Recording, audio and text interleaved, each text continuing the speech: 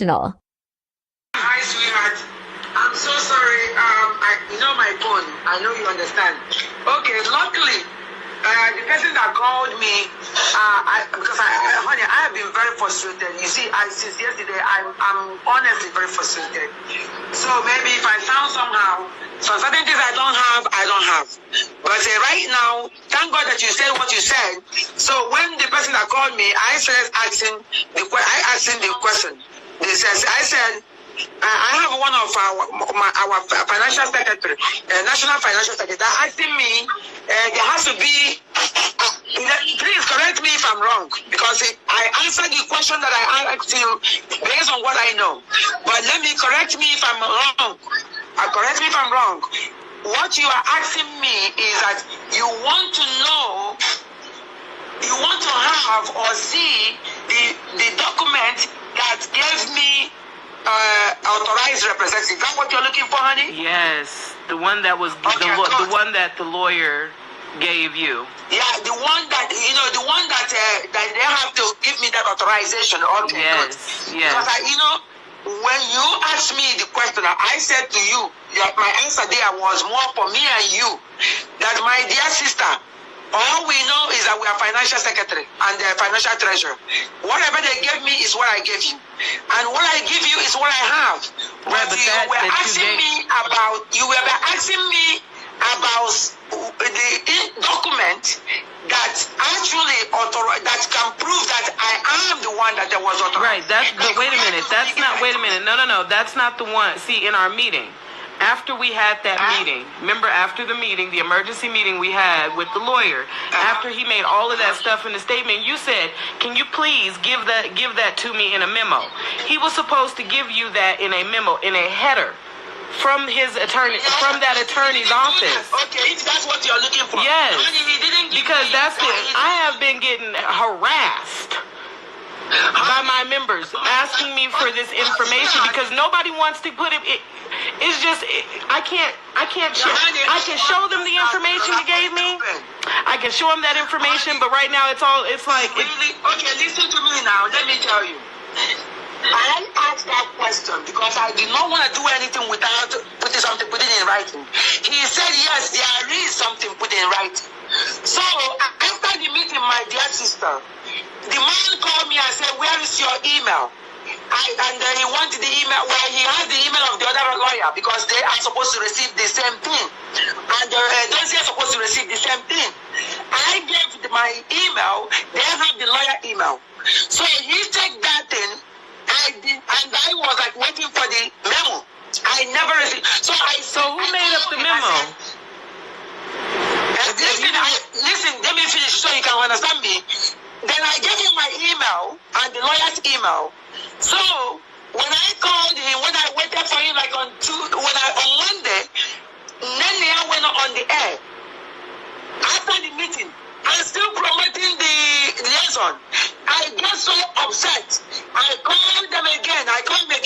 I said, where is the who's supposed to be sending this? I thought you're supposed to send me the something that I can use to go and open the account. He said yes. But look at how, that's when he started explaining to me that draft will come to me after those who put it in the IPOB this thing and sign it. That's when he's going to give me that signed one because of what is going on with him in Nigeria, he cannot use his own whatever to write him. All he did was that he writes a draft of what our leader wants, send it to a dossier, tell a dossier to take that draft. That draft does not have his letterhead or anything.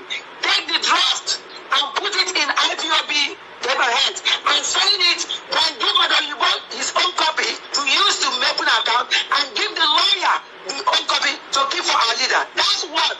Then they continue to do up and up, never do it. Right, so who wrote the, wait a minute, that's what I'm saying, wait a minute. So who wrote the memo that you gave me? If you haven't been able... Let me tell you what happened. When a Dosian could not do that, then I was crying because some people were calling me and cussing me out. Some people were abusing me and threatening and all that. I started on Sunday of that week. I honestly was heartbroken and crying. I called the Jaffa and I called the US, the lawyers. I was crying on the phone. I said, I don't know what to do. Those years have not given me the papers and I have not opened the account. Many of my people are very confused. People are cutting me out.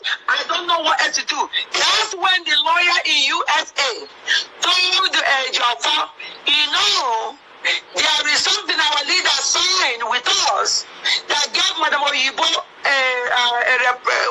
authorized representative. And Jaffa said, really? If I knew that such a thing was there, I wouldn't even go through a dossier. I would go through you guys. Because the only reason why I went to a dossier was we are trying to use IPOB letterhead. If I knew that I saw that the dossier would be because as a HOD, so he can sign it and start standing it. That's the only reason why he went to the dossier. So the lawyer in Jaffa told the lawyer in USA, activate it. Please activate it. So they are the ones that activated this because. Okay, so the lawyers here in America are the ones that did it. Activated it, yes. Okay. What? They sent you a letter. With both of them. Right. Okay.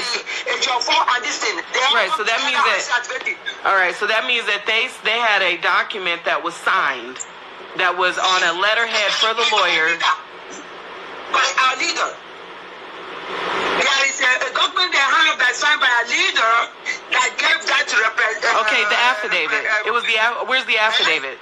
You're talking about the affidavit. So that's what, based on what you said now, Madam Latina, I only want you to please understand the whole story so that you cannot get confused and you're thinking that I have something that I'm not telling you, I'm not answering you. I'm telling you what I know. Now, please, after this story, you're going to tell me that you understand what I mean. Please, or you're going to say what you understand. So I'm 100% sure that you understand what I mean.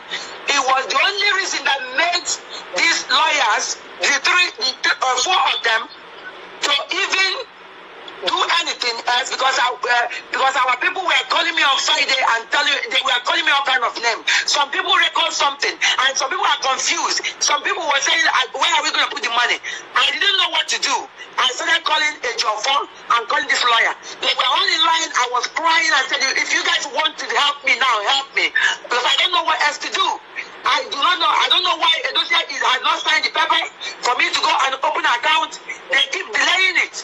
So this is when the lawyer in USA said there is something, information that's signed by our leader that gave me authorized representative. So immediately Ejiofor heard that. Ejiofor said, if I knew that such a thing is, I would not go through a dossier because Ejiofor had been calling a dossier every day. And the dossier keeps saying tomorrow. So now we know a dossier doesn't want to do this. So the lawyer said, okay, you need to activate that authorized representative so that Madam Oyibo can now sign for our leader. Because our leader is not sign for since our leader gave him authorization with the signature of our leader. So Madam Oyibo can go sign for our leader and use that paper to be able to open an account. And that's what they did. And that's how I get the thing. Okay? So because remember. Right. So if that's what. Wait a minute. But that's what was given to you. Where is that information?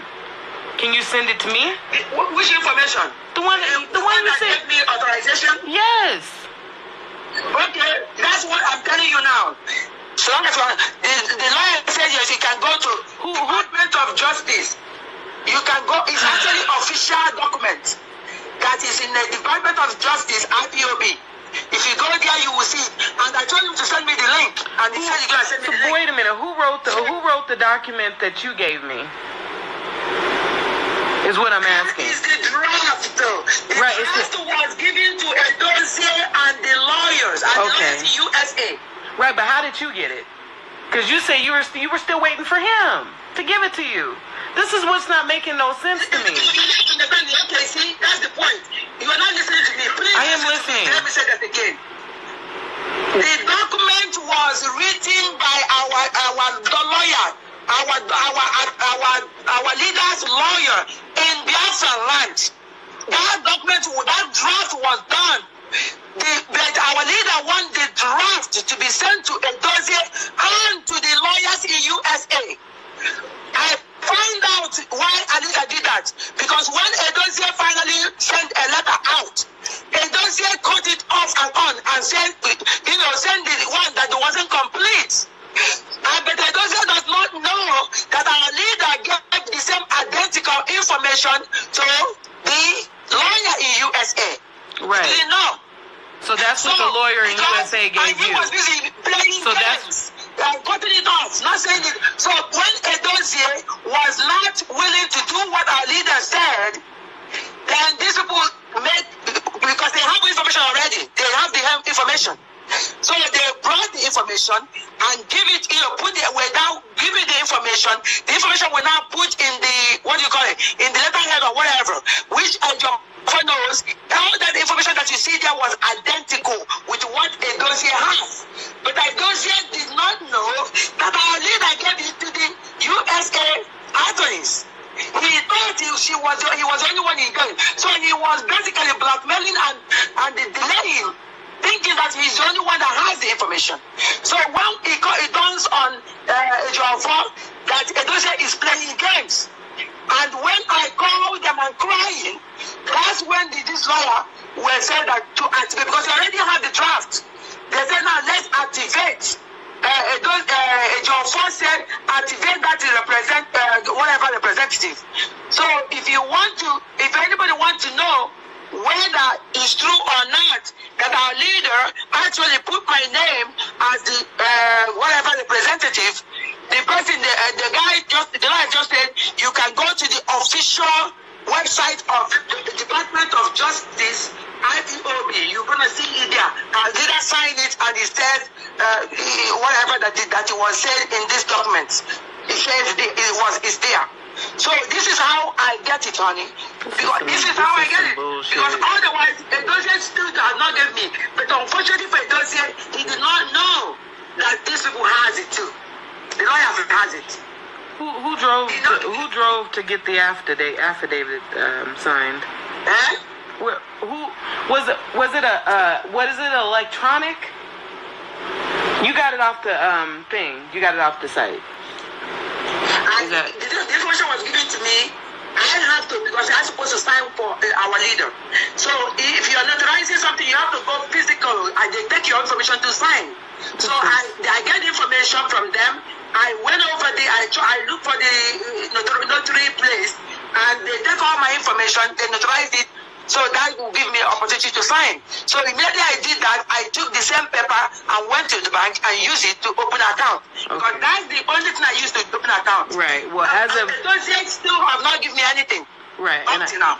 Okay, and I understand that, but as of now, it looks like you have been acting all on your own. There's no documentation. You haven't. This is what I'm talking about. Jesus. I need. No, honey. No, this is how it looks. It looks like this is literally how it looks. Like if there's no information coming from the outside, and the information that you have is something that you got and went and had done by yourself, it looks like you are acting. It's not me that get it and do myself. The lawyers did it and give it to me. Right, but why? So if they, where's the that's what I'm saying. If the lawyers did it, where's their copy? Because the thing is this, the copy that you sent me was done in Maryland. Is that where our lawyers are? Honey, the lawyers will do something and send it to me. I do understand because I've gotten documentation. I've gotten. Right. It's on a letterhead. Usually when it's coming from a lawyer's office, it's on a letterhead from that lawyer's office with that lawyer's name on it. And it's a memo. Our leader wanted to be in our IPOB letterhead. He did not want I understand that. But for your and I, that's for our regular, that's for the members. That's for the members in a regular letterhead coming from his lawyer. But for you and I, we're supposed to have documentation from the lawyer's office itself. Okay, that's what I'm telling you now. The document that you're going to have that said that somebody, that I'm the representative, we can get it. The lawyer is about to send me the link where we can see where our leader signed and said that. That's number one. Number two, I told these lawyers now, just a dossier or something, no, they say a job for. I said a job for one way or the other. You have to honestly come out and let the people know that this is from our leader. You cannot, this is the only way you can just this is for people. So a job for, according to them now, said he's going to do it. I said he's not going to do this. Oh, actually, I called him. I didn't pick up. I didn't get him on the line. But the most important thing is this. These lawyers in USA, at least, have already said that they're going to send me the link. Because I said, if anybody wants to know, this is already filed in the Department of Justice. So it's official document. That's where the representative come from, authorized representative come from. And the only reason why that came on board was because a dossier was sitting on, didn't want to do it. So they have to do it. If dossier doesn't want to do it, then this, what do you call it? The lawyers have to do it. But because I'm the authorized representative, they have to give me this information. They have to give me the paper. I have to actually get it as an email where it's actually clear. So I have to basically take my computer and went to the authorization people, whatever. They printed it out from my computer, from the email. They printed it out so that it will be this thing before I even notarize it. I give my information in his eyes. That's how it was. But they give it to my computer. I went there and just do it, and they put it in words or something like that. It's still there. So I take basically my email, the whole thing, take my phone, my computer, went to the place, and go there and said, this is the information. I saved it. I go there and see this is the one, and they bring it out. They print it out. I gave them my information. And all the things that they asked me for, I did it and notarized it. That's the only way I could have opened an account. Otherwise, I wouldn't have, by now, I wouldn't have opened an account. Well, okay, at this point, I am stepping down as the National Financial Secretary. I can't do this. I cannot. I can't function like this. I can't. There's way too much going on, and the information that I need, I can't get. Which automatically ends my my chapter here in Colorado. Listen, what information you're looking for? I told you that they have, my members here have been poisoned. I thought they had been poisoned. Oh, okay. And I told you that I had gotten phone calls. You are trying to prove something. Yes, I have to bulletproof what I've been doing. It has to be bulletproof. If I'm putting this information out there and they're requesting to have certain information and I don't have that information, that makes me look some kind of way. No, listen to me, honey. No, but it does. But it does. But it does, though. Listen, let me say what I have to say anyway. Honey, if you want to do whatever you want to do, if you want to make a decision, that's okay. But let me tell you the truth, honey. Criminals always make somebody else look like they're criminals. That's their titles all the time. If they are already poisons, of course they will be blinded. They don't want to do. They will always find a thing to make somebody else look like criminals. The bottom line about all this is that our leader is not in a place where we can always reach him. And Nigerian people and some of the bad people we have here know that, and they're taking advantage of that. But one time our leader actually have opportunity to do something, he did something. And with hope that people he kept here, had he been that information that Jofo got, gave it to Edozie, that Edozie did exactly what our leader told him to do. That thing that he told him to do, take the draft, put it in your IPOB letterhead, stamp it as a HOD, sign it, and give it to my people. That this is what I said. That's the instruction I said. But no, he didn't do it. And he got this information for a long time from the lawyer. He still did not do it. Okay? And then, well, you know, at this... I do understand what you're saying, but at this point, it doesn't change my thoughts. It does not change my way of thinking at this point. And I don't. Another way of doing it to open accounts was done, and now they turn around saying something, and the Ejiofor actually, if they had allowed our Ejiofor to go see our leader yesterday, all these things would have been over. If they had done, and do you know what they said they did yesterday? They said that the DSS brought out their computers and saying that our leader is running IPOB from the DSS. It's part of the reason why they don't want our leader. That's what they said. I don't know, because people are saying a lot of things these days. I don't know. Okay? But my point is this. This thing that was there, if we had acted the way our leader told us to act, because our leader knows this people very well, all this rubbish will not be happening. So now that this thing has been done, the way that the lawyer said it was done. So right now, listen, I tell the lawyers now, you guys have to find a way to come in the public and clarify this thing and let the people know whether this is what our leader wants or not. You have to find a way to come out and to say it. Exactly. And until then, I am stepping down and I am done. I don't need this kind of heat on me. I don't. But I'll talk to you. I'll talk to you later. I gotta go.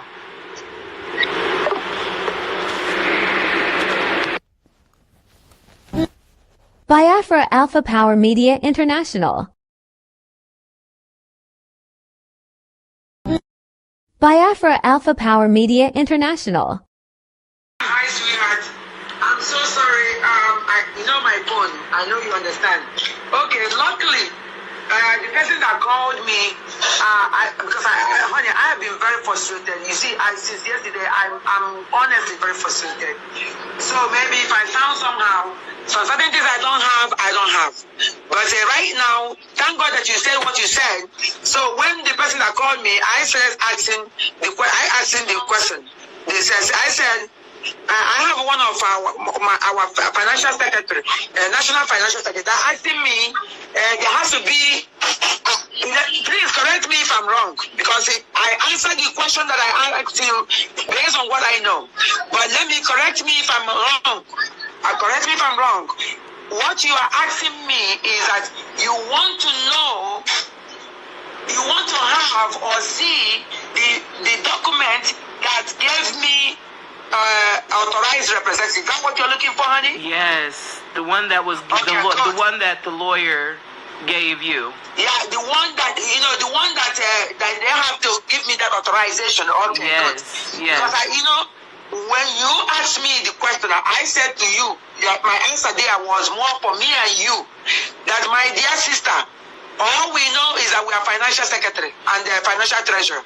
Whatever they gave me is what I gave you, and what I give you is what I have. But you were asking me about the document that actually that can prove that I am the one that there was authorized. Right. But wait a minute. Wait a minute. No. That's not the one. See, in our meeting, after we had that meeting, remember after the meeting, the emergency meeting we had with the lawyer, after he made all of that stuff in the statement, you said, can you please give that to me in a memo?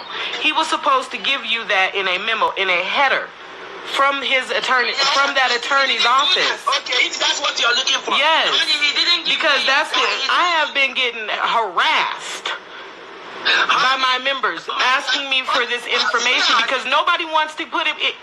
It's just I can't share. I can show them the information you gave me. I can show them that information, but right now it's like. Really? Okay, listen to me now. Let me tell you. I asked that question because I did not want to do anything without putting something put it in writing. He said yes, there is something put in writing. So after the meeting, my dear sister, the man called me and said, "Where is your email?" And then he wanted the email. Well, he has the email of the other lawyer because they are supposed to receive the same thing, and those are supposed to receive the same thing. I gave my email. They have the lawyer email. So he took that thing. I did, and I was like waiting for the memo. I never received. So who made up the memo? Listen, let me finish so you can understand me. Then I gave him my email and the lawyer's email. So when I called him, when I waited for him like on Monday, then I went on the air. After the meeting, I'm still promoting the liaison. I got so upset.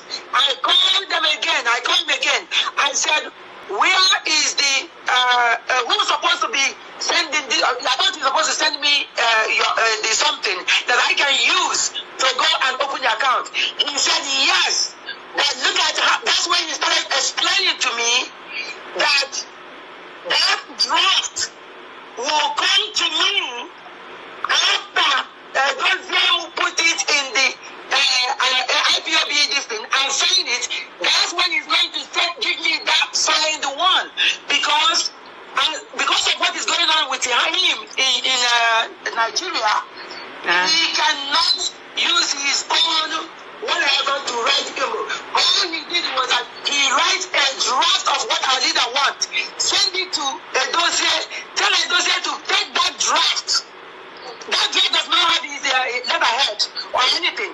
Take the draft and put it in IPOB letterhead and sign it, then give his own copy to use to make an account, and give the lawyer the own copy to keep for our leader. That's what. Then they continue to do up and up, never do it. Right, so who wrote the, wait a minute, that's what I'm saying, wait a minute. So who wrote the memo that you gave me? If you haven't been able... Let me tell you what happened. When a Dosian could not do that, then I was crying, because some people were calling me and cussing me out. Some people were abusing me and threatening and all that. I started on Sunday of that week. I honestly was heartbroken and crying. I called the Jaffa and I called the US, the lawyers. I was crying on the phone. I said, I don't know what to do. Those years have not given me the paper and I have not opened the account. Many of my people are very confused. People are cutting me out. I don't know what else to do. That's when the lawyer in USA told Jaffa, there is something our leader signed with us that gave Madam Oyibo authorized representative. And Jaffa said, really? If I knew that such a thing was there, I wouldn't even go through a dossier. I would go through you guys.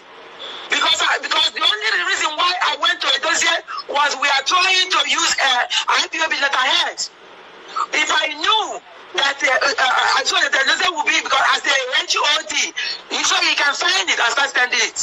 That's the only reason why he went to the dossier. So the lawyer in Jaffa told the lawyer in USA, activate it. Please activate it. So they are the ones that activated this because... Okay, so the lawyers here in America are the ones that did it.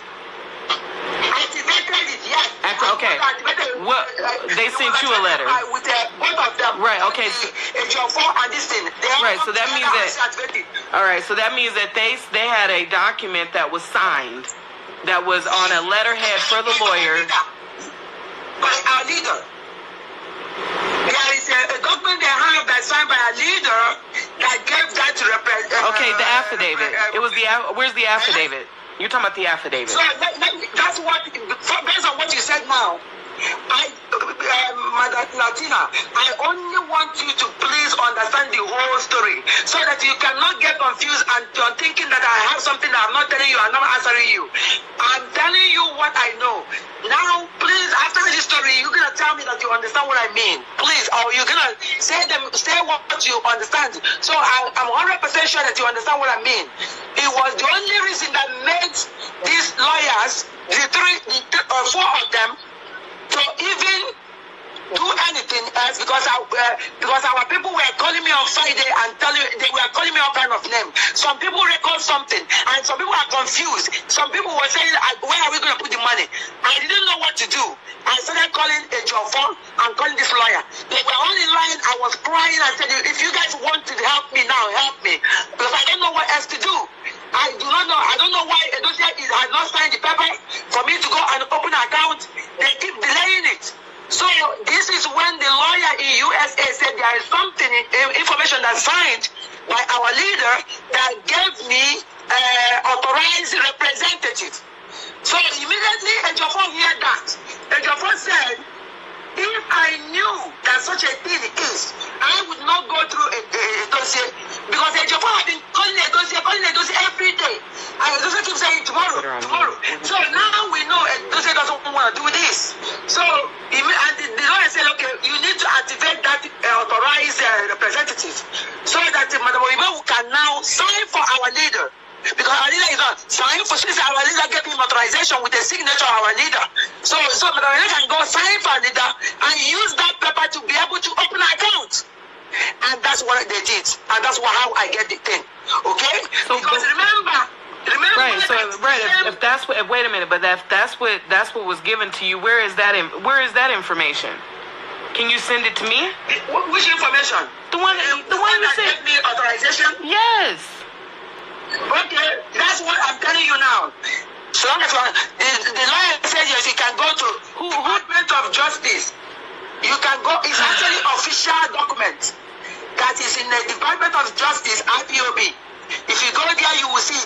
And I told him to send me the link, and he said he's gonna send me the link. Wait a minute. Who wrote the document that you gave me? Is what I'm asking. It's the draft, though. The draft was given to a dossier and the lawyers, and the lawyers in USA. Right, but how did you get it? Because you say you were still waiting for him to give it to you. This is what's not making no sense to me. Okay, see, that's the point. You are not listening to me. Please, I am listening. Let me say that again. The document was written by the lawyer, our leader's lawyer in Biafra land. That document, that draft was done. But our leader wanted the draft to be sent to a dossier and to the lawyers in USA. I find out why Alida did that. Because when a dossier finally sent a letter out, a dossier cut it off and on and said, send the one that wasn't complete. But the dossier does not know that our leader gave the same identical information to the lawyer in USA. Right. He didn't know. So that's what the lawyer in USA gave you. He was busy playing games. Cutting it off, not saying it. So when a dossier was not willing to do what our leader said, then these people because they have information already. They have the information. So they brought the information and give it, put it without giving the information. The information will now put in the, in the letterhead or whatever, which knows all that the information that you see there was identical with what a dossier has. But a dossier did not know that our leader gave it to the USA attorneys. He thought he was the only one in game. So he was basically blackmailing and delaying, thinking that he's the only one that has the information.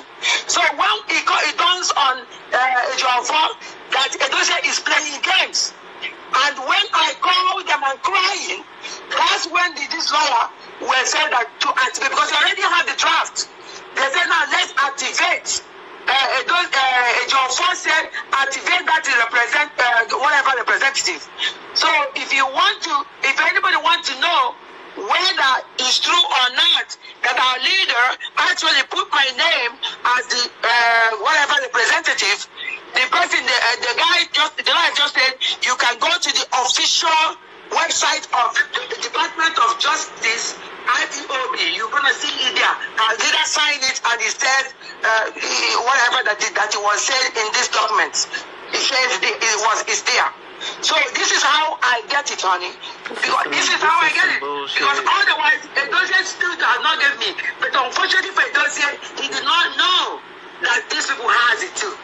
The lawyer has it. Who drove to get the affidavit signed? Eh? Who was it? What is it? Electronic? You got it off the thing. You got it off the site. The information was given to me. I have to, because I'm supposed to sign for our leader. So if you're notarizing something, you have to go physical and they take your information to sign. So I get information from them. I went over there. I look for the notary place, and they take all my information. They notarize it, So that will give me an opportunity to sign. So immediately I did that, I took the same paper and went to the bank and used it to open an account. Because that's the only thing I used to open an account. Right. Well, as of those still have not given me anything. Right. And I understand that. But as of now, it looks like you have been acting all on your own. There's no documentation. You haven't. This is what I'm talking about. You know. Oh, Jesus. I need. No, honey. No, this is how it looks. It looks like This is literally how it looks. Like if there's no information coming from the outside, and the information that you have is something that you got and went and had done by yourself, it looks like you are acting. It's not me that get it and do myself. The lawyers did it and give it to me. Right, but why? So if they, that's what I'm saying. If the lawyers did it, where's their copy? Because the thing is this, the copy that you sent me was done in Maryland. Is that where our lawyers are? Honey, the lawyers will do something and send it to me. I do understand because I've gotten documentations. I've gotten. Right. It's on a letterhead. Usually when it's coming from a lawyer's office, it's on a letterhead from that lawyer's office with that lawyer's name on it. And it's a memo. We don't want it to be in our IPOB letterhead. It is not what I understand that. But for your and I, that's for our regular, that's for the members. That's for the members in a regular letterhead coming from his lawyer. But for you and I, we're supposed to have documentation from the lawyer's office itself. Okay, that's what I'm telling you now. The document that you're going to have that said that I'm the representative, we can get it. The lawyer is about to send me the link where we can see where our leader signed and said that. That's number one. Number two, I told these lawyers now, just a dossier or something, no, they say a job for. I said a job for. One way or the other, you have to honestly come out and let the people know that this is from our leader. You cannot, this is the only way you can just clear this for people. So a job for, according to them now, said he's going to do it. I said he's not going to do the, actually I called him, I didn't pick up, I didn't get him on the line. But the most important thing is this. These lawyers in USA, at least, have already said that they're going to send me the link. Because I said if anybody wants to know, this is already filed in the Department of Justice. So it's official document. That's where the representative comes from, authorized representative comes from. And the only reason why that came on board was because a dossier was sitting on, didn't want to do it. So they have to do it. If dossier doesn't want to do it, then this, what do you call it? The lawyers have to do it. But because I'm the authorized representative, they have to give me this information. They have to give me the paper. I have to actually get it as an email where it's actually clear. So I have to, I basically took my phone, take my computer, and went to the authorization people, whatever. They printed it out from my computer, from the email. They printed it out so that it will be, listen, before I even notarize it. I give my information in the size. That's how it was. Put it, give it to my computer.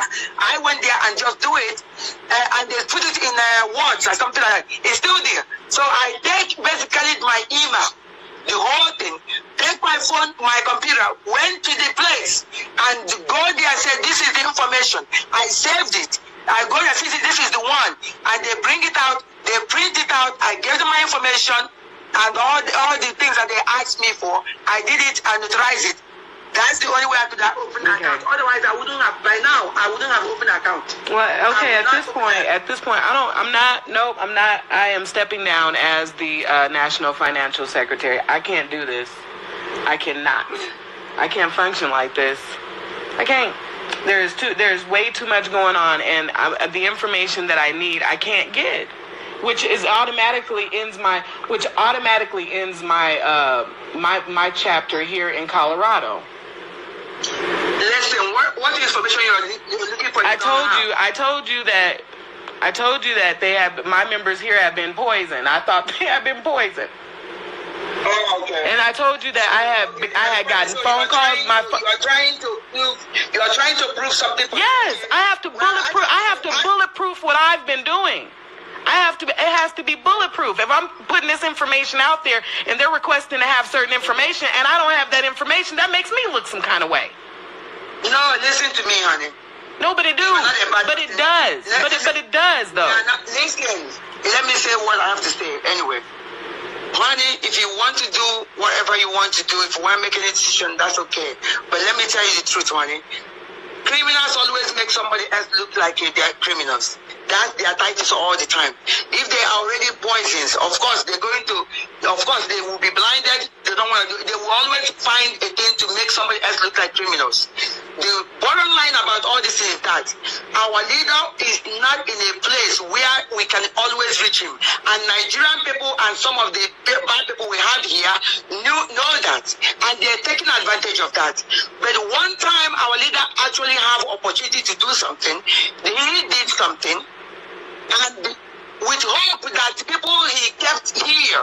Had he been that information that Ejiofor got, gave it to Edozie, that Edozie did exactly what our leader told him to do.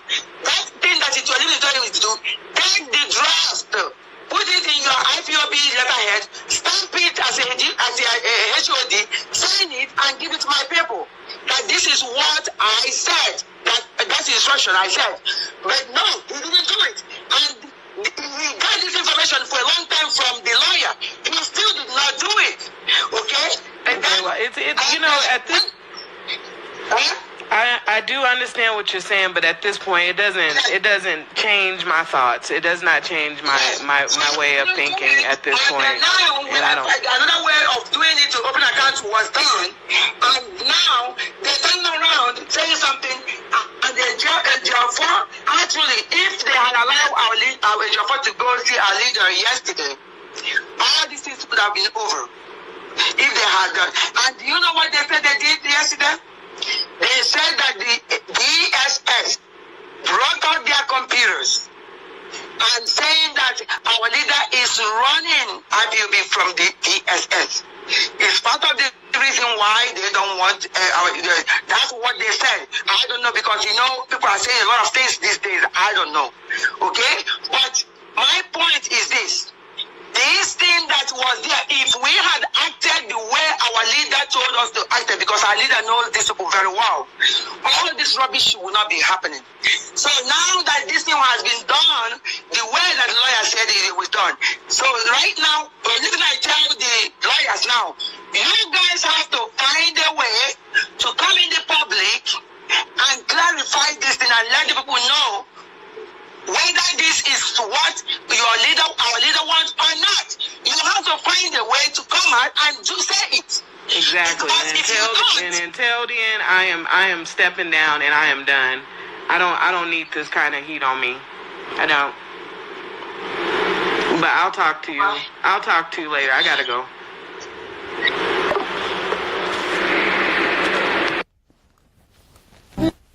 Biafra Alpha Power Media International. Biafra Alpha Power Media International. Hi, sweetheart. I'm so sorry. My phone. I know you understand. Okay, luckily, the person that called me, honey, I have been very frustrated. You see, since yesterday, I'm honestly very frustrated. So maybe if I found somehow, some certain things I don't have. But right now, thank God that you said what you said. So when the person that called me, I asked him the question. I said, I have one of our financial secretary, national financial secretary, that asking me, there has to be, please correct me if I'm wrong, because I answered the question that I asked you based on what I know. But let me correct me if I'm wrong. Correct me if I'm wrong. What you are asking me is that you want to know, you want to have or see the document that gave me authorized representative. Is that what you're looking for, honey? Yes, the one that was the one that the lawyer gave you. Yeah, the one that that they have to give me that authorization. Okay, yes, good. yes. Because when you asked me the question, I said to you that my answer there was more for me and you. That my dear sister, all we know is that we are financial secretary and the financial treasurer. Whatever they gave me is what I gave you. And what I give you is what I have. Right, but you were asking me about the document that actually that can prove that I am the one that there was authorized. Right, but wait a minute. No. That's not the one. See, in our meeting, after we had that meeting, remember after the meeting, the emergency meeting we had with the lawyer, after he made all of that stuff in the statement, you said, can you please give that to me in a memo? He was supposed to give you that in a memo, in a header from his attorney, from that attorney's office. Okay, if that's what you're looking for. Yes, He didn't give because me, that's what I have been getting harassed by my members asking me for this information because nobody wants to put it. It's just I can't show.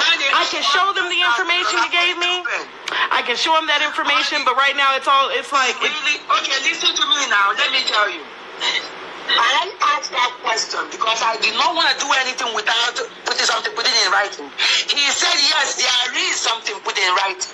So after the meeting, my dear sister, the man called me and said, "Where is your email?" And then he wanted the email. Well, he has the email of the other lawyer because they are supposed to receive the same thing, and those are supposed to receive the same thing. I gave my email. They have the lawyer email. So he took that thing. And I was like waiting for the memo. I never received. So who made up the memo? Listen, let me finish so you can understand me. Then I gave him my email and the lawyer's email.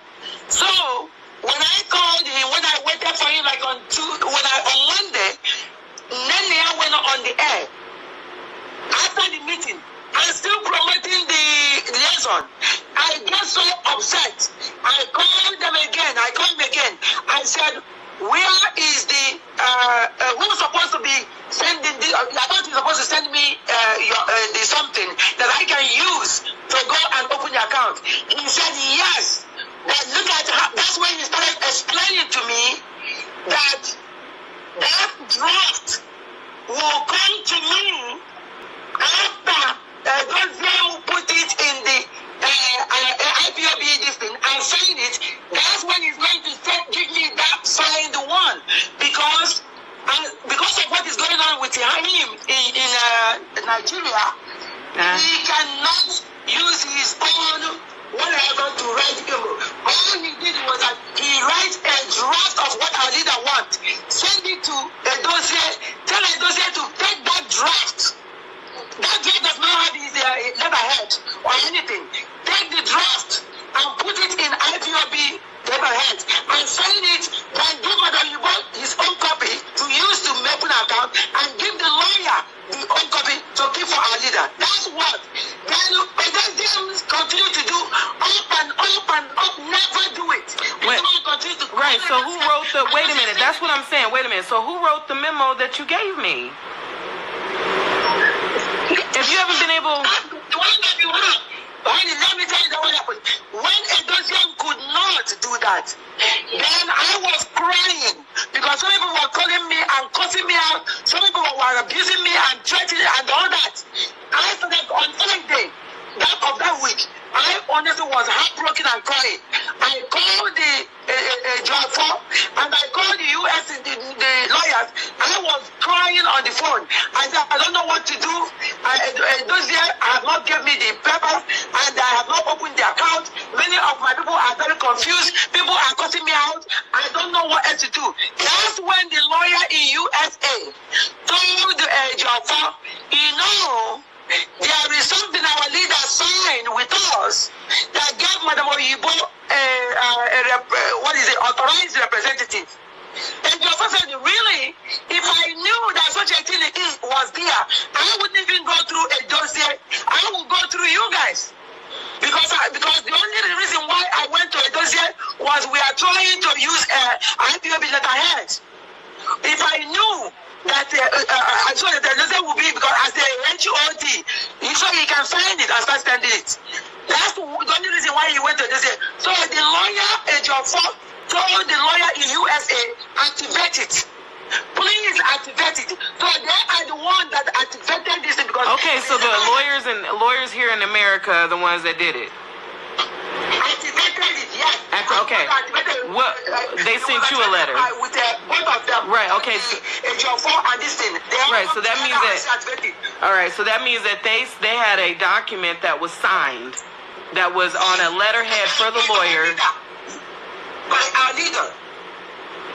There is a document they have that's signed by a leader that gave that to represent. Okay, the affidavit. It was the. Where's the affidavit? You're talking about the affidavit. So that's what, based on what you said now, Madam Latina, I only want you to please understand the whole story so that you cannot get confused and you're thinking that I have something that I'm not telling you, I'm not answering you. I'm telling you what I know. Now, please, after this story, you're going to tell me that you understand what I mean. Please, or you're going to say what you understand. So I'm 100% sure that you understand what I mean. It was the only reason that made these lawyers, four of them, to even do anything else because our people were calling me on Friday and they were calling me all kind of name. Some people record something and some people are confused. Some people were saying, where are we going to put the money? I didn't know what to do. I started calling a phone and calling this lawyer. They were all in line. I was crying and said, if you guys want to help me now, help me. Because I don't know what else to do. I do not know. I don't know why Edosia has not signed the paper for me to go and open an account. They keep delaying it. So this is when the lawyer in USA said there is something, information that's signed by our leader that gave me authorized representative. So immediately Ejiofor heard that. Ejiofor said, if I knew that such a thing is, I would not go through a dossier because Ejiofor had been calling a dossier every day. And the dossier keeps saying tomorrow. So now we know a dossier doesn't want to do this. So the lawyer said, okay, you need to activate that authorized representative so that Madam Oyibo can now sign for our leader. Because our leader is not signing for since our leader gave him authorization with the signature of our leader. So Madam Oyibo can go sign for our leader and use that paper to be able to open an account. And that's what they did. And that's how I get the thing. Okay? So, because remember. Right. So if that's what. Wait a minute. But if that's what was given to you, where is that information? Can you send it to me? Which information? The one you said. Gave me authorization. Yes. Okay, that's what I'm telling you now. So long as the lawyer says yes, you can go to Department of Justice. You can go. It's actually official document that is in the Department of Justice IPOB. If you go there, you will see it. And I told him to send me the link, and he said he's gonna send me the link. Wait a minute. Who wrote the document that you gave me? Is what I'm asking. It's the draft, though. The draft was given to Edozie and the lawyers, in USA. Right, but how did you get it? Because you say you were still waiting for him to give it to you. This is what's not making no sense to me. Okay, see, that's the point. You are not listening to me. Please, I am listening. Let me say that again. The document was written by our lawyer, our leader's lawyer in Biafra land. That document, that draft was done. But our leader wanted the draft to be sent to Edozie and to the lawyers in USA.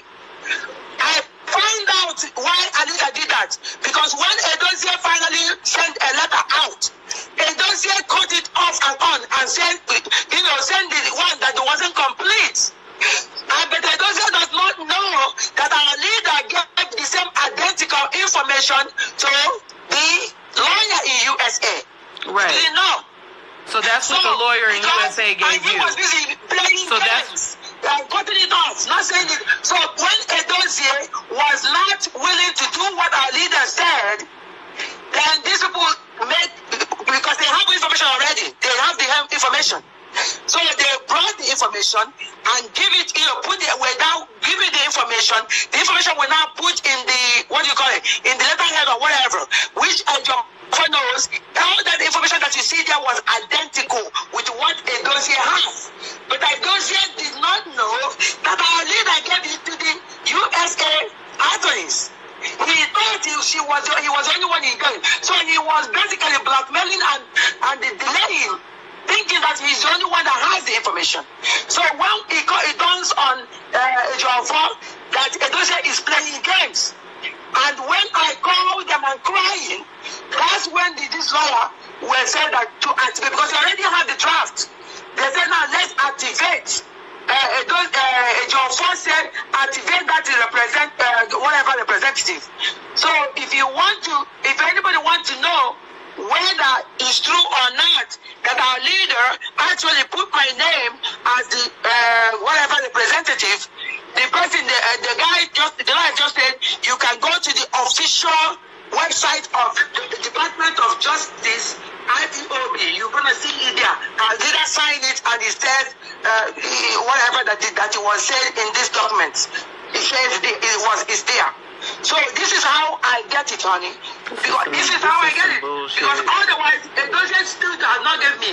But unfortunately for Edozie, he did not know that these people has it too. The lawyer has it. Who drove to get the affidavit signed? Eh? Who was it? What is it? Electronic? You got it off the thing. You got it off the site. This information was given to me. I have to, because I'm supposed to sign for our leader. So if you're notarizing something, you have to go physical, and they take your information to sign. So I get information from them. I went over there. I looked for the notary place, and they take all my information. They notarize it. So that will give me an opportunity to sign. So immediately I did that, I took the same paper and went to the bank and used it to open an account. Okay. Because that's the only thing I used to open an account. Right. Well, those still have not given me anything. Right. Now. Okay, and I understand that. But as of now, it looks like you have been acting all on your own. There's no documentation. You haven't. This is what I'm talking about. Jesus. No, honey. No, this is how it looks. It looks like this is literally how it looks. Like if there's no information coming from the outside, and the information that you have is something that you got and went and had done by yourself, it looks like you are acting. It's not me that get it and do myself. The lawyers did it and give it to me. Right, but why? So if they that's what I'm saying. If the lawyers did it, where's their copy? Because the thing is this, the copy that you sent me was done in Maryland. Is that where our lawyers are? Honey, the lawyers will do something and send it to me. I do understand, because I've gotten documentation. I've gotten. Right.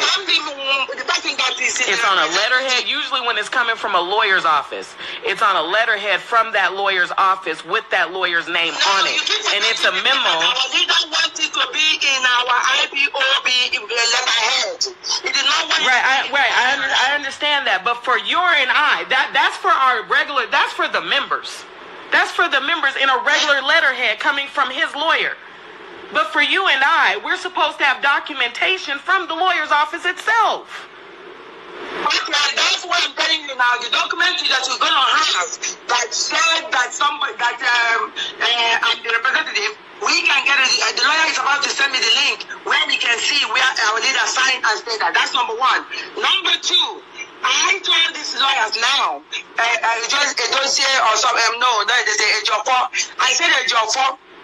One way or the other, you have to honestly come out and let the people know that this is from our leader. You cannot, this is the only way you can just clear this for people. So Ejiofor, according to them now, said he's going to do it. I said he's not going to do the, actually I called him, I didn't pick up, I didn't get him on the line. But the most important thing is this. These lawyers in USA, at least, have already said that they're going to send me the link. Because I said, if anybody wants to know, this is already filed in the Department of Justice. So it's official document. That's where the representative come from, authorized representative come from. And the only reason why that came on board was because Edozie was sitting on, didn't want to do it. So they have to do it. If Dozier doesn't want to do it, then this, what do you call it? The lawyers have to do it. But because I'm the authorized representative, they have to give me this information. They have to give me the paper. I have to actually get it as an email where it's actually clear. So I have to I basically took my computer and went to the authorization people, whatever. They printed it out from my computer, from the email. They printed it out so that it will be this thing before I even notarize it. I give my information in the size. That's how it was. But they give it to my computer. I went there and just do it, and they put it in words or something like that. It's still there. So I take basically my email, the whole thing, take my phone, my computer, went to the place, and go there and said, this is the information. I saved it. I go there and see this is the one, and they bring it out, they print it out, I gave them my information, and all the things that they asked me for, I did it and notarized it. That's the only way I could have opened an account. Otherwise, I wouldn't have, by now, I wouldn't have opened an account. Well, okay, at this point, I am stepping down as the National Financial Secretary. I can't do this. I cannot. I can't function like this. I can't. There's way too much going on, and the information that I need, I can't get. Which automatically ends my my chapter here in Colorado. Listen, what information you're looking for? I told you that they have, my members here have been poisoned. I thought they had been poisoned. Oh, okay. And I told you that I had gotten phone calls. You are trying to prove something. Yes, I have to bulletproof. I have to bulletproof what I've been doing. It has to be bulletproof. If I'm putting this information out there and they're requesting to have certain information and I don't have that information, that makes me look some kind of way. No, listen to me, honey. No, but it does. But it does. But it does, though. Listen, let me say what I have to say anyway. Honey, if you want to do whatever you want to do, if you want to make any decision, that's okay. But let me tell you the truth, honey. Criminals always make somebody else look like they're criminals. That's their titles all the time. If they are already poisons, of course they will be blinded. They don't want to do. They will always find a thing to make somebody else look like criminals. The bottom line about all this is that our leader is not in a place where we can always reach him. And Nigerian people and some of the bad people we have here know that, and they're taking advantage of that. But one time our leader actually have opportunity to do something, he did something.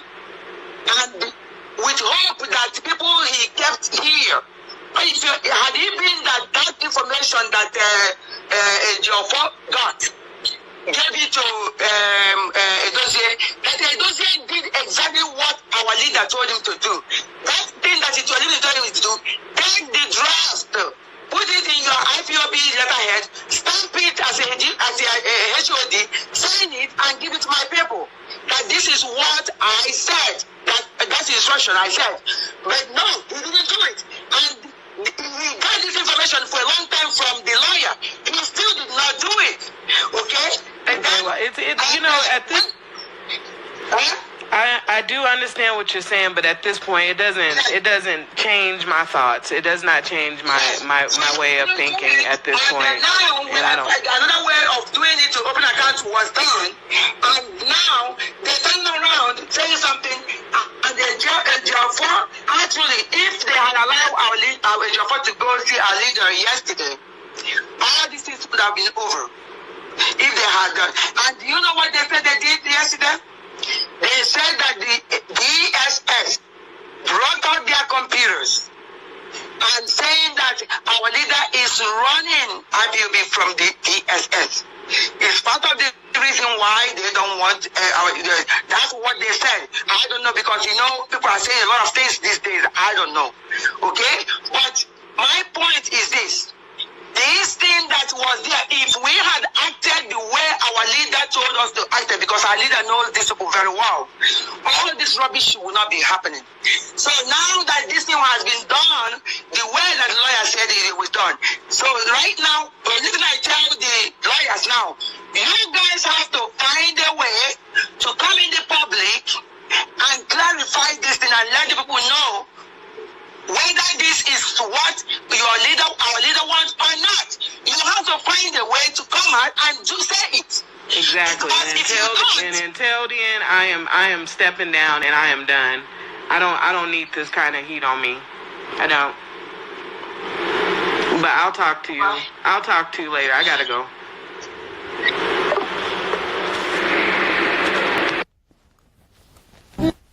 Biafra Alpha Power Media International. Biafra Alpha Power Media International. Hi, sweetheart. I'm so sorry. My phone. I know you understand.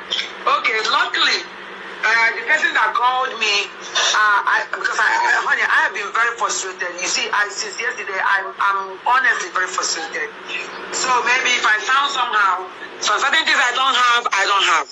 But right now, thank God that you said what you said. So when the person that called me, I asked him the question. I said, I have one of our financial secretary, national financial secretary, that asking me, there has to be, please correct me if I'm wrong, because I answered the question that I asked you based on what I know. But correct me if I'm wrong. Correct me if I'm wrong.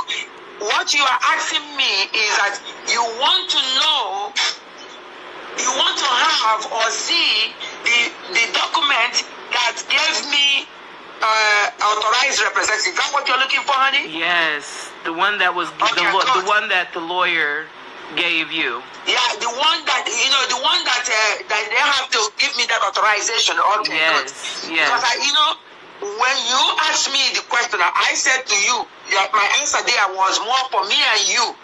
That my dear sister, all we know is that we are financial secretary and the financial treasurer. Whatever they gave me is what I gave you. And what I give you is what I have. But you were asking me about the document that actually that can prove that I am the one that there was authorized. Right, but wait a minute. No. That's not the one. See, in our meeting, after we had that meeting, remember after the meeting, the emergency meeting we had with the lawyer, after he made all of that stuff in the statement, you said, can you please give that to me in a memo? He was supposed to give you that in a memo, in a header, from his attorney, from that attorney's office. Okay, if that's what you're looking for. Yes, he didn't because that's it. I have been getting harassed by my members asking me for this information because nobody wants to put it. It's just I can't share. I can show them the information you gave me. I can show them that information, but right now it's like really okay. Listen to me now. Let me tell you. I asked that question because I did not want to do anything without putting in writing. He said yes, there is something put in writing. So after the meeting, my dear sister, the man called me and said, "Where is your email?"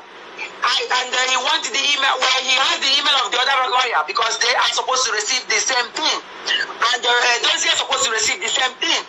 I gave my email. They have the lawyer email. So he took that thing. And I was like waiting for the memo. I never received. So who made up the memo? Listen, let me finish so you can understand me. Then I gave him my email and the lawyer's email. So when I called him, when I waited for him like on Monday, then I went on the air. After the meeting, I'm still promoting the liaison. I get so upset. I called them again. I said, where is the who's supposed to be sending the? I thought you're supposed to send me the something that I can use to go and open the account. He said yes. But look at how, that's when he started explaining to me that draft will come to me after those who put it in the IPOB this thing and sign it. That's when he's going to give me that signed one because of what is going on with him in Nigeria, he cannot use his own whatever to write him. All he did was that he writes a draft of what our leader wants, send it to a dossier, tell a dossier to take that draft. That draft does not have his letterhead or anything. Take the draft and put it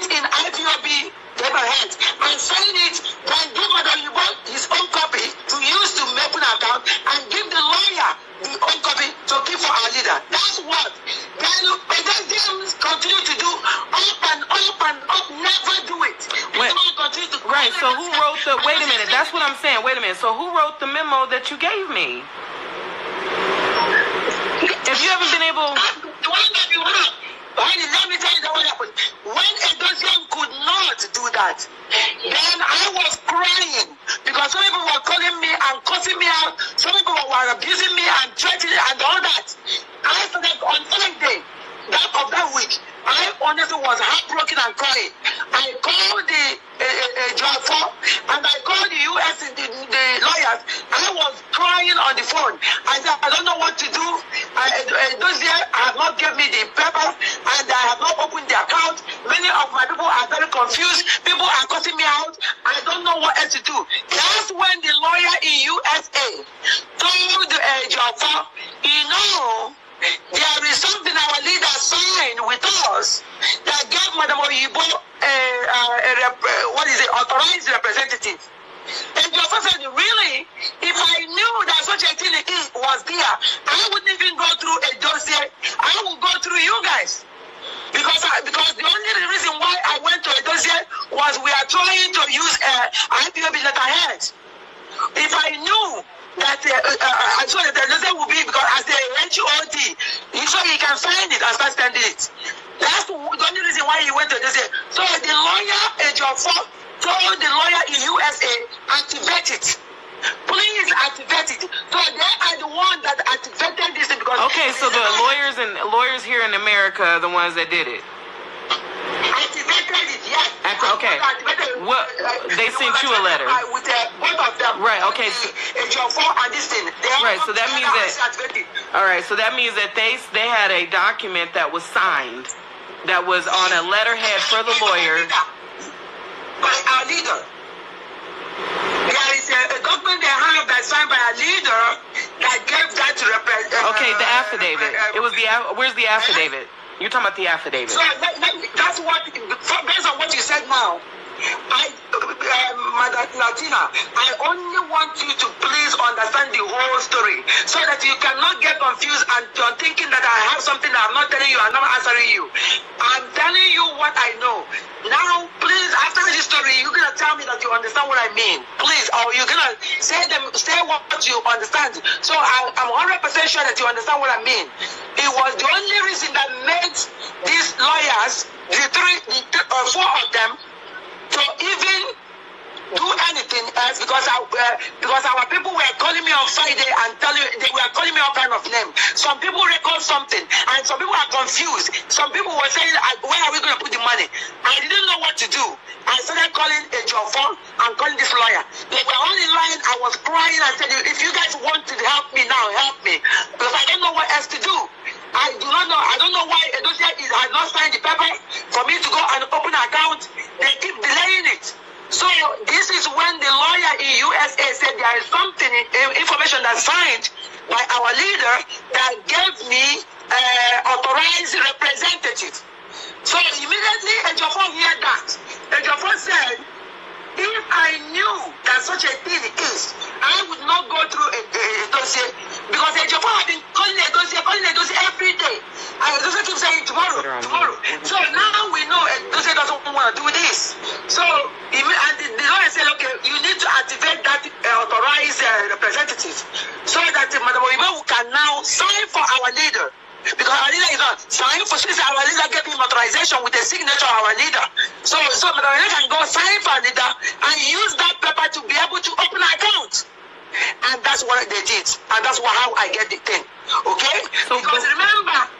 Right. So if that's what. Wait a minute. But that's what was given to you. Where is that information? Can you send it to me? Which information? The one that gave me authorization. Yes. Okay, that's what I'm telling you now. So long as the lawyer says yes, you can go to Department of Justice. You can go. It's actually official document that is in the Department of Justice IPOB. If you go there, you will see it. And I told him to send me the link, and he said he's gonna send me the link. Wait a minute. Who wrote the document that you gave me? Is what I'm asking. It's the draft, though. The draft was given to Edozie and the lawyers in USA. Right, but how did you get it? Because you say you were still waiting for him to give it to you. This is what's not making no sense to me. Okay, see, that's the point. You are not listening to me. Please. I am listening. Let me say that again. The document was written by the lawyer, our leader's lawyer in Biafra land. That document, that draft was done.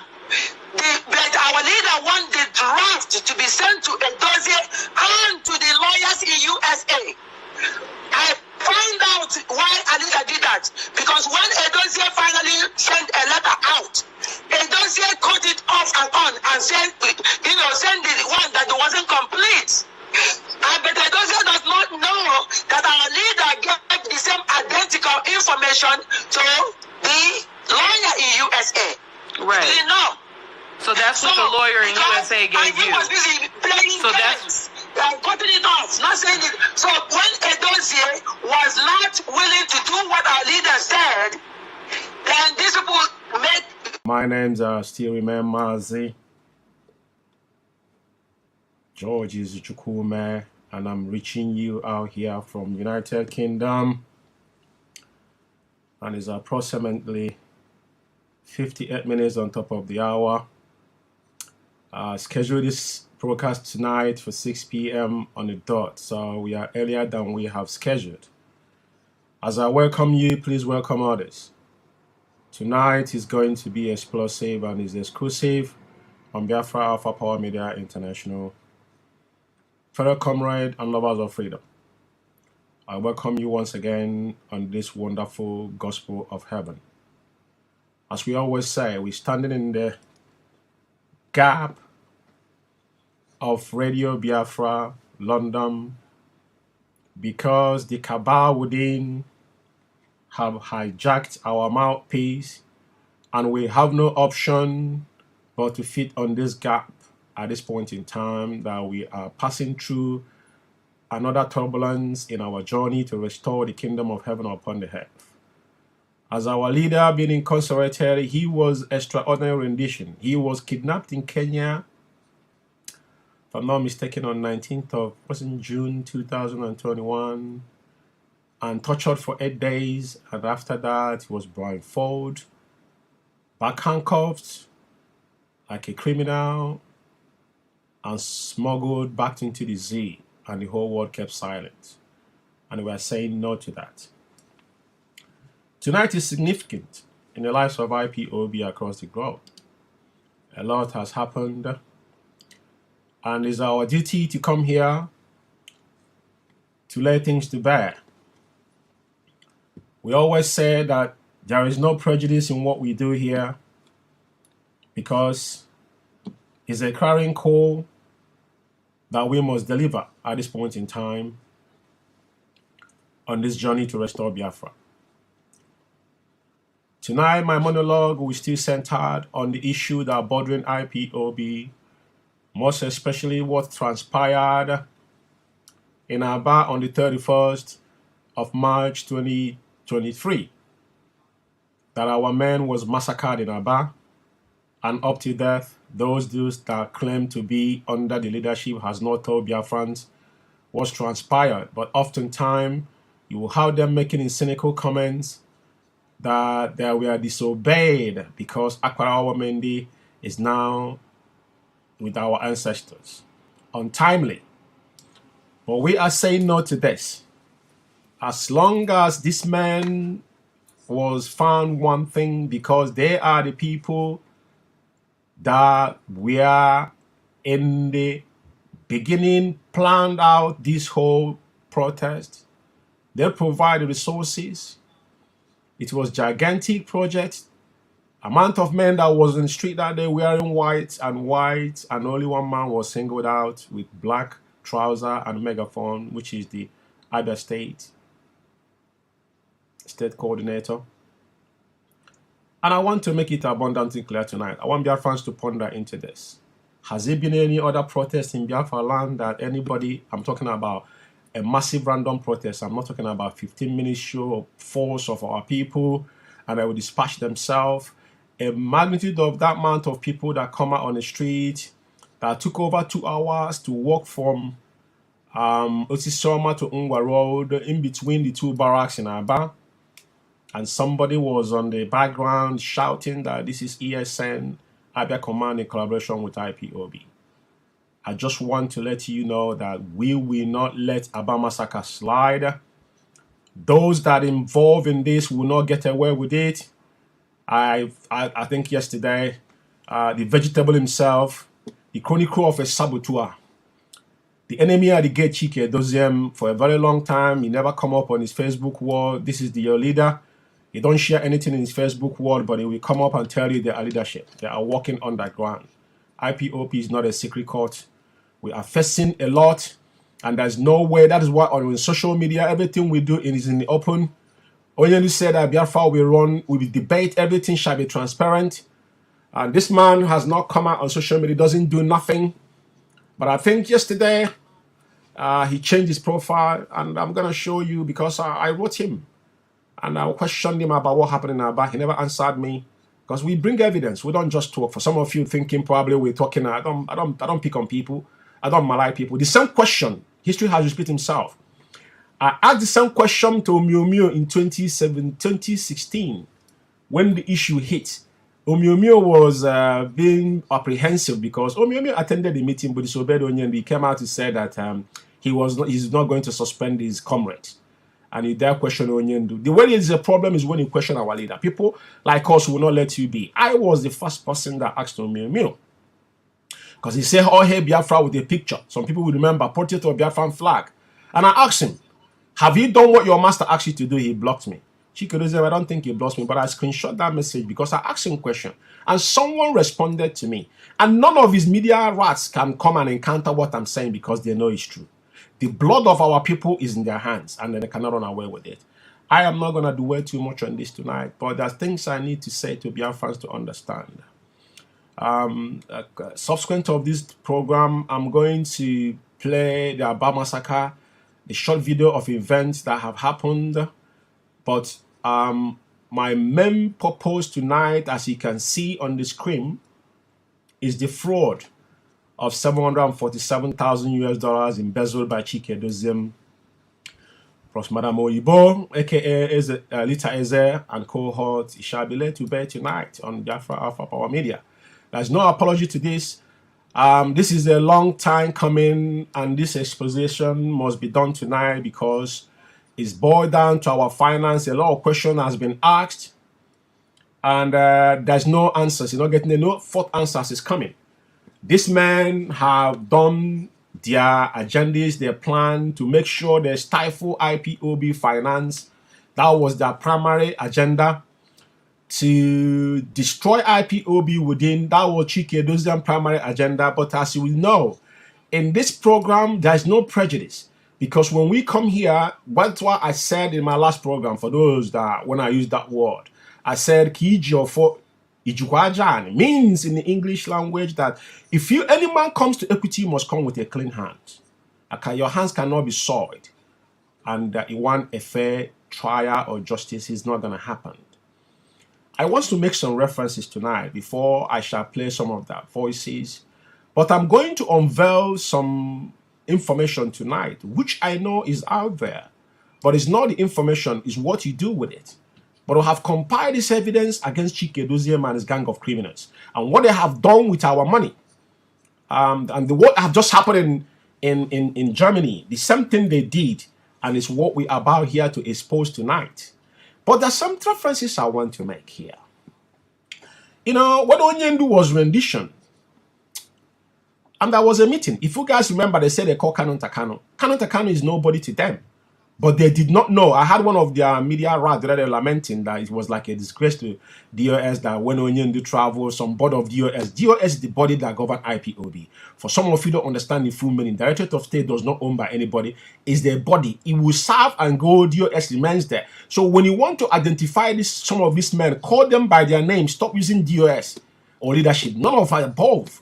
Call Chike Doziem. If you want to talk to Chike Doziem, address him as an individual. Chike Doziem does not run, he doesn't own DOS. I want to make this clear to you people. So when they called that meeting on the 30th of July, and that meeting, China Sanwo suggested that Canon Takan become the new leader of indigenous people of Biafra. Canon Takan declined. This is one of the things some of you don't know.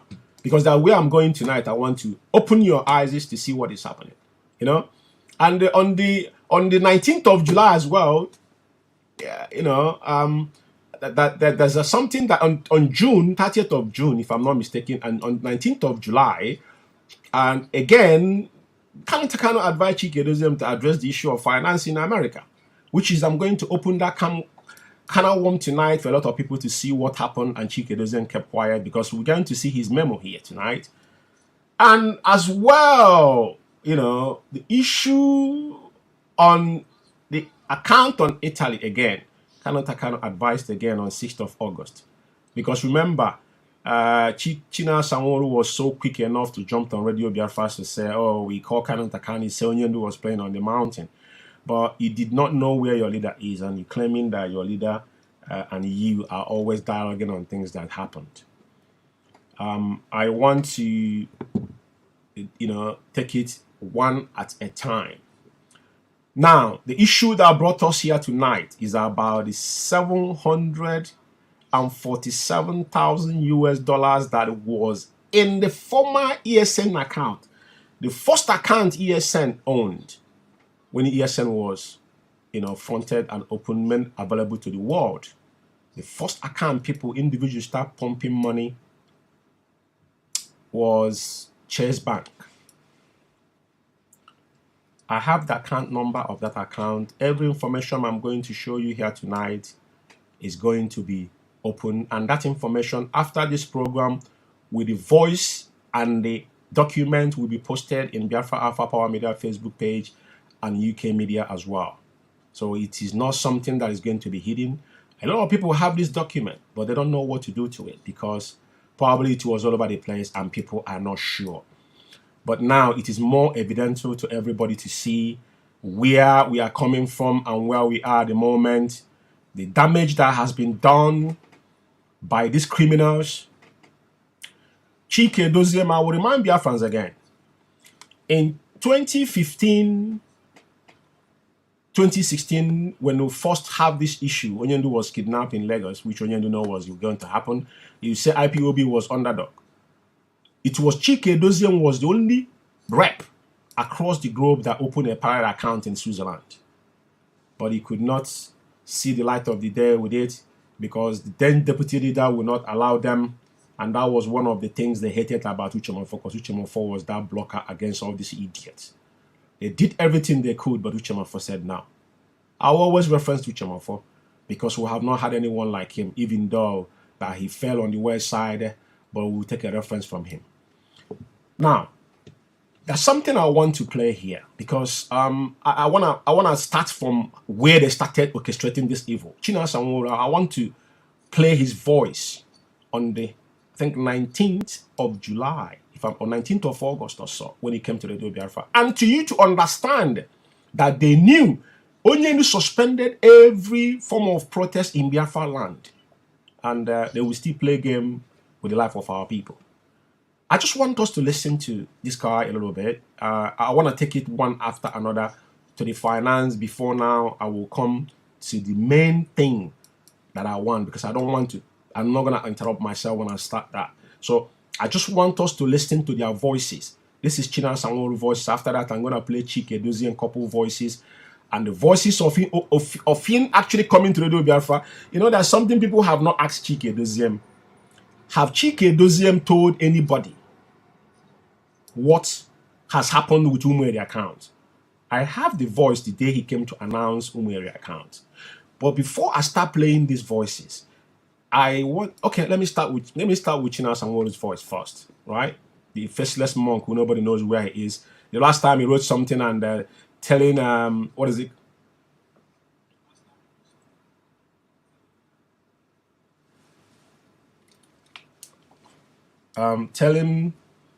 He was telling Hope Uzodinma and DSS that the boys that they have sent in his location tells you all you need to know. He's actually hiding somewhere in the zoo. To be quite frankly, China Sanwo is hiding somewhere in the zoo. But you know, our people say that a man who lives by the gun must surely die by the gun. So that thing, you know, some people as well knows it. And those you have, just like what is happening in all this media right now, they're turning around fighting each other.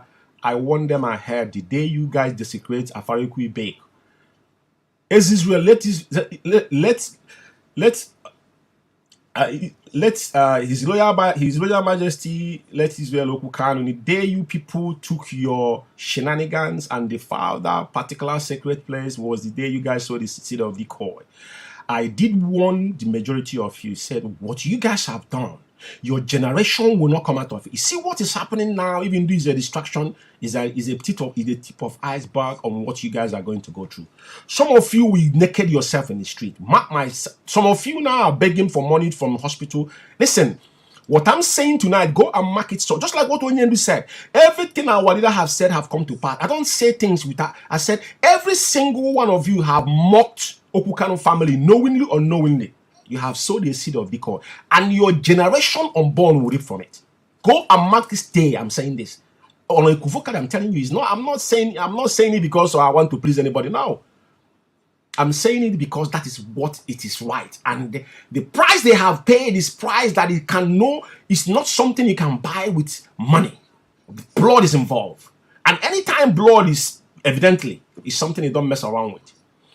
I want to start with China Sanwo when they started this particular agenda that is seen that is unveiling today.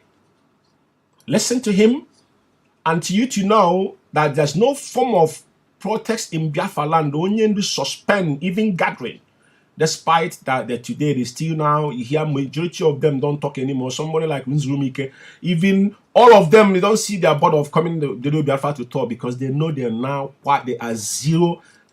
They are quite zero important to anybody. People already know that these are a bunch of morons. You know, there's nothing that said that add up.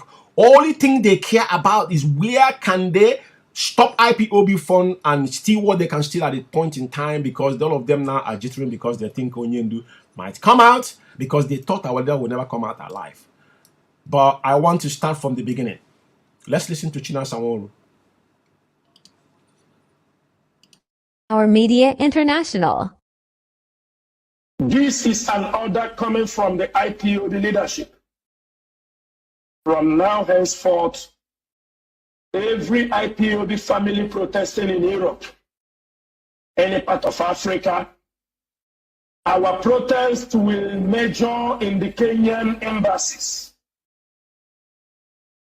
I mean, this is an instruction every IPOB member. This information is coming from the IPOB leadership. Do not ask us what will be the benefit. You have already been going to submit petitions against the extraordinary rendition of our leader, but we are saying this evening, from tomorrow, those who have protests in diaspora, those who can protest in African countries, those who are in the countries where protests are being allowed, every protest should be heading to the Kenyan embassy. From tomorrow, these are specific destinations. If we need to sleep there, we have to sleep there. And we need to let Kenya to understand, because they think they can go away in this extraordinary rendition, this act of terrorism they committed against the leader of the indigenous people of Biafra. So I'm calling all Biafrans on behalf of Mazi Chike Doziem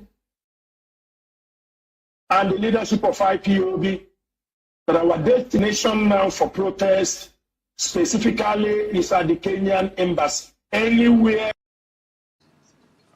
There's something I want to say here. If you listen to this clown, this is when they started all this whole thing, all this shenanigan about leadership or no leadership.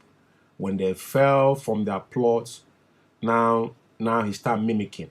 He's mentioning Chike Doziem, he's mentioning leadership of IPOB. My question to every single person that is an IPOB member, who understand how IPOB structure is, we have only one central command in IPOB. Chike Doziem is holding a position that was given to him. He was appointed by our leader. After a time, they said leadership. You ask yourself, who is the leadership without Mazen Nnamdi Kanu? Why I'm allowing this to play, I want you to see the tone where this guy emerged from. This particular broadcast was on Radio Biafra on August 19, 2021. That's what allowed it, how all this thing emanated. That's what I want you guys to understand before, because we don't just jump into things without giving you the clue of what happened. Don't just come out and talk anyhow. The Kenyan embassy is located around the world and our people can protest. We need everybody to be heading to the Kenyan embassy to vent our anger, and the diplomatic measures must be taken. If not, we are going to take this fight far, far, far away than what Kenya is thinking. We have always called on them to reason. Harsher actions will be coming on Kenyans. It might even go to a point that Kenyans will not be allowed to walk in Biafra land freely. But first, IPOB members, we are reasonable people, and we are calling now that they know how the extraordinary rendition our leader from Kenya to Nigeria. We are also asking the request for his repatriation back to Kenya, where his passport is still lying, and make sure they send him the country where he is holding their international passport. We are not going to talk much on this, but we are kickstarting with the protest. There's something I want to say here. When he had him talking about Onyendu's passport, he asked him how did he know, who said that Onyendu passport was still in Kenya. And the same person came to Radio Biafra and accused Kanu Ntakanu that Kanu Ntakanu should tell them where Onyendu was, where they were meant to have meeting with Onyendu on the day Onyendu was kidnapped. Not that they didn't know, all of them knew that Onyendu was in Kenya. But they were trying to play smart. But at the end of the day, if Onyendu passport was not traced back to Kenya to be sent back to his family, for them now to establish a case against Kenya, how would we have done that? If that evidence was destroyed, how couldn't have you go about that case? This is something people don't know. But I'm letting you tonight to know, because that's the genesis of all this whole chaos and mayhem this will have caused within IPOB. And this man that is a pseudo person that we don't know who he, when we talk about Jibril, he is number one because we don't know who this guy is. I don't know him. Let's go. We want every country in Europe to start again. Get your permits for those who can get their permits. The instruction is that every one of us that are protesting, even if you are 5 or 6, go to Kenya embassy.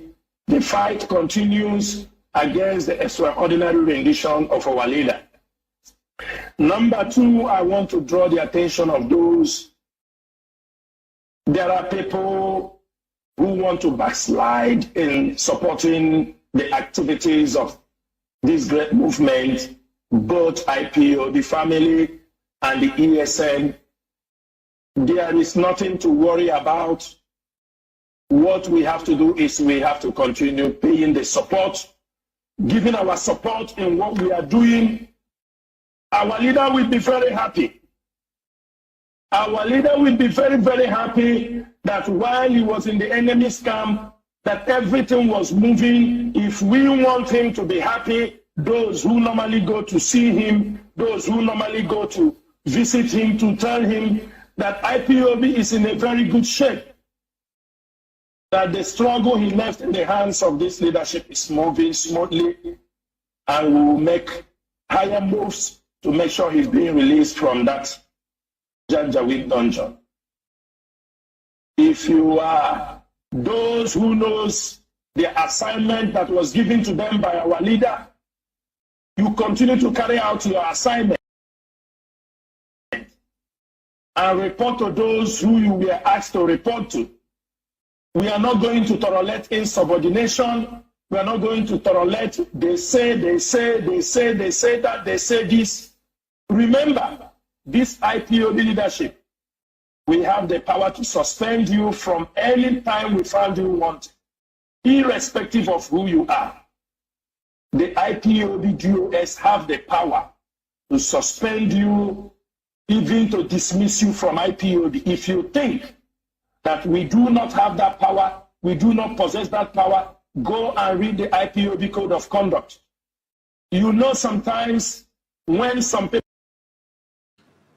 Now, the reason why I'm allowing this guy to speak is because if you listen to him very well, you understand that by this point in time, they don't know what is happening to Onyendu. The information is not yet clear to them. But if you listen to his voice now, he said something about those that if Onyendu have given you assignment. So he was aware there's a specific people Onyendu has given assignment. And those people should be allowed to carry on their assignment. Now, he's talking then because then they have not understood Onyendu's fate. Until now, the DSS told them that this man is not going to come out alive. Because if you listen to here, this is where they started. This is where the whole hashing started. Now, from now, they started threatening people and is referring you to code of conduct. As if you know the code of conduct. Our overtime had him say that the code of conduct said that when Onyendu is not there, Chikedozie takes over. There's no any paragraph in code of conduct that said he was saying all this off heart, thinking that it will bamboozle people, thinking that we don't know what our code of conduct entails. But the reason why I'm allowing this because I have to explain this before I get to where I'm going tonight. But let me allow him to finish. People try to grow stubborn. We know we are dealing with difficult people. We are ready to implement those things without looking who you are or what you represent in this struggle. The most important thing is you must respect that command and control. Without the command and control, we will not get where we are today. And very, very ethical. It's very important because I want to interject to respect command and control. Command and control start from our leader, which means now the kind of respect to the letter. And that is where we have an issue. He's making these references and excluding himself because he sees himself as a leadership and asks him who he is. The leadership took you from the bottom to the top, from top to bottom. Now, if you now openly, refuse to implement Onyendu's orders, what does that tell you? I want us to think about what is happening and what he has said. Because he has said a lot and the forgotten things have said in the past. Forgotten that there's people that kept those information for them. At a very good time, will serve it to them very cold. So for those who are raising funds officially approved by our leader, and you are raising it in support of ESN, go ahead as long as you inform those in the finance. Like I said, on this note, they have not known the fate of our leader. You see that he said those are raising fund officially authorized by our leader. By this point in time, they have not known Onyendu's fate. We've been in this same script in 2016. By this time, they have not told them that Onyendu is going to come dead or alive. But when it's clear to them now, you see them with impunity. You can hear him here saying it. Because there's a division of labor in IPOB. Which in this code of conduct, this clan is talking about, the only thing that mentioned there specifically, Chikedozie never, not of direct, nobody else mentioned in our code of conduct, only Onyendu and our finance. Very clear in our code of conduct. From the HOD, those who knows who will approve those things. Not everybody in the DOS have the right to approve those things.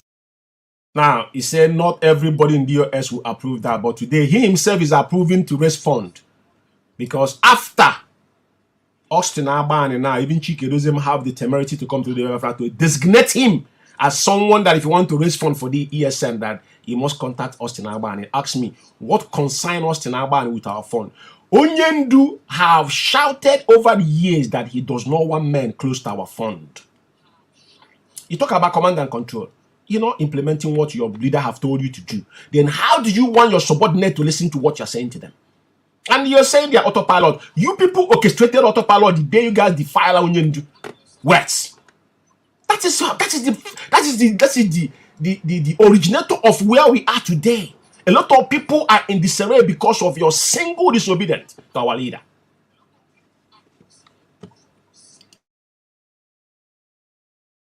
keep the HOD informed, keep the people in finance informed, and then you can be able to raise funds to support this struggle. That is one thing you have to know. Our people must continue to give that support. Do not say because... Okay, now it's very important that some of you listen to what this faceless monk coaching us and all is talking about. I allow him to play, but this is where they started hatching their evil. Then he was talking without not knowing where our leader fates are. But once they clear that Onyendu is not going to come out alive, then they take the bull by the horn. So I'm not going to waste too much time because time is ticking now.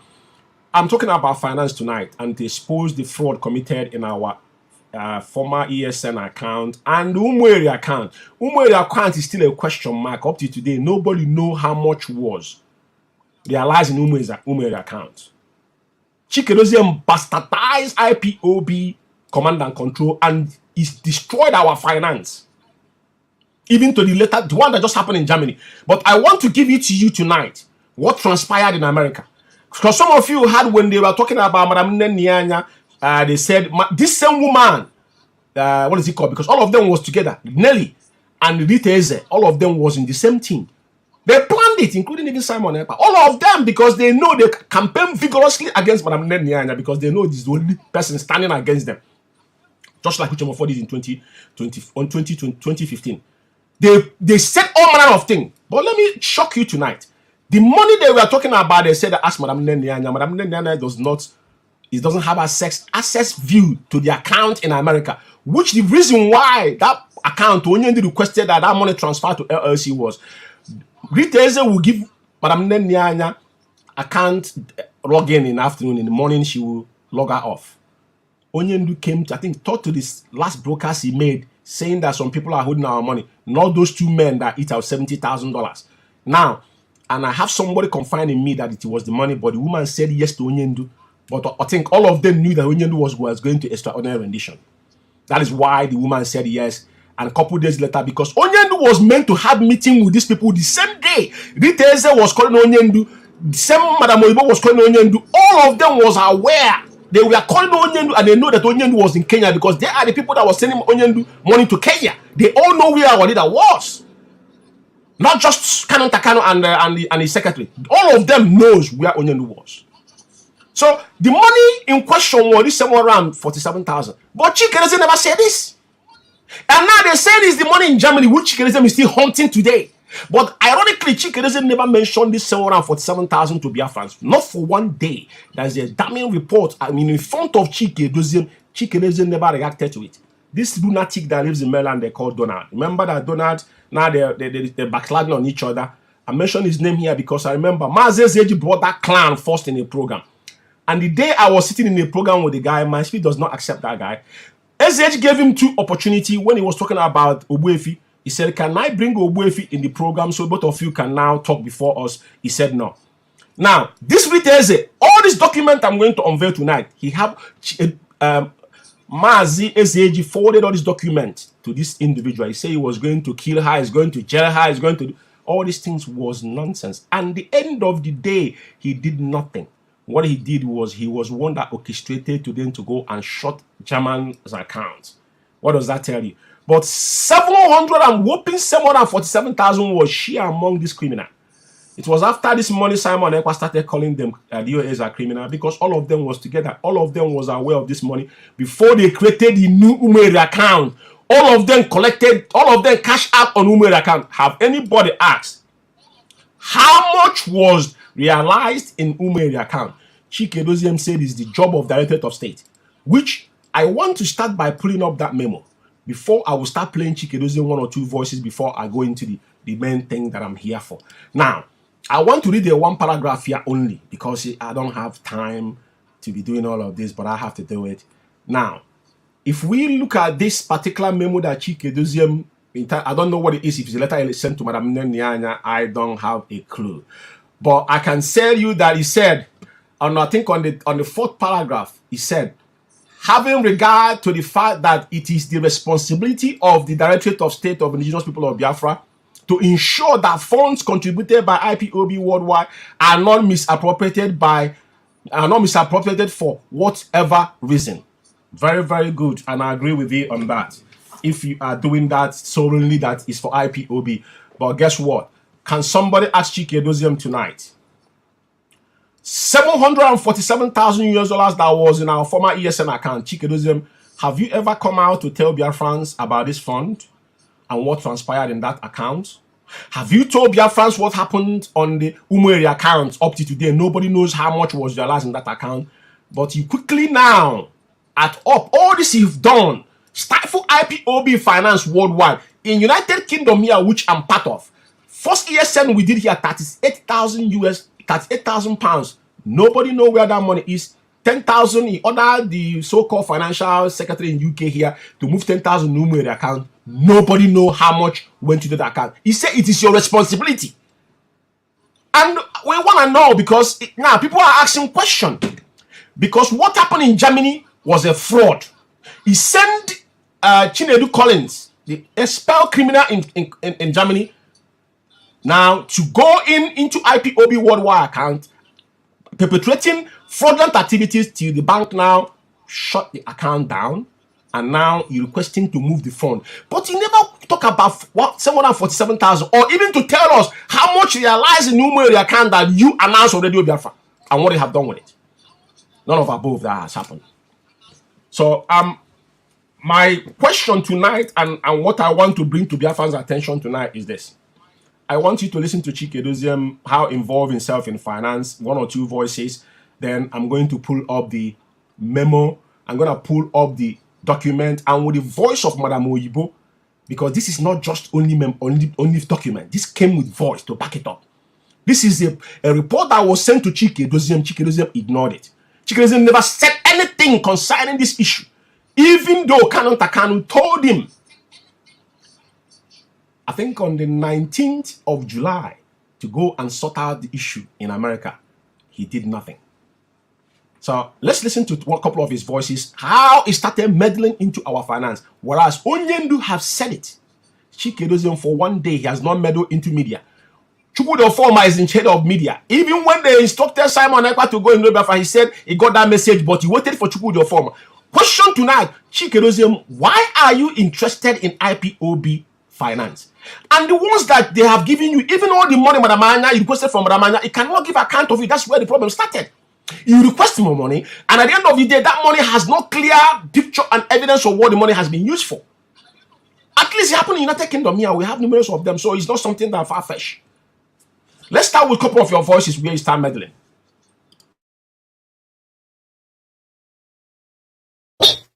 In USA, no longer. Biafra Alpha Power Media International.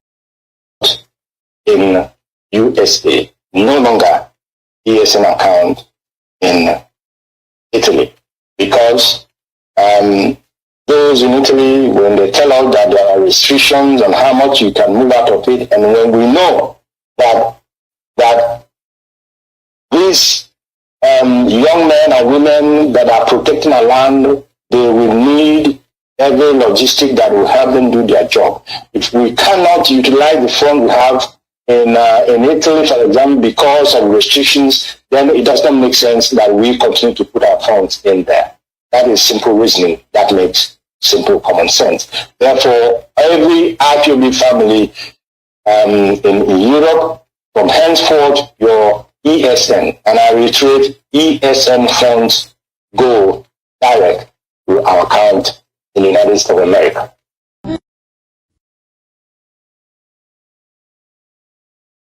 Media International. I wish to make this evening for everyone, and some of them will be just for me to reiterate them, but for us not only to hear them, but to act upon them, to work as directed.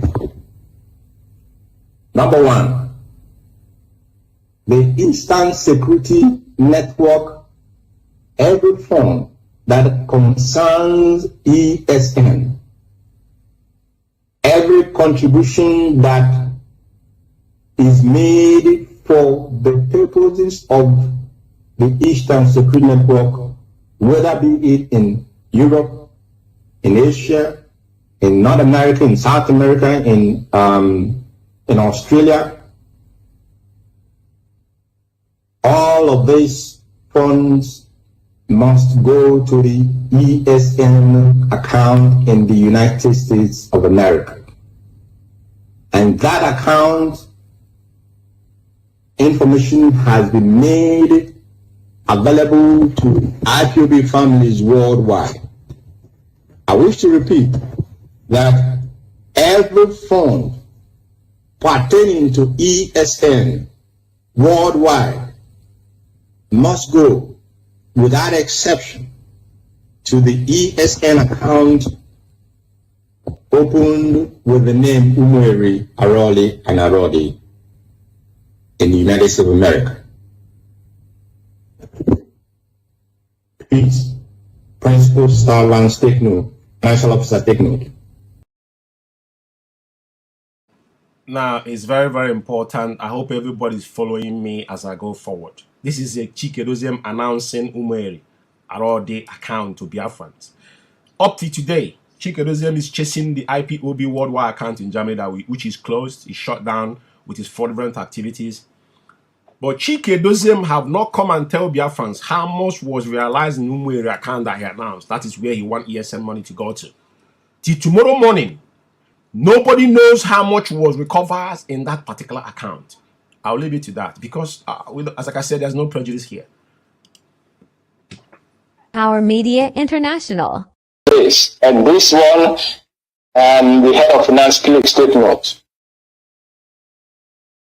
Any family, anybody who wishes to raise fund for ESN must receive authorization. And this is how the authorization will go.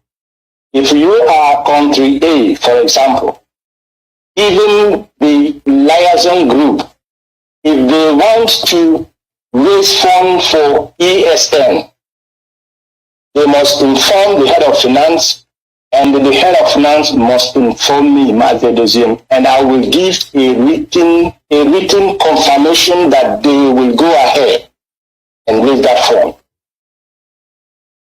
Failing which, if you are invited to any fundraising, ask those who invited you, did you receive a signed authorization to raise this fund?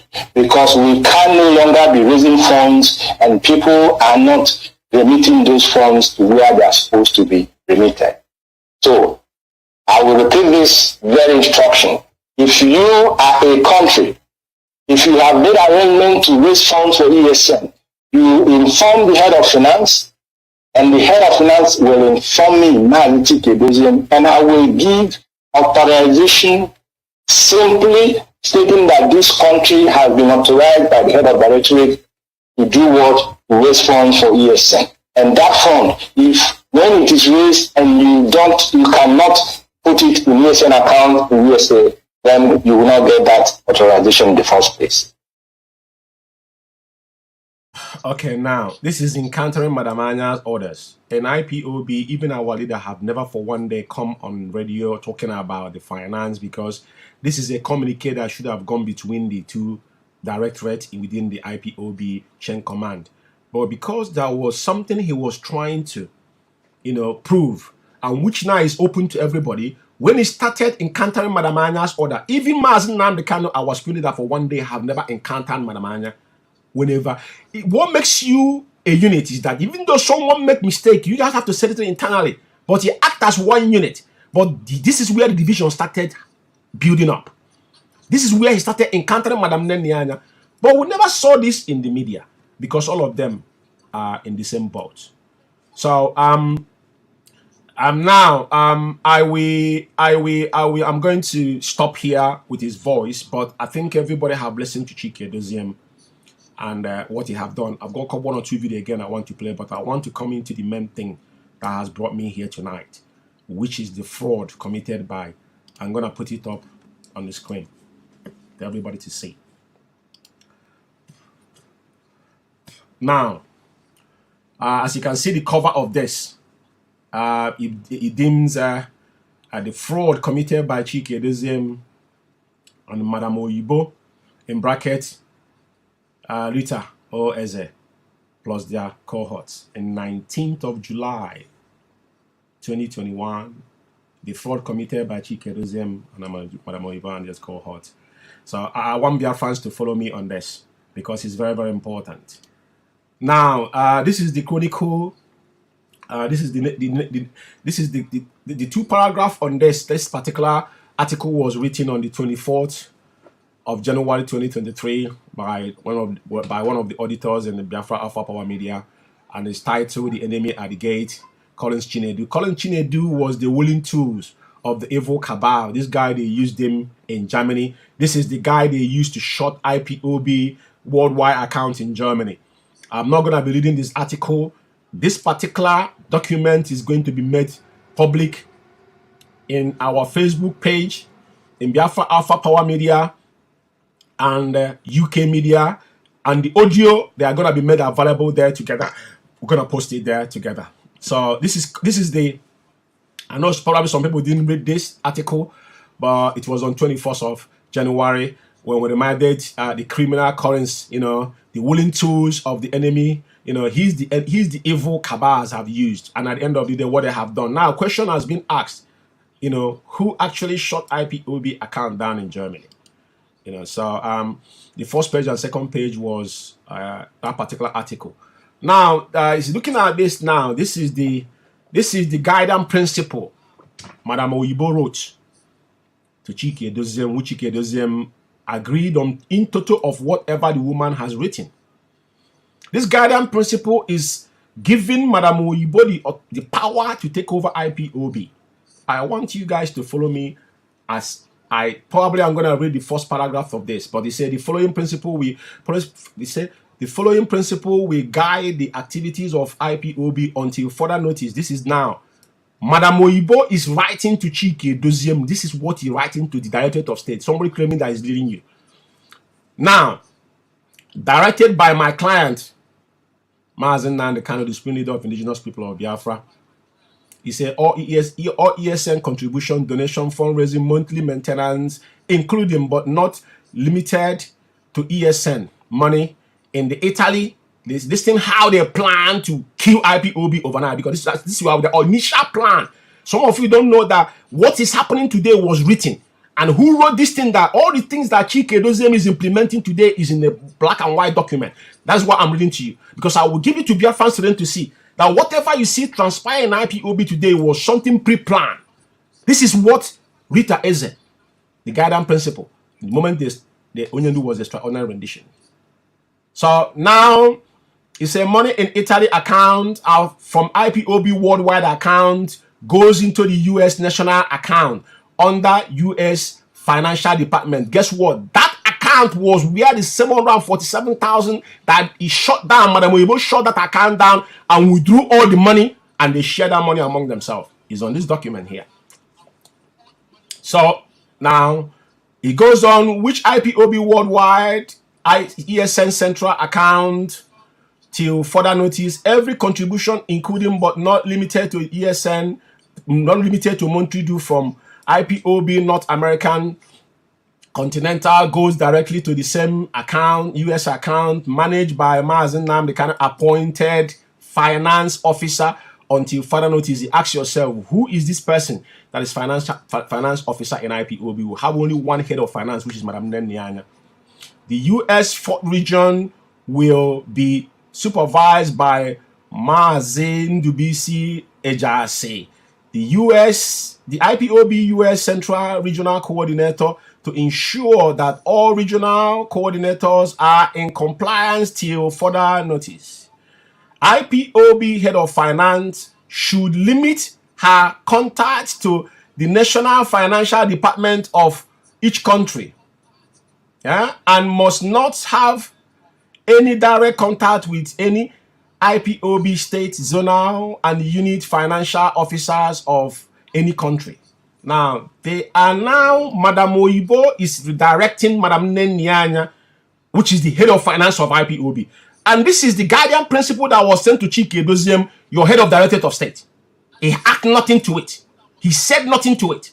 Now, he goes further to say, account statement, spreadsheet, donors list, or any IPOB document must be given to the IPOB Asset and Fund Recovery Officer, which is Nelly Ofebu. Do you see how this whole thing started?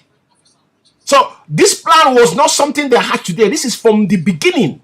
So this guiding principle was put in black and white, and this is some guidance principle Chikedozium is going to tomorrow morning. But he was pretending that I didn't know about Nelly Ofebu, but he was here black and white. So when demanded, or else that the account will be audited and closed if there is misappropriate of IPOB fund, but they closed that account. 747,000 was it? We don't know where the money is. Every fundraising activities must appoint by the IPOB Finance and Auditing Department. He asks, who are these people? Who are these people? We don't know who these people are until further notice. He said Rita Eze, EC, is a deemed and authorized representative and has the authority to manage all financial operation, sign executive documents and contracts in the name of IPOB and Mazi Nnamdi Kanu without any further authorization by Mazi Nnamdi Kanu. Also, all document drafts or final must be sent to BWGG, which is the one they deem as the lobby group in America, which all of these documents are here, via email until further notice. BWGG email has been provided to the appropriate office in IPOB. This is order in the effect until further notice. And they say Mazi Nnamdi Kanu, the leader of indigenous people of Biafra, Rita Eze, EC, authorized representative, signed on 17/19/2021. Ask yourself, when was Onyendu was renditioned? Did you see that our leader was rendition? I think it's June. Is it not June 19th? He was kidnapped in Kenya, and all these things is taking place on the 19th of July. That's 7/2021. He said after receiving this letter, because this conversation is between our former U.S. National Financial Secretary, which her name is going to come up here. So, and you can see there's something that written there. I said, after receiving this information, I sent her a message through WhatsApp, listed the text message conversation, and took place between Madam Oyimbo and myself. So, our sister, the former financial secretary, and her name is Latina McPeters. She's the one that put this damning report together and sent to Chikedozium, itemized what happened in America, which Chikedozium ignored and moved forward and still open a parallel fraudulent account, which is Umeri account. Up to today, Chikedozium have not told you how much was recovered. Now, this particular thing, that's why it is being highlighted. It would be easy for you to read, because this email was sent on July 2020. On July 20, 2021, I received email from Madam Oyibo. It was an email written to Chikedozium with the attachment, which I have listed. The attachment is there, an email sent by Madam Oyibo, then reads, attachment is the document I was referring to in the email. Until you yesterday night, I noticed that you send our leader part of this instruction to our IPOB family via Facebook. I was waiting to receive our leader's instruction via my email that proved to you. Unfortunately, due to your choice of delivering this important memo to me, I do not get the memo till late last night from one of our IPOB brother, Mazi Azubike Nwadele, sent by Latina McPeters from USF Financial Secretary. Attachment, it has been received. All the attorneys involved. Attached is your own copy.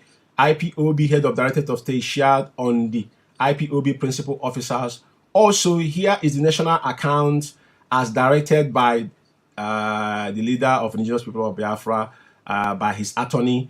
This is a direct order from Madam Oyibo, in bracket Rita Eze. So this is an email, and who is explaining this thing is our sister, Latina McPeters, and this is the account statement. It's not a lot of stuff I'll be going through here. And now it come down here. It said the acknowledgement of, because I think she went to take an affidavit or whatnot concerning this money that she has got know nothing about this money. And he said after meeting, I called Madam Oyibo back and asked her if she was just saying that because of the meeting or if what she said was true. She informed me that we still have 95,000 left in our account, according to what she said, that was going to be deposited into the new account, but only 65,000 was deposited into the new account. The image below reflected to the new account deposited 65,000 between 19 July 2021 and July and 22 on the 22nd. Okay. Now, Latina McPeter sworn an affidavit to say that she did not know anything concerning this phone because this phone was stolen by Madam Oyibo and Chike Doziem and his cohort. So the young lady have to sworn on her affidavits to prove herself innocent. This is the company's, this is the corporation document concerning this company and how they registered before they opened the account. Now, here is our sister still lamenting on the email during the meeting. She just explained that all these things highlighted in the meeting. Madam Oyibo stated that we don't have enough fund. We don't have the fund for paying for multiple lawyers. We are currently paying any law firm that I am aware of here in the United States. What she was referring to is the lobbying firm that our leader supposedly hired. She also assured us that the lawyers that our leader hired are doing excellent job. After that time, I asked Madam Oyibo the name, and now asked about the name. So now this is the letter to DOS. This is the letter that our sister sent to DOS. You know, I think this is in the 12 pages of this document. He said, "Dear DOS, my name is Latina McPeters, IPOB National Financial Secretary. Thank you for taking the time to read this important that I have put together myself. I believe in being transparent with our members on the process that we have made thus far as organization. I also wrote this report to our members aware of the embezzlement that have been taking place by Madam Oyibo to clear my name of any wrongdoing against IPOB. Our leader, Mazen Nnamdi Kanu, as a financial secretary for IPOB, I was under impression that my job was to gather fund monthly financial spreadsheet from all states that have numbered with the information that was given to me by each state, the information from our IPOBUS.org and the national account. I was to compile this information on the spreadsheet and give it to Madam Nnenyanya, which our leader authorized. Madam Nnenyanya is the only financial head we have. By no later than the 15th of every month, I was never asked to do any monthly, quarterly, or even an annual report of the funds that were sent, which I will explain later. Due to the limited of my position and the trust that Mazen Nnamdi Kanu had for Madam Oyibo, I had no reason to suspect any form of fraud to be going on. The first time I became suspicious is when Madam Oyibo and I had a meeting with an inventor of the potential project that, if funded, could have benefited this revolutionary cause greatly. It was during this meeting she made it very clear that we do not have any fund to sponsor the project. This was alarming to me because between the months of February, June 2021, there was estimated of 747,000 that was transferred to the ending account. Now, on the right, we see 747,000. And this report was sent to Chike Doziem, and it goes on. So our sister goes on to lament, which we're going to make this available to every sundry for you to read by yourself. The question you should be asking Chike Doziem Why are you never ever mention this particular incident to Biafrans? An amount of money that went down in our America former ESN account. Never any time did you mention about this fund to anybody. And our former national U.S. Financial Secretary Latina Mapitas did put a succinctly, damning report sent out across to leadership. And you have it, we have it known on your memo. This memo that you sent in to Madam Nemniana, which you have not made public, that it is your responsibility. And we are asking tonight, what happened with the 747,000? Now, there's a lot in this, but the only good thing about this particular information is that the letter our sister wrote to Chikeruzium stops here. Yeah, in this paragraph 15. You will find it from 12 to 15, which is itemized there. You know what I mean? So even the WhatsApp conversation is there. Now, this is WhatsApp conversation because of the time. I'm going to still take another 30 minutes. I need to play that voice here for everybody to listen to. And this is the law firm, which is Bruce Firm, law firm, and the amount of money they were paying. Everything was here. It's listed below as information that I was able to find out about the lobbying firm. Madam Oyibo stated that IPOB obtained the service of BWGG LLC lobbying firm before our leader, Mazen Kano, kidnapping by the Kenyan government on 19th of June 2021. On August 7th, there was a Zoom meeting calling by the head of IPOB Women INC to discuss the retainer for the international lawyers, names Bruce Firms, and known as international lawyer, as has the firm listed publicly, has been practicing law for over 40 years. I'm just going through this, and this is what you can find. They don't even have a website, according to the lady. Only what they have is LinkedIn. So all these things is here, and she stated them and the amount of money that was paying. And at the end of the day, she still goes on and talk about how most of distinguish between. So she said a lot, and the money that was spent is there. Every single thing is highlighted for you to go through, because of time. And now this is IPOB North America internal memo they wrote. North America Regional Coordinator wrote on February 22, 23, 2022. This is something they written, even till today. Before Chikeruzium come out and talked about Madam Nenya and Nedo Febu, he could not do that because all of them was in one accord. So, and this is where it stopped. There's an internal memo from 23, if I'm not mistaken. It was from 24 to 27. So this is the whole document that was involved in this whooping 747,000. And now the ironic thing about this whole thing is that it didn't end there. There is a voice note in corroborating with this particular fraud that went on. So I'm going to let that voice note play. I think it's about 22 minutes, and I'm going to allow it to play in this program before we make it available, and I will say something. So definitely this program is going to be 1 hour 30 minutes. It's going to be 1 hour 30 minutes. So there's no need. It's going to take that time, and I'm going to allow it. Our Media International.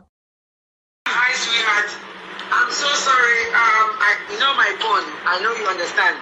Okay, luckily, the person that called me, honey, I have been very frustrated. You see, since yesterday, I'm honestly very frustrated. So maybe if I found somehow, some certain things I don't have. But right now, thank God that you said what you said. So when the person that called me, I asked him the question. I said, I have one of our financial secretary, national financial secretary, that asking me, there has to be, please correct me if I'm wrong, because I answered the question that I asked you based on what I know. But correct me if I'm wrong. Correct me if I'm wrong. What you are asking me is that you want to know, you want to have or see the document that gave me authorized representative. That's what you're looking for, honey? Yes. The one that was the one that the lawyer gave you. Yeah, the one that the one that they have to give me that authorization. Okay, yes, good. yes. Because when you asked me the question, I said to you, my answer there was more for me and you. That my dear sister, all we know is that we are financial secretary and the financial treasurer. Whatever they gave me is what I gave you. And what I give you is what I have. But you were asking me about the document that actually that can prove that I am the one that there was authorized. Right. Wait a minute. No. That's not the one. See, in our meeting, after we had that meeting, remember after the meeting, the emergency meeting we had with the lawyer, after he made all of that stuff in the statement, you said, can you please give that to me in a memo? He was supposed to give you that in a memo, in a header from his attorney, from that attorney's office. Okay, if that's what you're looking for. Yes, he didn't because that's it. I have been getting harassed by my members asking me for this information because nobody wants to put it. It's just I can't share. I can show them the information you gave me. I can show them that information, but right now it's like. Okay, listen to me now. Let me tell you. I asked that question because I did not want to do anything without putting in writing. He said yes, there is something put in writing. So after the meeting, my dear sister, the man called me and said, "Where is your email?" And then he wanted the email. Well, he had the email of the other lawyer because they are supposed to receive the same thing, and those are supposed to receive the same thing. I gave my email. They have the lawyer email. So he took that thing, and I was like waiting for the memo. I never received. So who made up the memo?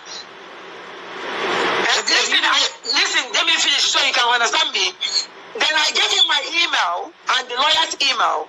So when I called him, when I waited for him like on Monday, then I went on the air.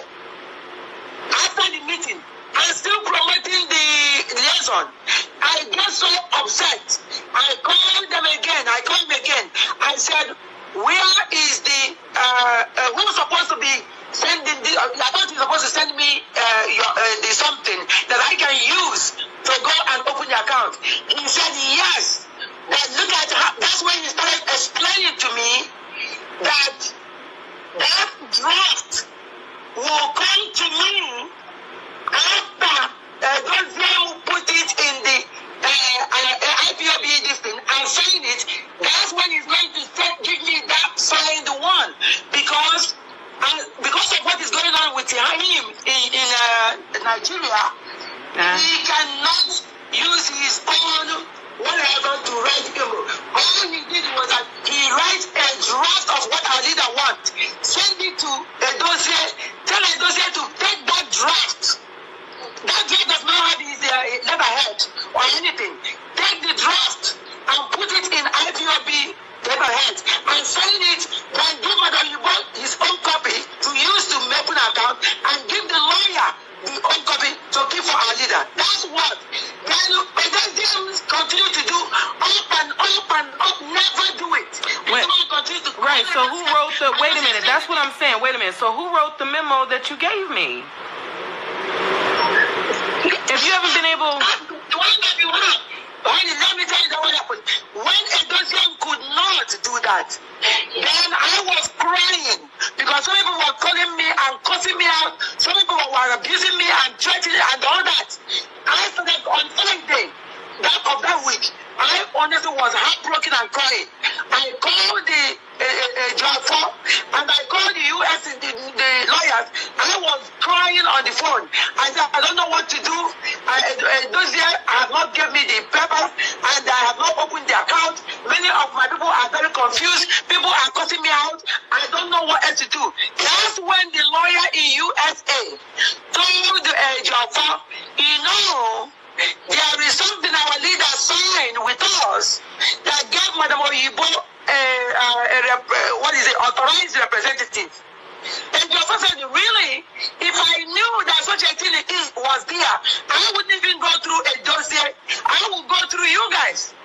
Because the only reason why I went to a dossier was because we are trying to use IPOB letterhead.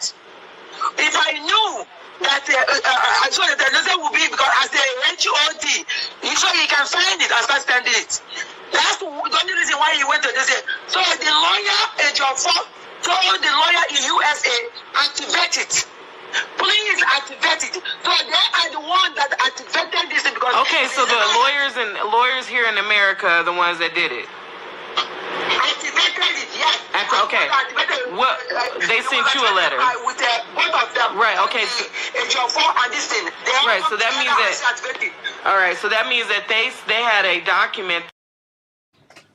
Fellow comrade, you know, it's a conversation between Madam Oyibo and our former U.S. National Financial Secretary, Latina McPeters. The document I show you comprises of that young lady doing a very damning report against what Madam Oyibo did. Now, you could see when Madam Oyibo is arguing with her, because I'm gonna allow her to say something here, but I don't want to allow it talking people who understand the conversation, what the conversation is all about. It's about from the beginning of the guardian principle that I read, that is where all this whole thing started from. And Ejiofor name came in because Ejiofor is the engineer. Ejiofor is the one actually leading them. Now, they will continue. But the account that they're talking about now, the document to give her the right to open an account, when they have shut the former ESN account with 747,000, nobody know what the money was used for, was who made the account. Which Chikedozem, even she's saying here that Chikedozem did not give her the letter of letter heading for IPOB to open the account, whatnot. But at the end of the day, Chikedozem accepted that woman account, came to the Biafra and announced it. I will allow them to continue talking, just to see the damage what these people have done to IPOB. That was signed, that was on a letterhead for the lawyer. By our leader.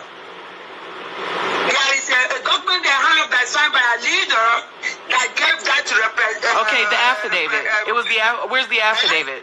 You're talking about the affidavit. So that's what, based on what you said now, Madam Latina, I only want you to please understand the whole story so that you cannot get confused and you're thinking that I have something that I'm not telling you, I'm not answering you. I'm telling you what I know. Now, please, after this story, you're going to tell me that you understand what I mean. Please, or you're going to say what you understand. So I'm 100% sure that you understand what I mean. It was the only reason that made these lawyers, four of them, to even do anything else because our people were calling me on Friday and they were calling me all kind of name. Some people record something and some people are confused. Some people were saying, where are we going to put the money? I didn't know what to do. I started calling Ejiofor and calling this lawyer. They were only lying. I was crying and said, if you guys want to help me now, help me, because I don't know what else to do. I do not know. I don't know why Edosia has not signed the paper for me to go and open an account. They keep delaying it. So this is when the lawyer in USA said there is something, information that's signed by our leader that gave me authorized representative. So immediately Ejiofor heard that. Ejiofor said, if I knew that such a thing is, I would not go through a dossier because Ejiofor had been calling a dossier every day. And the dossier keeps saying tomorrow. So now we know a dossier doesn't want to do this.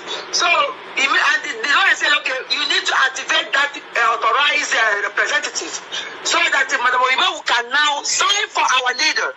Because our leader is not signing for since our leader gave him authorization with the signature of our leader. So Madam Oyibo can go sign for our leader and use that paper to be able to open an account. And that's what they did. And that's how I get the thing. Okay? So, because remember. Right. So if that's what. Wait a minute. But that's what was given to you. Where is that information? Can you send it to me? Which information? The one that gave me authorization. Yes. Okay, that's what I'm telling you now. So long as the lawyer says yes, you can go to Department of Justice. You can go. It's actually official document that is in the Department of Justice, IPOB. If you go there, you will see it. And I told him to send me the link, and he said he's gonna send me the link. Wait a minute. Who wrote the document that you gave me? Is what I'm asking. That is the draft, though. The Right, draft was given to Edozie and the lawyers, and the lawyers in USA. Right, but how did you get it? Because you say you were still waiting for him to give it to you. This is what's not making no sense to me. Okay, see, that's the point. You are not listening to me. Please, I am listening. Let me say that again. The document was written by the lawyer, our leader's lawyer in Biafra land. That document, that draft was done. But our leader wanted the draft to be sent to Edozie and to the lawyers in USA. I found out why Anita did that. Because when Edozie finally sent a letter out, Edozie cut it off and on and sent the one that wasn't complete.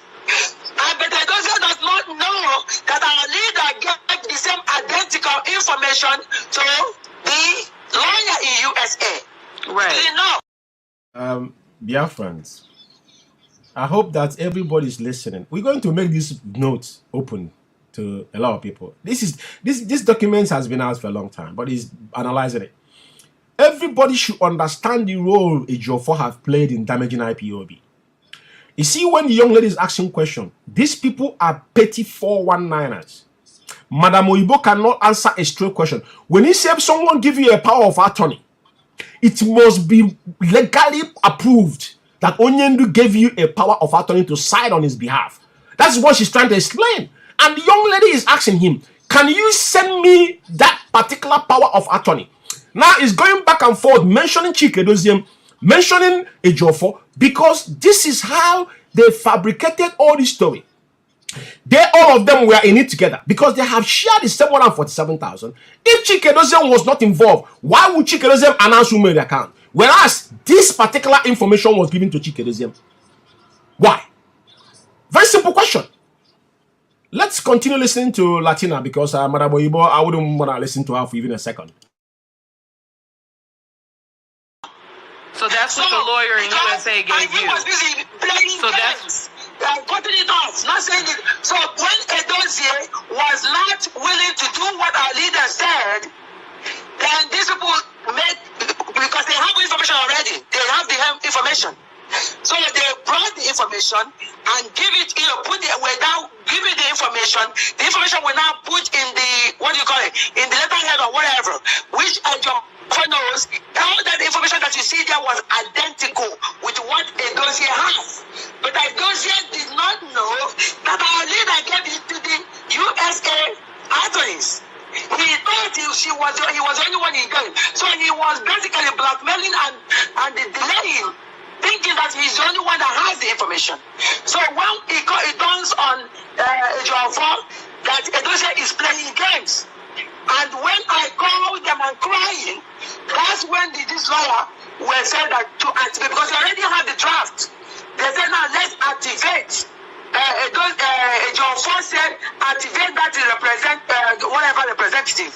So if anybody wants to know whether it's true or not that our leader actually put my name as the whatever representative, the person is an eyesore. The woman does not even know what our leader made her and what gave her the power, even though to say he's standing on the gap of our leader. But the ironic thing is that even though all of them are together, nobody trusts Chike Edozie. Chike Edozie is a snake. Now, it's clear here that the woman said that Ejiofor was one that asked her. I want to interject so that people will not forget what we are here for. This is a conversation between the former U.S. National Financial Secretary and Rita Eze, Madam Oyibo, that embezzled 747,000. And they open Umere account. Nobody knows how much went into that account. But now she's narrating what happened because this young lady was born in America. It doesn't have our mentality. Even she went ahead to took an affidavit that she doesn't know anything about what happened to this particular money in case of tomorrow. Because even in America, even if you have, even if you inherit money, there's a tax attached to it that she didn't know anything. She have to sworn an affidavit in state where she lives. All these documents, we're going to make them available. But now, continue listening to them because I have to interject to explain for those that don't understand. But it's going to be available for everybody to listen to. The guy just said you can go to the official website of the Department of Justice, IPOB. You're gonna see it there. And did I sign it? And it says whatever that it was said in this document. It says it's there. So this is how I get it, honey. Because this is how I get it. Because otherwise, a dossier still does not give me. But unfortunately for a dossier, he did not know that this people has it too. The lawyer has it. Who drove to get the affidavit signed? Eh? Who was it? What is it? Electronic? You got it off the thing. You got it off the site. This information was given to me. I have to, because I'm supposed to sign for our leader. So if you're notarizing something, you have to go physical and they take your information to sign. So I get information from them. I went over there, I looked for the notary place, and they take all my information, they notarize it, so that will give me an opportunity to sign. So immediately I did that, I took the same paper and went to the bank and used it to open an account. Okay. Because that's the only thing I used to open an account. Right, well as of... Those still have not given me anything. Right, and I understand that, but as of now, it looks like you have been acting all on your own. There's no documentation. You haven't. This is what I'm talking about. Jesus, I need. No, honey. No, this is how it looks. It looks like this is literally how it looks. Like if there's no information coming from the outside, and the information that you have is something. This is one thing. When people came out to do something from their heart, this is a young girl that was born in America, joined the struggle with all her heart. You can see how this manipulator, all these petty 419ers, how frustrateful this young girl is crying. How are you going to get our youth to join the struggle? She cannot make a straight comment. Chike Doziem is indicted because all said and done here, after this whole saga, the document in question, the account in question was Umeri account. After the 747,000 in our previous ESN account, they closed and took all the money. Now, question is, Chike Doziem was aware because Ejiofor instructed Manamoyibo to go ahead and falsify the signatory and open the account. From the back, he tells Chike Doziem, go to Radio Biafra and announce it, which he did. Let's continue because we're going to finish listening to this. That you got and went and had done by yourself. It looks like you are acting. It's not me that get it and do myself. The lawyers did it and give it to me. Right, but why? So if they, where's the? That's what I'm saying. If the lawyers did it, where's their copy? Because the thing is, the copy that you sent me was done in Maryland. Is that where our lawyers are? Honey, the lawyers will do something and send it to me. I do understand because I've gotten documentations. I've gotten. Right. It's on a letterhead. Usually when it's coming from a lawyer's office, it's on a letterhead from that lawyer's office with that lawyer's name. I hope everybody's listening. It's very important tonight. This young lady is anything coming from lawyer office, just like Nemeke Ejiofor memo came with a letter heading. Up to today, Ejiofor have not come out to dispute it or to actually to confirm it. Just like the tweet Ejimako sent. I want you guys to understand the damage Ejiofor have done in IPOB. Very, very important. On it, and it's a memo. We don't want it to be in our IPOB letterhead. It is not what I understand that, but for your and I, that's for our regular. That's for the members. That's for the members in a regular letterhead coming from his lawyer.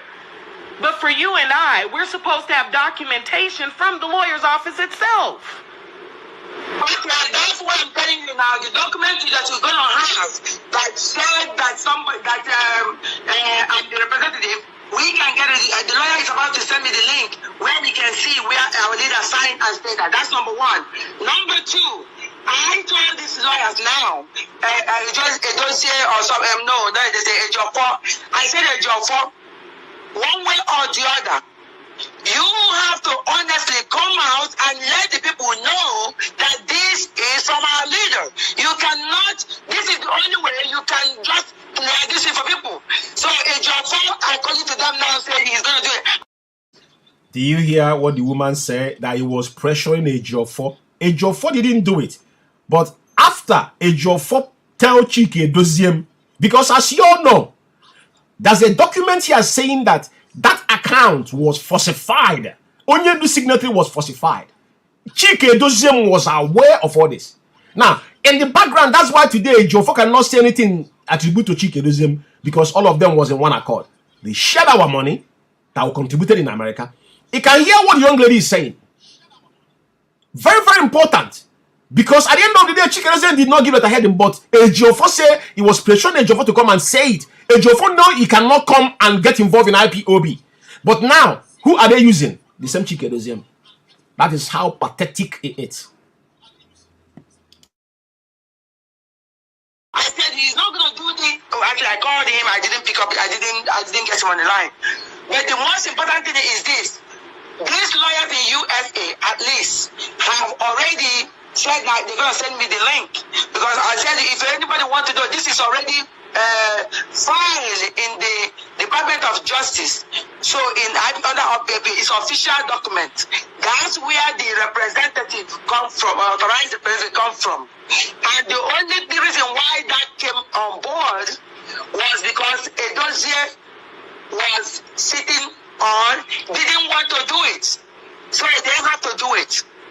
If dossier doesn't want to do it, then this, what do you call it? The lawyers have to do it. But because I'm the authorized representative, they have to give me this information. They have to give me the paper. I have to actually get it as an email where it's actually clear. So I have to I basically take my computer and went to the authorization people, whatever. They printed it out from my computer, from the email. They printed it out so that it will be this before I even notarize it. I give my information in the size. That's how it was. Put it, give it to my computer.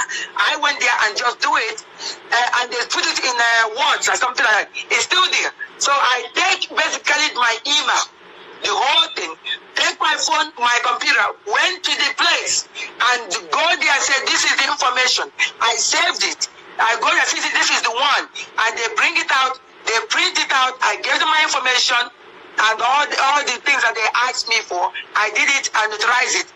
That's the only way I could have opened an account. Otherwise, I wouldn't have, by now, I wouldn't have opened an account. Well, okay, at this point, I am stepping down as the National Financial Secretary. I can't do this.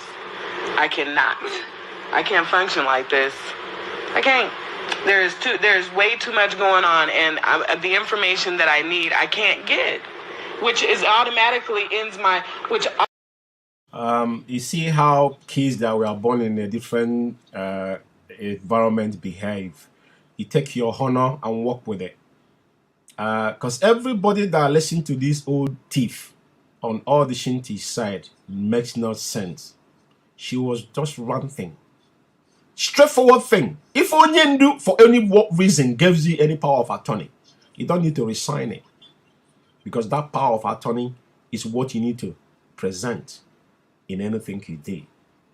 To enact it with a lawyer in the US, which they're supposed to have the copy. The lady asks her, our lawyers are not, they're in Delaware, so they're not in Maryland. So how comes it was done in Maryland? And she was talking, you know, Oluwale, this is our 419ers, cheap for very local ones indeed. To get a name to open an account. In America, opening an account in America is not a difficult thing. America is the only country, if you enter today, you have a bank account. It can't happen here in UK. In UK, it doesn't matter how much money you come. Once you don't live here, for you to open an account in the United Kingdom, it's like going to another space. So, but America, once you bring money in America, Bank of America will open an account. Have an account in America, you know. So it is not a big deal. So if she can concoct anything in America, America want money, you know. So that's what will happen, and our people start paying money to that account. Question is, if Chike Doziem could not give any letter heading for them to go and open an account, so why did Chike Doziem come and announce who made the account? After this young lady Honorable resign with the information he gave Chikedozie what Madam Oyibo. Because at the end, this young lady, after this conversation is what brought those papers he saw now. So that conversation you see now, after this conversation, the lady now made up her mind to put it in writing and send it across to Chikedozie as a report. But what happened? Chikedozie for one day have never reacted to this issue. But instead, they destroyed the remaining one in IPOB because they want IPOB to be gone. I want this voice to finish. Automatically ends my my chapter here in Colorado.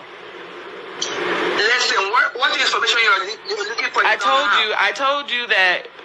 told you that they have, my members here have been poisoned. I thought they had been poisoned.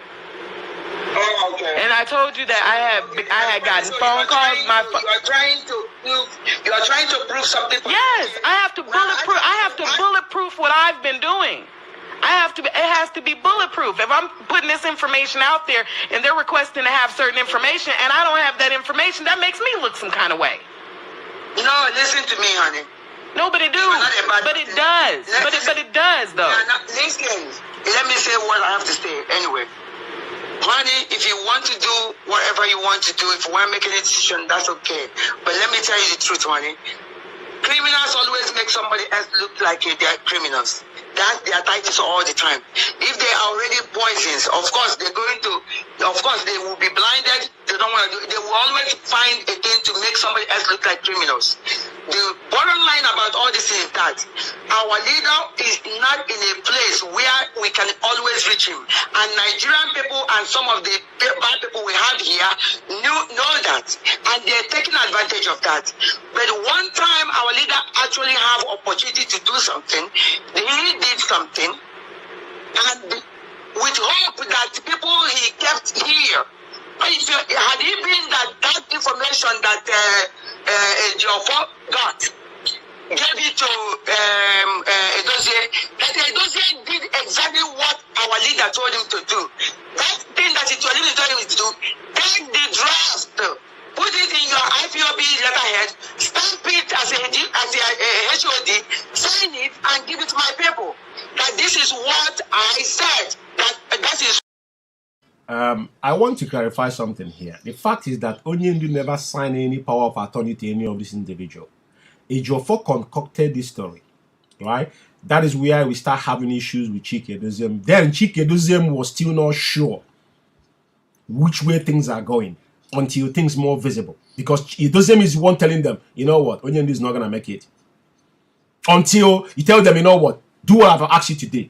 Because if this lady is saying that Chikedozie could not even approve letterheading of IPO because she understands the implication, then how comes he announced Umeri account? I'll just play this voice here. Because the answer, the question here is about Umeri account. How did Umeri account was opened? Because the former ESM account, this same woman closed it and walked away with the money. All this is in this document here. It's very, very important. So you see how they roll. Chikedozie was a poison. He was not sure about Onyendu's face. But the moment Ejiofor told them, don't worry about our leader is not going to make it alive. Take it to bank. I said it. I'm not, because evidence is here. All the things he's saying here, Chikedozie, Onyendu said, it's not today. I won't call it of custody. It's not Onyendu because they know it was not. That's why Chancellor always says sometimes the lawyers will bring message. We say it's not no because it's lying. So what about the one that was open like Nemeke Ejiofor? It was from the lawyer's office with letterheading. Can you question that? And the government is seeing what he wrote. It is in public. Have you acted upon it? The answer is no. Let's finish this audio because I want you to finish before I end this program. This program is specific for this, you know. I said, but no, he didn't do it. And he got this information for a long time from the lawyer. He still did not do it. Okay? And then, you know, at this...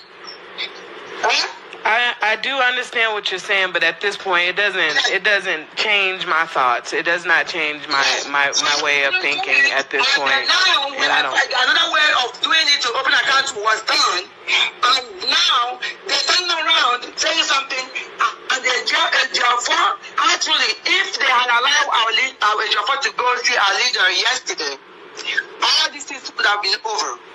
if they had done. And do you know what they said they did yesterday? They said that the DSS brought out their computers and saying that our leader is running IPOB from the DSS.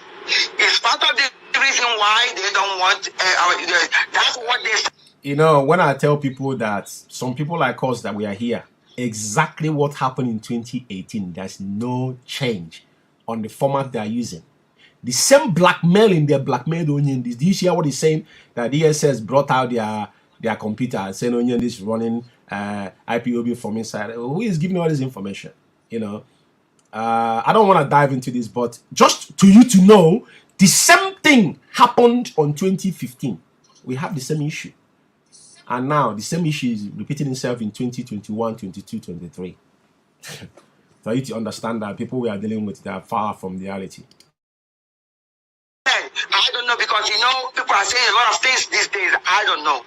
Okay? But my point is this. This thing that was there, if we had acted the way our leader told us to act, because our leader knows this people very well, all of this rubbish will not be happening. So now that this thing has been done, the way that the lawyer said it was done. So right now, listen, I tell the lawyers now, you guys have to find a way to come in the public and clarify this thing and let the people know whether this is what our leader wants or not. You have to find a way to come out and to say it. Exactly. And until then, I am stepping down and I am done. I don't need this kind of heat on me. I don't. But I'll talk to you. I'll talk to you later. Fellow comrade and lovers of freedom, and I have to give it to this our young lady. Wherever you are, Latina Peters, you have my respect. I dock my cars for you for standing on the path of truth. Dear friends, you know, Madam Oyibo said that they have to find a way to come and tell our people, which Chikedozie did. Umeri account. The question, all this conversation they had here about Umeri account, I will leave it again for you to listen to Chikedozie when he announced Umeri account. Right? Fellow Biafrans and lovers of freedom, I thank you all for listening. This is an information you need to. Now you start asking questions, fundamental questions about our money. For the last 12 months to 13, 14 months, Chikedozie and his gang of criminals have stifled IPOB finance home and abroad. Even they are threatening people. In Lagos right now, they're threatening people there that they're going to use ESN to attack them. Imagine this kind of voice note going to DSS. Now, when they call you terrorists, what are you going to say? When someone, a principal officer, is referencing ESN to go and attack somebody, a member, because you disagree with them, all these things will have them on audio. Because like I said, I don't come here to say things I cannot prove. Never a time you see me walk up here saying things that I cannot prove. So my fellow comrade, what I'm saying to you this evening is this. As we're going to leave you with this information, what it is to use entirely up to you. But I had some of them asking questions that the accuser is accusing the accuser. Very, very, very, very important. What has happened in Germany is an eye-opener for so many of you. The reason why I brought this to everybody, we make it available to Biafrans to listen to it and to see the document. The genesis of IPOB financial starvation was orchestrated by Madam Oyibo, and all these things was the plan. This was Nyamodo agenda in 2017 to weaken IPOB within. I can see Chikedozie was resisting some of the things they said, but at the end of it, they said they will find way, which was the way. Chikedozie coming to the web to announce who made the accounts to IPOB worldwide. After 747,000 was embezzled, this our young sister resigned. And the right report now to Chikedozie.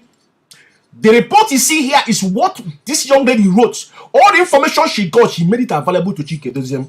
This is what transpired between us and Madam Oyibo. Even the right note of no confidence between Madam Oyibo and Nelly. Chikedozie never acted up on all these things. Even Kanotakan asked him to intervene. He never did anything. But get what? Why is it that Chikedozie have the power and nerve after they have destroyed all the avenue that we are getting money? Now, allow some people now to fall in the west side. Now, people now have the avenue now to be extorting money from gullible IPOB members, courtesy of Chike Doziem, because after they shared the 747,000, all of them fell apart. And now they enacted Umwere account, that one couldn't wash as well. Now everybody now is scavenging. These are scavengers. So I just want you guys to understand that what we have done here tonight is to open your frontal lobe to understand where our problem is coming to. Now it takes you back to what have happened in Germany. Chike Doziem says is the responsibility. Sometimes they say things without knowing it. He said it's the responsibility. And I will thank every single one of you, because at the end of the day, what we have come here to do is to do justice for the evil that these men have committed in IPOB.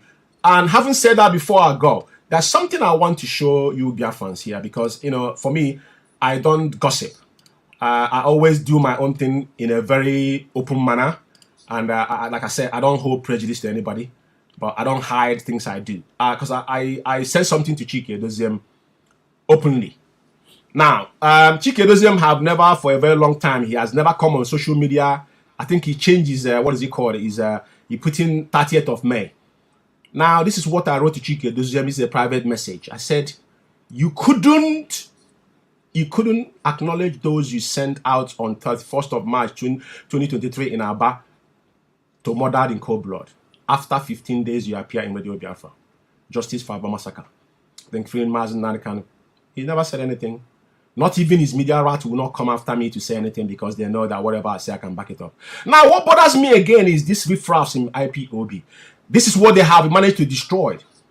This guy they call the Lochuku or Haji or whatever the heck his name is. They're giving them 4,000 naira recharge card for them to be ranting. Now, they are soliciting for fund inside IPOB and as IPOB member. If Nasonyendu have given a sound warning, that's why we have a financial head. IPOB does not left his own.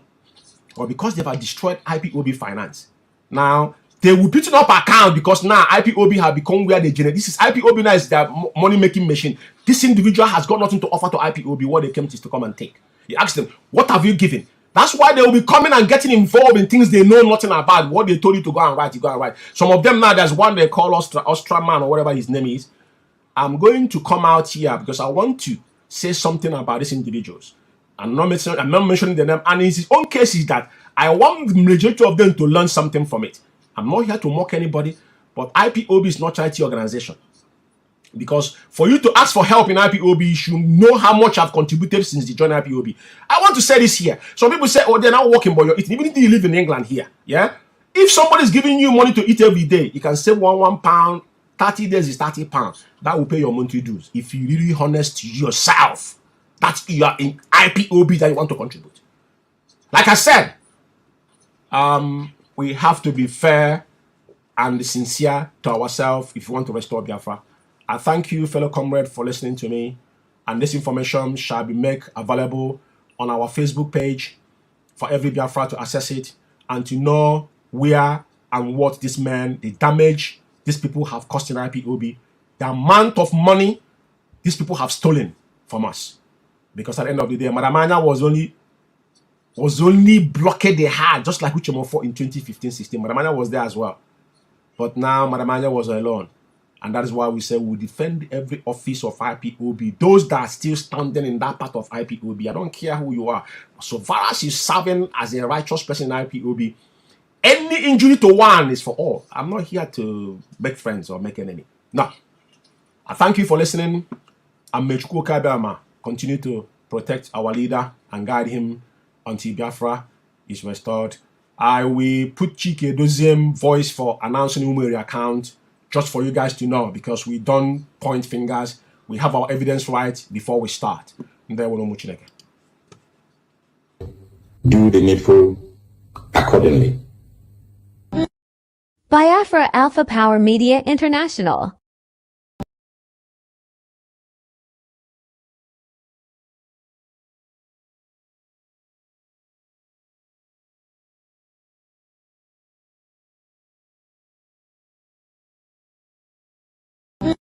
Biafra Alpha Power Media International. I wish to make this evening for everyone, and some of them will be just for me to reiterate them, but for us, not only to hear them, but to act upon them, to walk as directed. Number one, the Instant Security Network, every form that concerns ESN, every contribution that is made for the purposes of the Eastern Security Network, whether be it in Europe, in Asia, in North America, in South America, in Australia, all of these funds must go to the ESN account in the United States of America. And that account information has been made available to IPOB families worldwide. I wish to repeat that every fund pertaining to ESN worldwide must go without exception to the ESN account opened with the name Umweri, Aroli, and Arodi in the United States of America. Please, Principal Servants take note, Financial Officer take note, and do the needful accordingly. Biafra Alpha Power Media International. My name's still remember Mazi. George is Chukwume, and I'm. First of all, I have to apologize. We have a very, very, very, very complex evening, and I have to apologize. We have some issues technically, but I must tell you that Chukwu Kabiama, oftentimes this kind of travesty happens with our leader. As important as this podcast this evening to come again to deliver a note that requires in the gap of Radio Biafra where we worship. Our apologies, we have technical issues this evening, but as you can see, we are here. Firstly, I have to introduce myself. My name is Mazi Joseph Chukwume. I reside here in United Kingdom, and I serve as one of the humble servants of indigenous people of Biafra, North London family to be precise. And as I welcome you, please welcome others. Today is the 3rd day of May 2023, year of our Lord. And is approximately 40 minutes on top of the hour, which is 8:40 here in United Kingdom. I presume it is the same in Biafra land, the Holy Land of Biafra. Today is another wonderful day that the Chukwu Kabiama have made, that we must preach this gospel of light. Thank you, my fellow comrade. Today, my monologue is to start with what has transpired in Aba. Aba massacre will never go away for those that have committed this murder. This evil man that circles us, hoping that they were going to have a field day, they've forgotten that this journey was ordained by Chukwu Kabiama. Tonight, I just want to remind Biafrans that on the 31st of March 2023, there was a massacre that took place in Aba. To be precisely, between Ngwa Road and Osisioma, our men were mowed down on broad daylight, courtesy of Chike Doziem and his gang of criminals, China Sanwori to be precise. The faceless monk that lives in Kuwait, nobody knows where he lives. These men have no jobs, they are jobless people. They have got nothing to offer to us.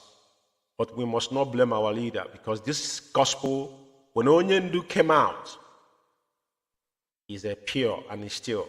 And that voice was washed with sand and brought all of us together. And some of all these men was hiding under their skin. But you know what? This is what we expected. Without these things happening, there's no way we're going to drive home. So I want to bring to your attention tonight, because what they're trying to do is to deviate your attention from questioning those that have killed your own fellow comrade that is sworn an oath. Our oath says that you must not go against anybody working assiduously to restore Biafra. I myself am a victim of command and control, and we still stand on command and control, because at the end of the day, that is what solidifies IPOB. That's our foundation. You cannot take away the code of our command and control that are enacted in our code of conduct. Having said that, China Sanworu and Chike Doziem, these two individuals were solely responsible on what happened in Aba on 31st of March 2023. Like I said before, and I'll reiterate tonight, because there's some voice I'm going to play tonight for some obvious reasons, for some people to understand that what we do here, like I say all the time I come on air, there is no prejudice in what we do. What brought us out is because that Radio Biafra has been hijacked by a bunch of criminals. Those that are there has been boxed into stupor. They cannot speak for themselves. Even the veterans there, their children was murdered in Aba. None of them have the balls to question what actually happened. Instead, they were involved in the meeting held the day Akwarama, when they were single-handedly murdered. We know that 50 men fell. But Akwarama Mende is the light of Abia State, because Onyendu said in every country, coordinate to represent me. Mazin Nandekane was mowed down on that very day. They killed Akwarama Mende, courtesy of Chike Doziem. As like I always said, I'm going to bring video they analyzed the first broadcast I made to, I think the third broadcast I made towards this, to explain, because we are not here, like we said, I borrowed their word, to kneel them to coffin. It's not business as usual. You men will never get away with what you guys have done. I saw some of them, especially China Sanworu, sharing Ekwelumado's travesty, what is going through in the United Kingdom. But guess what, China Sanworu? Your own might be worst. You know why? Because though you live in a fourth world country, I don't think you've been in Europe, I don't think it's your choice to go to Kuwait, but that is where the weather got you. And thank God that IPOB made some of you to know where you were hiding. I'm not bragging about it. Wherever I live today is my choice, because I've been around the world and I'm proud of it. And I can tell you categorically, the ticket I've traveled, if I give it to some of you, maybe you wouldn't even think of going anywhere in your life. But why am I saying all this tonight is because it's very, very important that we separate the chaff from the wheat. We join IPOB not because someone preached Biafra to us. We came out, we had a voice. That voice is what brought us all together in a consistency that we must apply that particular thing. What brought us together is ideological consistency. We are fighting for one thing, freedom of our people. Onyendu said that we shall not kill our own. But the day you guys decided, you guys have been murdering people. They have been killing and murdering people. ESN, as soon as Onyendu had issue, China Sanworu jumped up on Radio Biafra, tried to tell you that he is a commander, and some of them are calling him, what do they call him, CSO or whatnot. They have given every name, chief of staff. There's no name that I have not given to him. That gave him the impetus to go ahead and be killing those that disagree with you, and he come out openly and make a threat that is on record. So I just want you guys not to forget what transpired in Aba. This individual must be held accountable. I thank God they have confirmed that nothing that I have said, no one should come out and say that George Ume have carried propaganda against any of these individuals. Whatever I have said is what they have done and what they have said publicly. As a principal officer, I have an amount of information that I will not make open. Like I said, any day they come out openly to question what I have said, I've said it before. It doesn't matter who they send. If they send in all these media rats, all this aspiring, these are men that are stuck in one country or that are aspiring to travel abroad. I have got no issues with you guys. And I have no issue that you guys are sharing money. You put them on your payroll, it doesn't bother me. But what I'm saying tonight is that what we have come today, no one shall deviate our attention. Just like when you guys orchestrated the issue of autopilot, distracting people. Autopilot was, when people are looking for cursor, a lot of people there's so many people out there that are confused, and you cannot blame them. And to compare to how docile and gullible our people are. But what am I saying tonight is this. I want you fellow comrades to understand that this is not about me. It's not about you. I don't have anything against any individual, nothing personal. It has to circle down on things that matters with IPOB, and it has to be done. Any day you go contrary to what our code of conduct have said, then you have sowed the seed of discord. And people like us will not see eye to eye with you. It doesn't matter who you are. It does not matter who you are. So tonight, I just want you to understand that what happened in Aba will never go away. I want them to bear that in mind. And China Sanworu, regardless wherever you are hiding, because now you're giving people impression that your accomplice is looking for you. These are the people you are collaborating with, killing our people. And also he too, because what does he call his name, have come Omiomio. As bad as they might be, we think that these men were bad, but at least they have done something that visibly we can see. Though they are the one that picked you guys up and they know your capabilities. They know your limitations, which Omiomio analyzed on audio, which if I have time one day, I will just put it and stream it for people to listen to.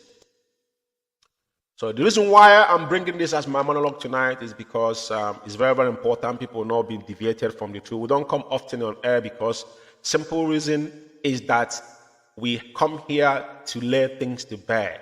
That is why it's called the critical analysis. Biafra Alpha Power Media is standing in the gap of Radio Biafra because that is where we preach, and that is where organic truth without you don't mix matters in IPOB and Radio Biafra. But since these individuals, these criminals, have laid all the things they've accused people is what they have done. They hijack Radio Biafra, they kick people out, where we contribute our quotas. And to be fair, majority of these people, if we say today, hashtag, show your receipt that you pay your dues, he found out that these men are ghosts.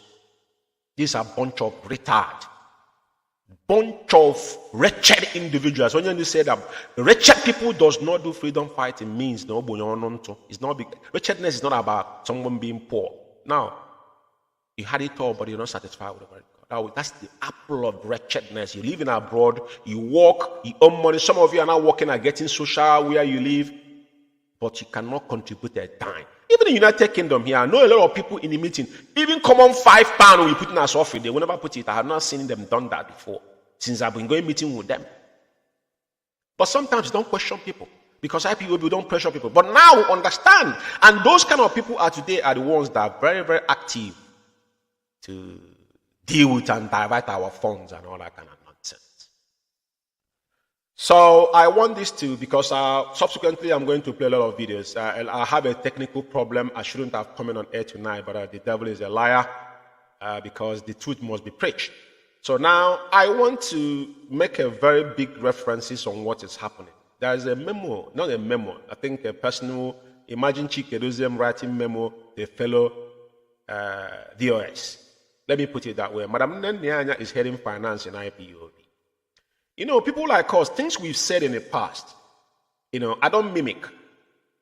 And the reason why nobody can call me and advise me about IPOB or what I do or what I've chosen to do is because I joined IPOB voluntarily. And nobody, I repeat, nobody convinced me to become an IPOB member. It was a brother that gave me a number. He said, listen to Radio Biafra. And I listened to Radio Biafra once, just once. And that was it. Second time, to me to join IPOB United Kingdom, I called Onyendu live on air. I want you to open your ear tonight and listen. I called Mazi Onyendu, our supreme leader, on air, on program. He gave me the number of our then London coordinator, Festus Anekwe, a good man. He was misled by Clifford Iruanya and Emeka Onyebuchi in 2015, which George Ume came out and told him. I said, Festus, apologize that you were misled. He said, George Ume, no, that things are going to happen because of what is happening today. They thought Onyendu was going to die in prison in 2015. This happened on 2016. The day he brought he submit all the document that was in his hand, all this, because a proper IPOB, normally when you leave your position, you hand over everything, you don't withhold. Just like what happened in the United Kingdom here. When Onyendu leave Okachi from national coordinator, Okachi withheld IPOB, the things that was in his hand. Onyendu came on air and repeat himself again. These are things they took offense against our leader. You don't hold IPOB property. If I've been suspended in IPOB, or even though things I bought, I know how much I spend in my zone. Things I bought, I never asked for them. It's there. But I'm still the coordinator. But all the whole thing, the confusion that I brought up for one day, I never mentioned, I never said anything, because I gave it with all my heart. Then, so I had a lunch with this young man before I joined IPOB United Kingdom. And the day I joined, that was something I said. Why I'm making this, some people to understand, I did not join IPOB to come here and become your friend. No. I had my family, I have a kindred. I don't need any friend outside my family. I'm just reminding you this now. Now, why I'm making this effort to some people to understand, I don't need you for anything, and I don't hold anything against you. I only hold the principle that guide IPOB. The day you go against it, I will go against everything you do. Even the days of Uchemofo. They will tell you, in United Kingdom here, I was one man standing on everything that ever happened. So before you call me, you need to make sure you make your background check properly. This useless Albani and Chike Doziem, the first problem we'll have in United Kingdom, 2017, the first meeting we had with them, when they made Chike Doziem Director of State and Austin Albani, European rep. Austin Albani comment was what brought United Kingdom where he was. Just like the one I just made, the one happen now in UK. I asked him question 101, but he can't answer that question. You don't have the ball to answer me because he's a nitwit. These are wretched in mind. All you're thinking about is how to lay your hand in IPOB fund. Now, what I want to say tonight is this. The memo that just surfaced, which is, I think we call it internal memo, or is it a letter is writing to Madam Nyanya? But let me remind you, even though that Chike Doziem does not represent IPOB anymore, Chike Doziem is the leader of Biafra community, for those who does not know. I'm making it abundantly clear for you to understand. Itemize what I say, because anything I say, like I said, I'm liable to it. There's a memo. I'm going to pull it up here, but I want to say something before then. When this issue started, I warned that in IPOB, Onyendu, we have 3 heads. Head of Directorate, Head of Finance, and Head of Media. And guess what? The reason why Chike Doziem emerged as the Directorate of State is because the meeting Onyendu called in 2016 that the whole DOS boycott. This just like this gang we are building now. If Onyendu come out tomorrow, these men are going to go against our leader. Clifford Iruanya and his gang, because then Clifford Iruanya was pushing too hard. Just like Asunaban now is the man engineering. Then Omiomio is Omiomio, you see Omiomio have a heart of a lion. He wants to do things right. But he have some riffraffs around him. But Clifford Iruanya was one always coming to radio, making himself, selling himself, just like what Chidasanwori is doing. It's exactly what Clifford Iruanya was doing, because Clifford Iruanya was coordinator for coordinators. So he was literally in every forum around the world. So now he's getting contact of everybody. Once that problem happens, what thing they do is they're contacting every country to stop moving money. Guess what? Chike Doziem then was the European rep. He was the only person that opened the account in Switzerland. Later that account was shut down because Chumafo was there. I'm explaining this for some people who does not know what have happened to know. That's nothing personal here. This is a history in IPOB that you should pay me money to let you know what has happened. I warned, and as I'm warning them, when he heard them say leadership, IPOB does not have leadership, except the Mazin Nandakan himself instituted IPOB and gave you opportunity to serve. It's an appointment. Nobody voted you in. I want people to know this today. Some of you would think we are running zoo. Political era. IPOB is based on command and control. And we are freedom fighters. And even in our code of conduct, because all these things was happening before without being enacted black and white. Before our code of conduct came out, they are now signed. Even his Chikedoziem's signature is in that code of conduct. So Chikedoziem is actually violating what he signed on. Chikedoziem should be primary example to obey. The day Chikedoziem came on air, I was yapping that he was suspending United Kingdom National Coordinator. He was reading code of conduct. That was the day I spat on that idiot. After reading that code of conduct, the guy actually abused the code of conduct there because Chikedoziem knew he does not have the power to remove a national coordinator. I asked Austin Alban, did Onyendu authorize to remove a national coordinator that he himself installed? He said his answer, even though they have some backing dog around the meeting, try to defend the moron, our European rep. Which European rep? Look at the man that look like a dead, that someone that have died and buried. Is it because we are doing IPOB? You know, I asked him a question, he wouldn't answer me because you know he's a twat, right? So reason why, and I'm warning people, IPOB does not have leadership. There's no leadership aside from how the structure of IPOB, because if Chikedoziem mind his business, there won't be a problem. No, but this was an agenda of 2015. He was part of it. He betrayed Omiomio because all of them agreed that they won't go to that meeting, but Chikedoziem surfaced. Let me tell you something. That meeting, Omiomio came. Madam Anya was there always. Chikedoziem came. And Chukwudi Oforma came in that meeting. That is why there's some. And when our leader says something, it doesn't reverse. Just like the day he disbanded UK. Austin Alban was, his mouth, his saliva was coming out of his mouth, begging Onyendu. Let me tell all of you are acting like a rat in a cage. Go to hell, all of you. Onyendu just walked out. It was because of one of our sisters that passed in UK here made Onyendu reverse that. Before now, instead, new national coordinator. But they never rest because all of them hold against Onyendu because Tukachi was not removed. Ukachi was made a director of medical corps, even a bigger position. But he could not excel there because, you know, the truth must be told. When he went to America, he met his fellow doctors and found out probably his own doctor was beneath. I will leave it there. But let me come back to the issue of finance tonight. Before I start to talk about this finance, you know, because my monologue finishes, I will revisit back again about Abamasaka. I want you to follow me as I go because I set up my program and a lot of things went wrong. So I have to do it now. Like I have to work hard because, you know, I'm only one in the studio. You know, the auditor is not here. My editor is out. So now I want to play the voice of our leader concerning finance. Like I said, Chikedoziem signatory is in our code of conduct. So the man that's supposed to lead by example is Chikedoziem. Guess what? Who is abusing our code of conduct is Chikedoziem. Chikedoziem have turned our code of conduct into nothing. That is the one thing. You know, all the names he's bearing today, we gave it to him because we are not trying to, you know, blackmail him, but we are giving him what he has done. The enemy at the gate, Onyendu hinted us, say, go and watch enemy at the gate. Who is the enemy at the gate? Chikedoziem. He's a vegetable, he can't do fuck all. Excuse my language. Nothing he can do. Some people are saying it's quiet. It's not quiet. He's a dangerous snake. He's a snake. A very dangerous one.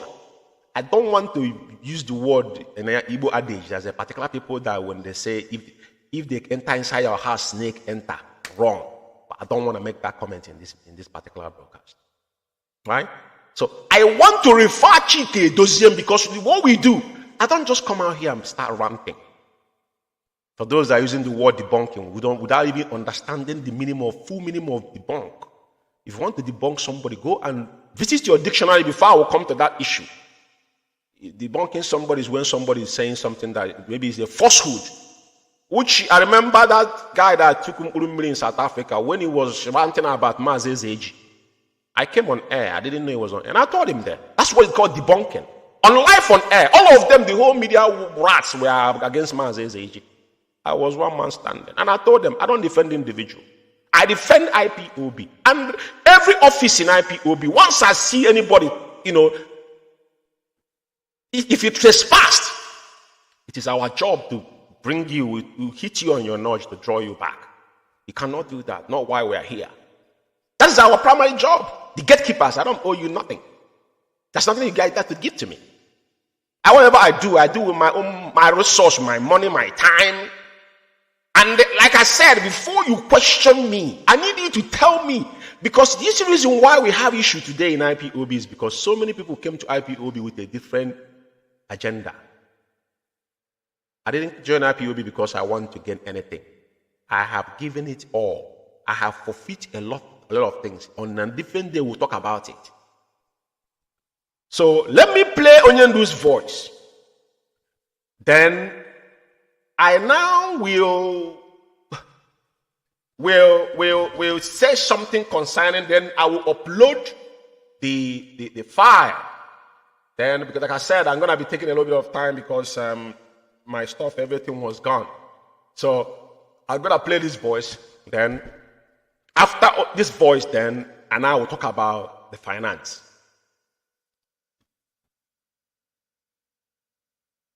Biafra Alpha Power Media International. Anytime you get a call from our sister Nene, then you know you're in very serious trouble, you have done something wrong. Please make sure that our accounting and our audit is up to date. I do not understand the reluctance of some individuals in the US to remit the money that people have contributed to ESN. I don't understand the reason why you're holding it. I don't know what for. Please. And I have maintained that any account that we have that Nene cannot see, I do not trust that very account. As long as she doesn't see it, I will not trust it. And very, very soon, I will shut down every account that Nene cannot see. Biafra Alpha Power Media International. Is our overall finance officer, IPOB Worldwide. And she is a woman of immense integrity and substance. One of the pioneer contributors to Radio Biafra and IPOB before a lot of people came along. Anything she tells me, I believe, is gospel. And everything is properly documented. So anytime you get a call from our sister Nene, then you know you're in very serious trouble, you have done something wrong.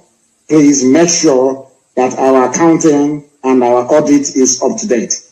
I do not understand the reluctance of some individuals in the US to remit the money that people have contributed to ESN. I don't understand the reason why you're holding it. I don't know what for. Please.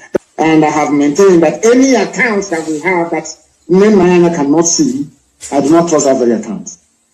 As long as she doesn't see it, I will not trust it. And very, very soon, I will shut down every account that Nene cannot see. Biafra Alpha Power Media.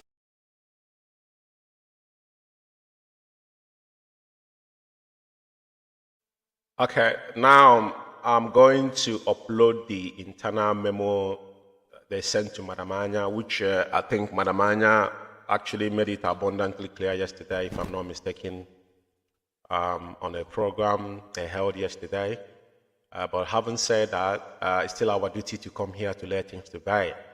Now, the reason why I'm going to pull up this now is to show you the agendas of Chike Doziem and his gang of criminals in IPOB.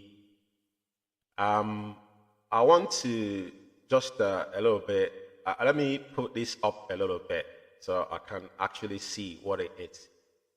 Now, not approved anywhere. You know, the account there is being on X, which is fake. Now, I want to read the paragraph of, I know a lot of people have read this, but I want to read it before I can comment on it. Now, it says, following the closure of IPOB Worldwide Germany account in January 2023, the Directorate of State of the Indigenous People of Biafra Worldwide directed the IPOB family in Germany to open a new account, a new IPOB Worldwide account. Who gives you the order to open IPOB new Worldwide account? You know, Chike, you need to look yourself in the mirror, you know. In life, you know, there's certain things you don't do. And like I said, none of you, all of you, none of you, one man is not going to come out of DSS dungeon. For obvious reasons.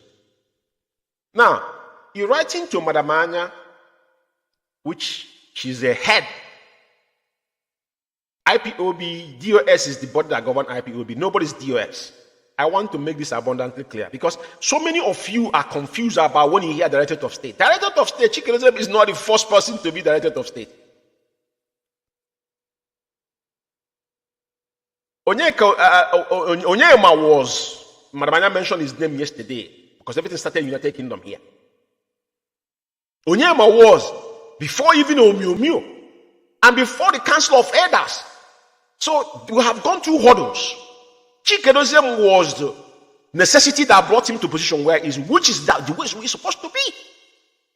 But some of you are carried away with the reality we are living on. So now, Chikedoziem, when Madamanya was in the Chikedoziem was not there. That's the fact of life. Chikedoziem emerged on 2017. I was here.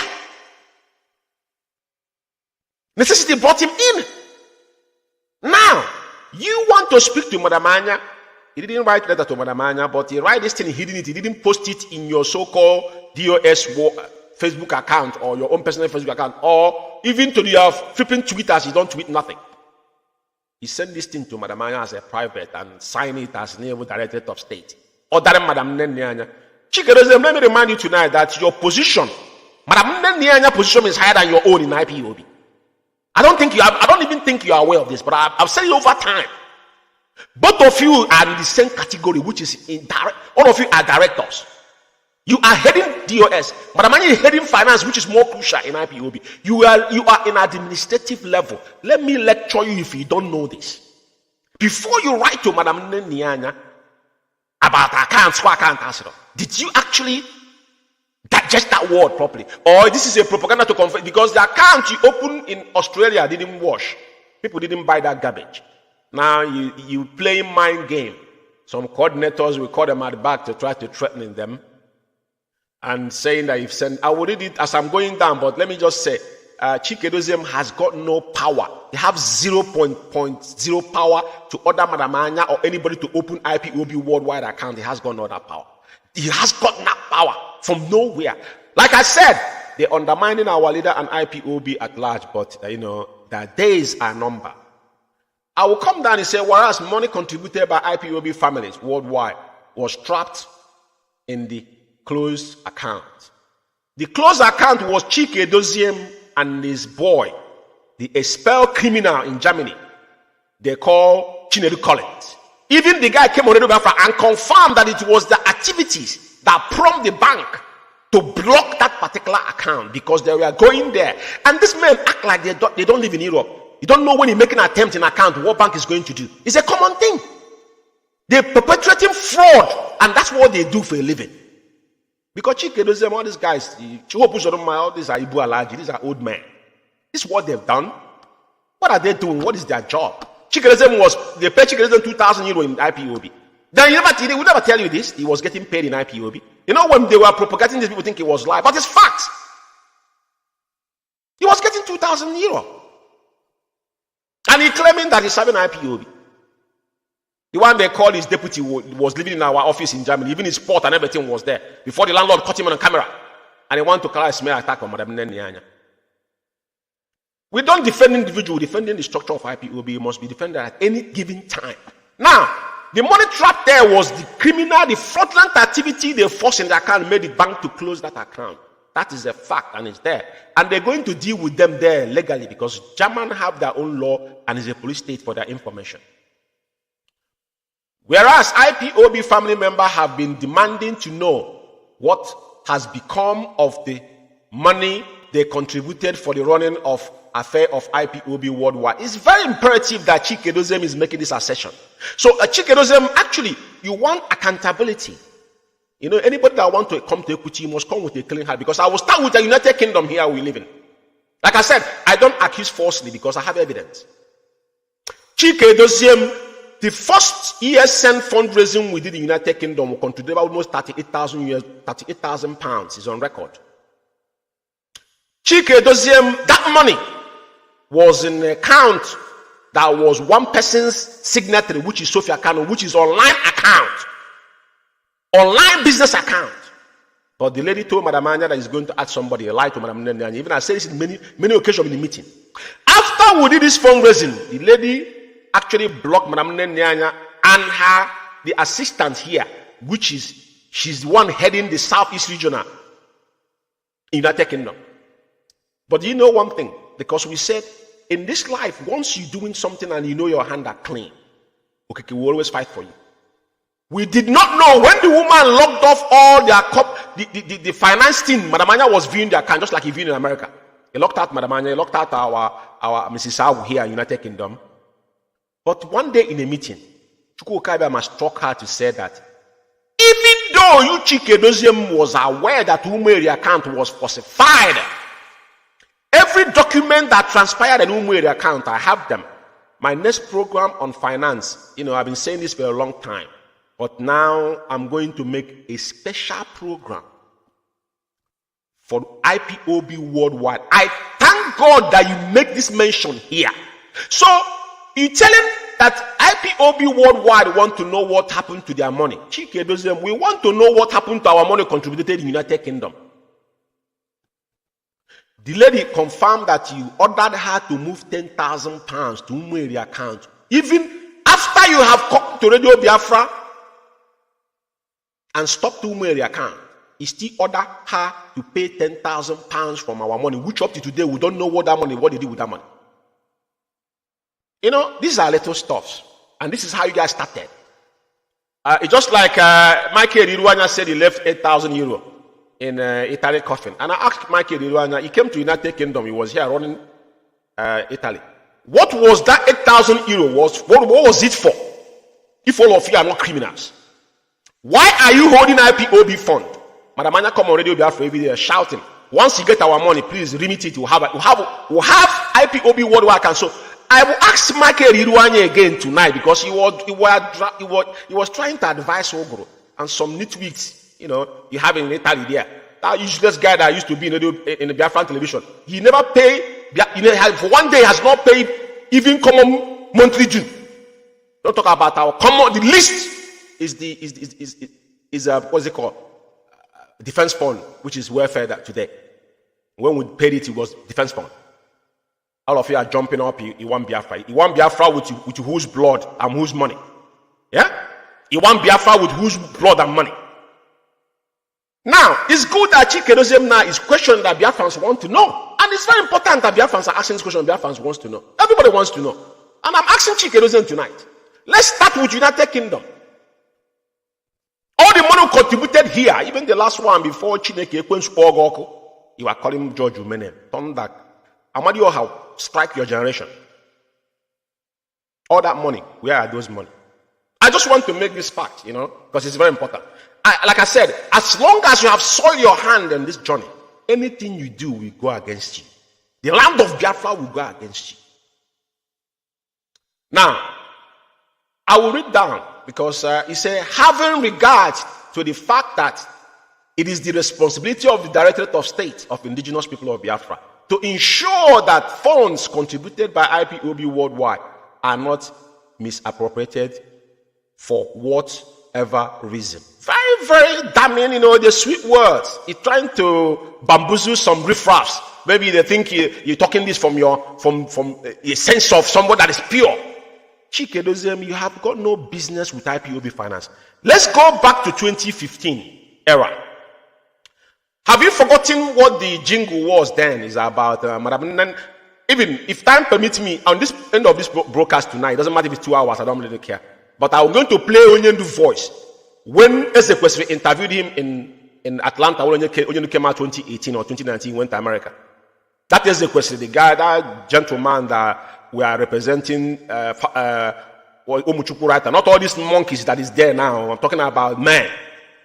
What Onyendu said in 2019 or 2018, if I'm not mistaken. But it's very, very important that this guy is using his own self, nailing himself. This thing you have wrote now is actually you're nailing yourself in a coffin.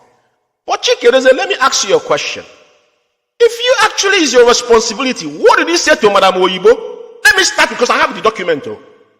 I want you, Chike Doziem, to remember that every time, even the report sent to you, we have all these things as a file. Some of you think he's gone away. It hasn't gone away. Sometimes you have information, but it depends how you present it. And I will give it to you.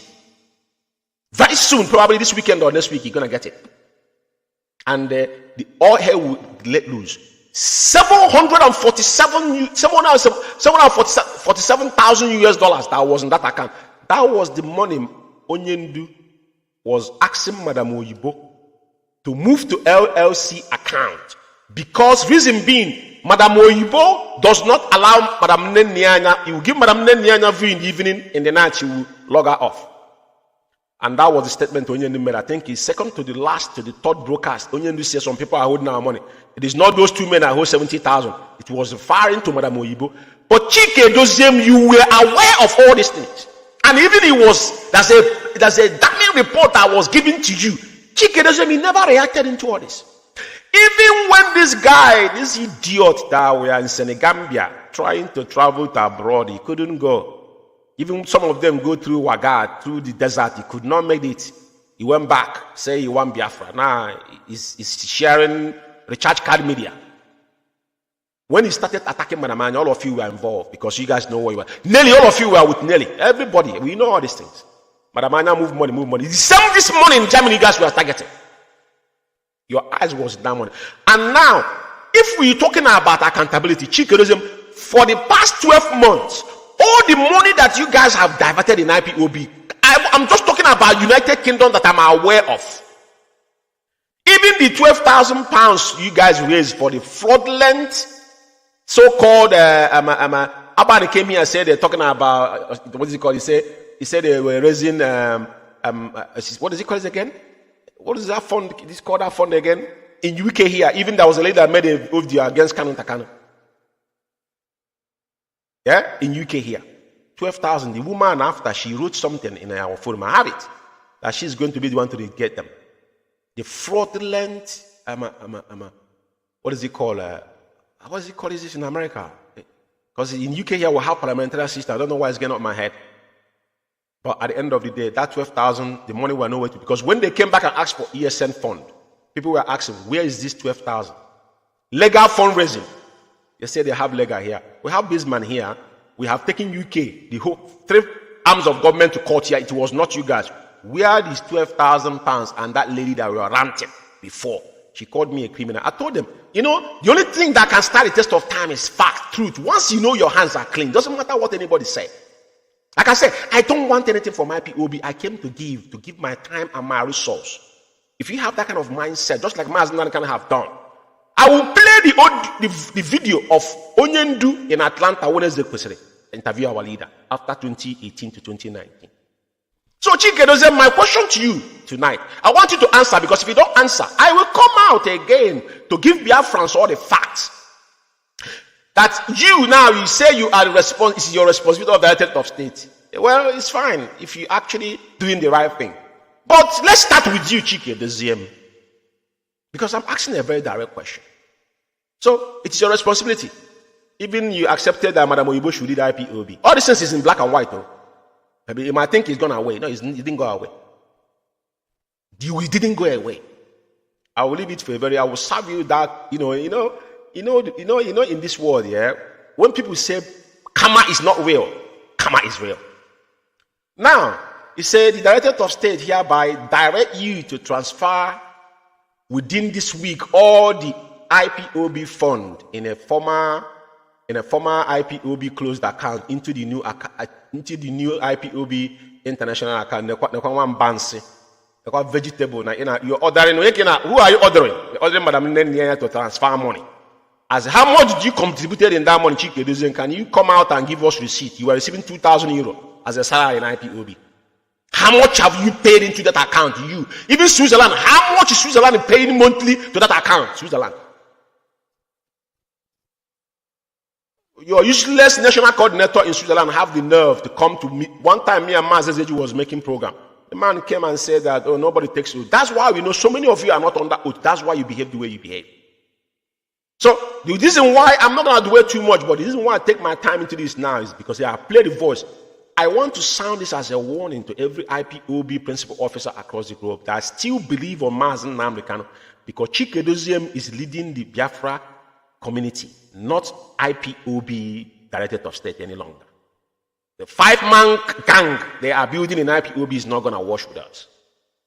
So nobody should pay dime to this account. This account is fraudulent, and their case is in the system of Germany, which they're going to go deeper in it, which I'm not going to comment on it. But what I'm going to tell you today, this particular garbage here The account himself does not exist. This is a cabal account. They have opened one Australia, it didn't work. They're coming back to Germany.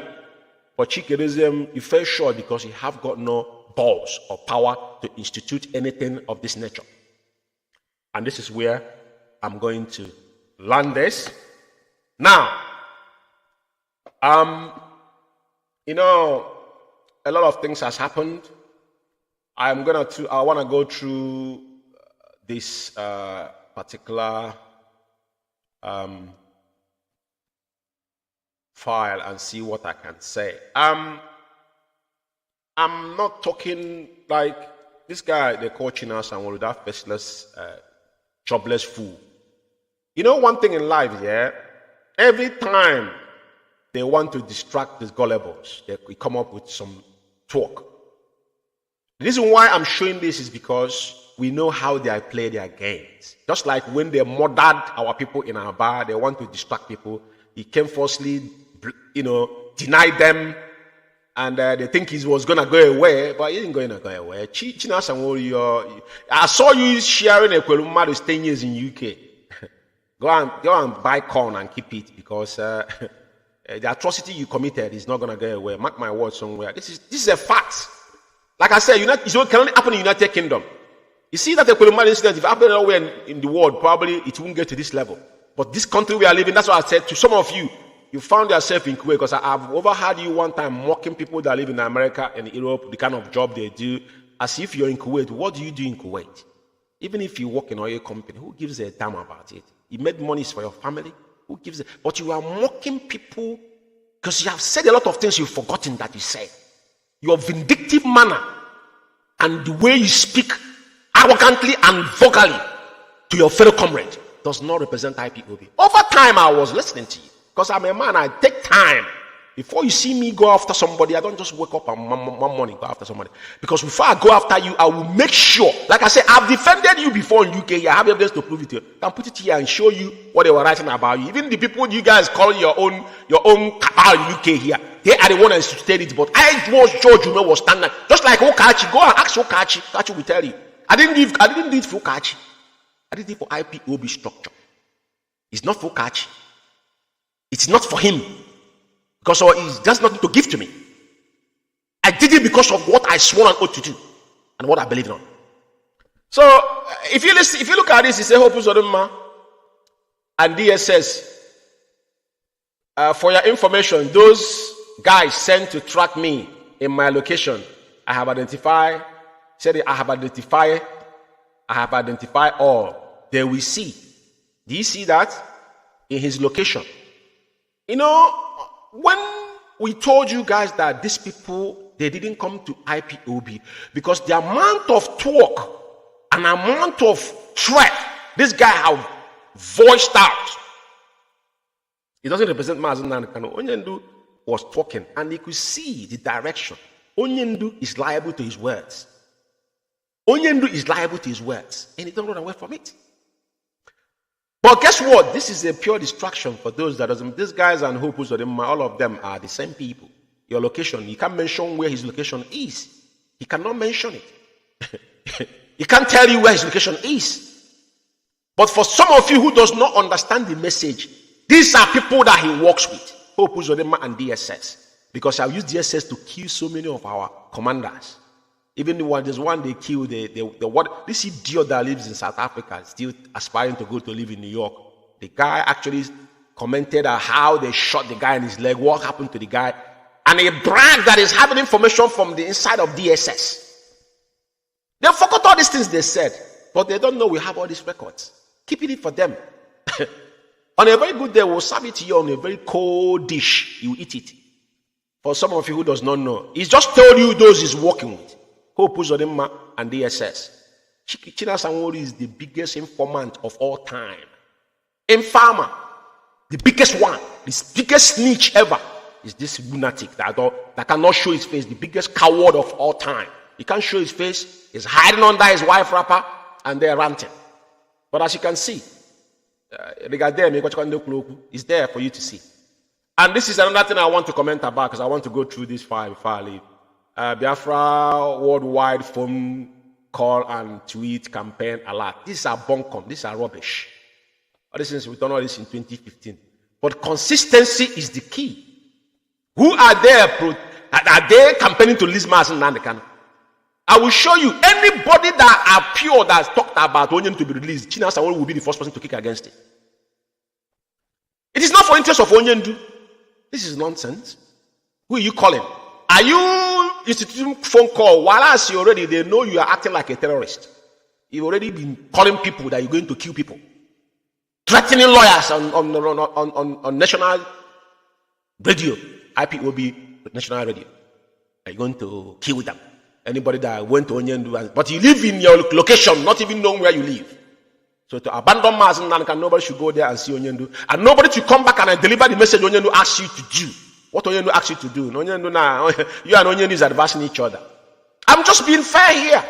Our people went to South Africa to protest. They went to block them. And they want to make a phone call to who?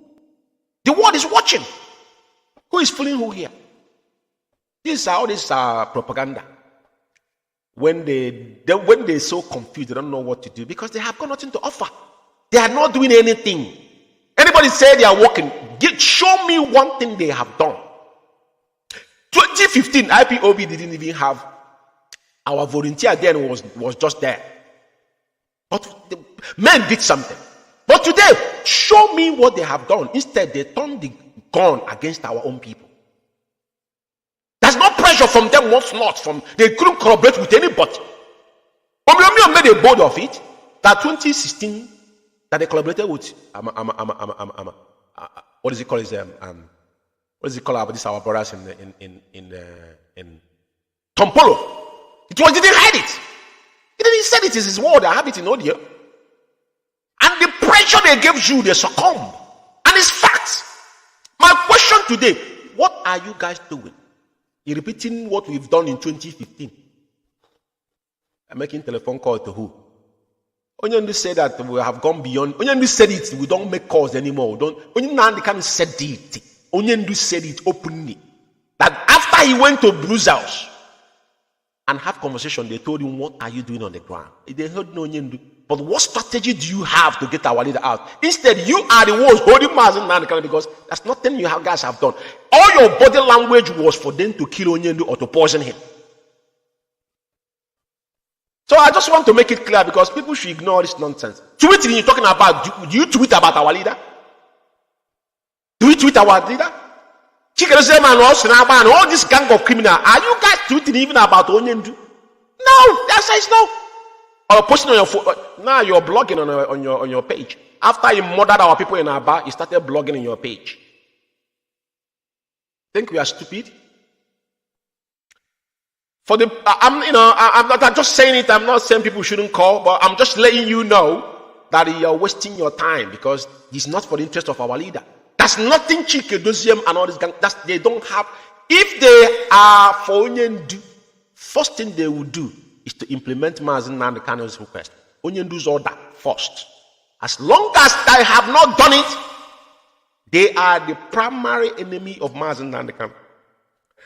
And that is why anybody that come out to say that they want Mazi Nnamdi Kanu released, watch the first person that will attack that person is Chinasa Nworu.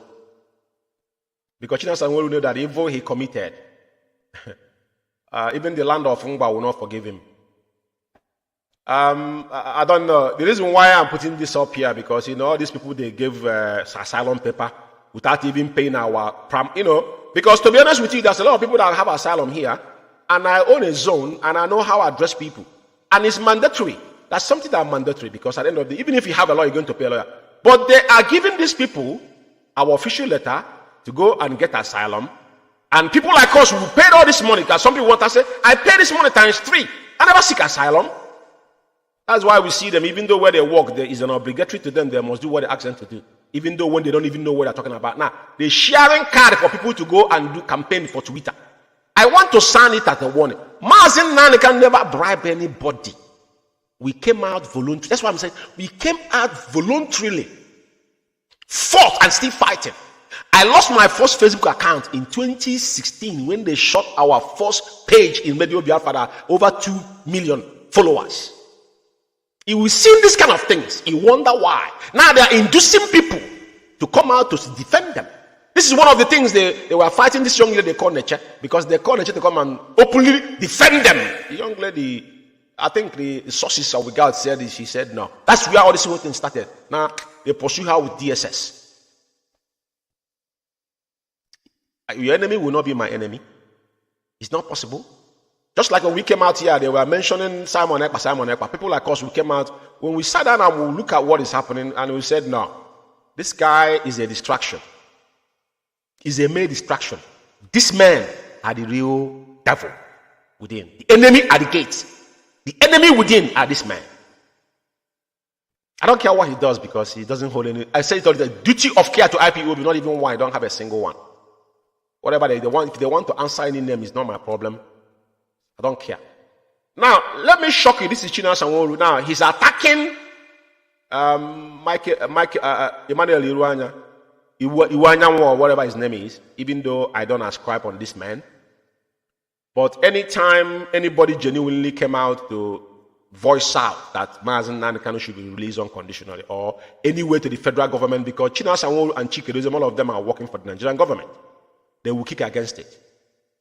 This is apple of it. Now, they have got no strategy to get our leader out. They don't even want people that are going to Onyendu to even give out the message Onyendu have given them. He is the one that falsely write that Onyendu was poisoned in DSS. That is what he's telling DSS. Poison Mazen Nnamdi Kanu. It is because we go hard on them. Because we know their plans. These are very, very tardy idiots. They think they're smart. They're not. These people that did local 419 in Lagos or maybe in Aba, they think they're not smart. Look at it here. Chinua Sanwo-Olu is attacking, what is it called? Because they are dealing with the politicians. What they are doing is that they threaten them. They will call them at the back and give them money because they will use their death squad if they're threatening them. These are kidnappers. It's not for interest of IPOB. So even if Iwanya is the new Anaylsis Ndibo, which is the apex, even though they created it to subjugate us, all of us know that. But you cannot deny it, because even if you want to go anywhere, talk about Biafra. That's why Onyendu took his time. Spoke to the governors in 2017. Tell them what you want for the Biafra. This is what I want you to go and get me from Abuja. Onyendu, speak to them, because we have to talk to them. As they stand today, they are the people governing our land. Legally and voted constitutionally. So you cannot take that away from them. But you can pressure them to agree on what we are doing. But when they say to release Onyendu, you kick against it. So how do you gonna get Mazen Nnamdi Kanu released? Obiozo himself, all those people, you guys are walking around them. If Emmanuel Iwanya is a hypocrite, what are you cheating us on to Mazen Nnamdi Kanu? Evidently, and they want him to condemn the death of innocent. Thousands are killed in Imo State and home burnt. Okay, you want him to condemn that you instituted.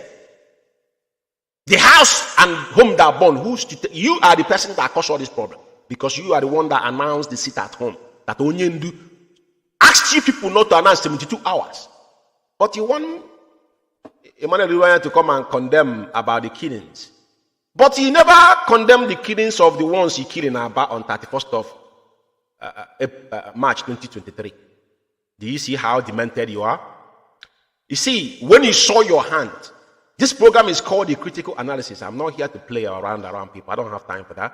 What I'm telling you is that what you have just written here and I have done show that how hypocritical and evil and devilish you are. He wants Iwanya to come and condemn the killings of thousands of innocent Biafrans killed in Imo State and their home burned down. But let me ask you a question. Who initiated that particular mayhem in our people? It is a singular mistake you guys made, because you choose to carry on something you know nothing. You're claiming that you are a commander, but you live in desert. You are not on the ground. Not you have been tested like Mazen Nnamdi Kanu, because commanders will die for Onyendu. I, George Ume, will take a blade for our leader. Ask anybody in the United Kingdom. If Onyendu is here, we're doing anything. I was the first CSO in the United Kingdom here. Onyendu will request George Ume will be there. I'll be the person to welcome him from the car. I'm not bragging. Those around will tell you. But I don't go close to Onyendu. I keep distance from our leader because I know Onyendu is the spirit. ask people I warn them ahead. I say, this man, it is not ordinary person. Don't go around him fucking around. Excuse my language. So I'm telling you tonight, China Sanwo, you want Iwanya to come out and condemn the death. But Chike Doziem did not condemn the death of our people. Even though he was the one that told Akwarawa Mende that he won this protest. He organized, saw Abafendi, and asked him specifically, he must wear black and hold megaphone. Easy target. But he never even hold 1 minute silence when he came after 15 days. And he got the nerve to question a man that come out to call for the release of our leader. Before the jamboree they want to inaugurate as whatever zoo. For me, whatever they do in the zoo, I'm not interested. That's why I tell people, I'm not interested. That is when they're talking about disobedience. I tell people, I will say it now. P2B is an evil man. Who Mazen the kind of made a special program, went to Uzu River and discovered where he murdered our people. There was no. If P2B set up a commission of inquiry about what transpired in Uzu River, he did not do it because he was one that masterminded it. Murdered up over 80 Mosabian because Onyendu was a Mosal before IPOB. And it's part of it. He never lied. But he took it upon himself. That's what we're talking about. How can you compare yourself with Mazen Nandekan? The day you were comparing Mazen Nandekan with Wazirike. Wazirike didn't even know how many people that died in Israel, but Mazen Nandekan is on YouTube. So I don't know what is your problem. Why would you want Emmanuel Iwayan to come and condemn the death of our people that has were born? Why it was you? It was your decision to disobey Mazen Nandekan. And the people that were murdered on 31st of March 2023, your boss didn't condemn it. The so-called HOD that are leading the Biafran community did not. He came to Radio Biafra. He didn't even talk about them. As a video I'm going to analyze, like I said, this program might take time. I don't really care. But I just want people to know this is why I want the hypocrisy of this man, because that's why when someone says debunking, but some of them don't understand the word. Before you debunk somebody, you must get an evidence to prove that the person is actually lying, that is falsehood. But if I cannot prove it, that means you're exposing yourself more, which I'm going to expose tonight. Let me go forward, because I got a couple stuff here that I had. This is our erudite special counsel, Ejimako, though his Twitter handle was cut off. At least he can see that he's doing something. A man that I'm not comparing them, but at least these people with their IP, they work for IPOB. IPOB pays them. Is a special counsel to Onyendu. Remember, the same China Sanwo kicked against what is it called? Bruce Fain. Telling Biafrans that anytime Bruce Fain come to Nigeria, he's spending $50,000 to go and see Onyendu. And the Nigerian government was forcing Onyendu to be spending community money exorbitantly or whatnot. This boy is talking about. He asked him, who is this cockroach? Where is this guy come from? Who is this guy? You're auditing how much being spent that you are, I'm sure you're not contributing nada.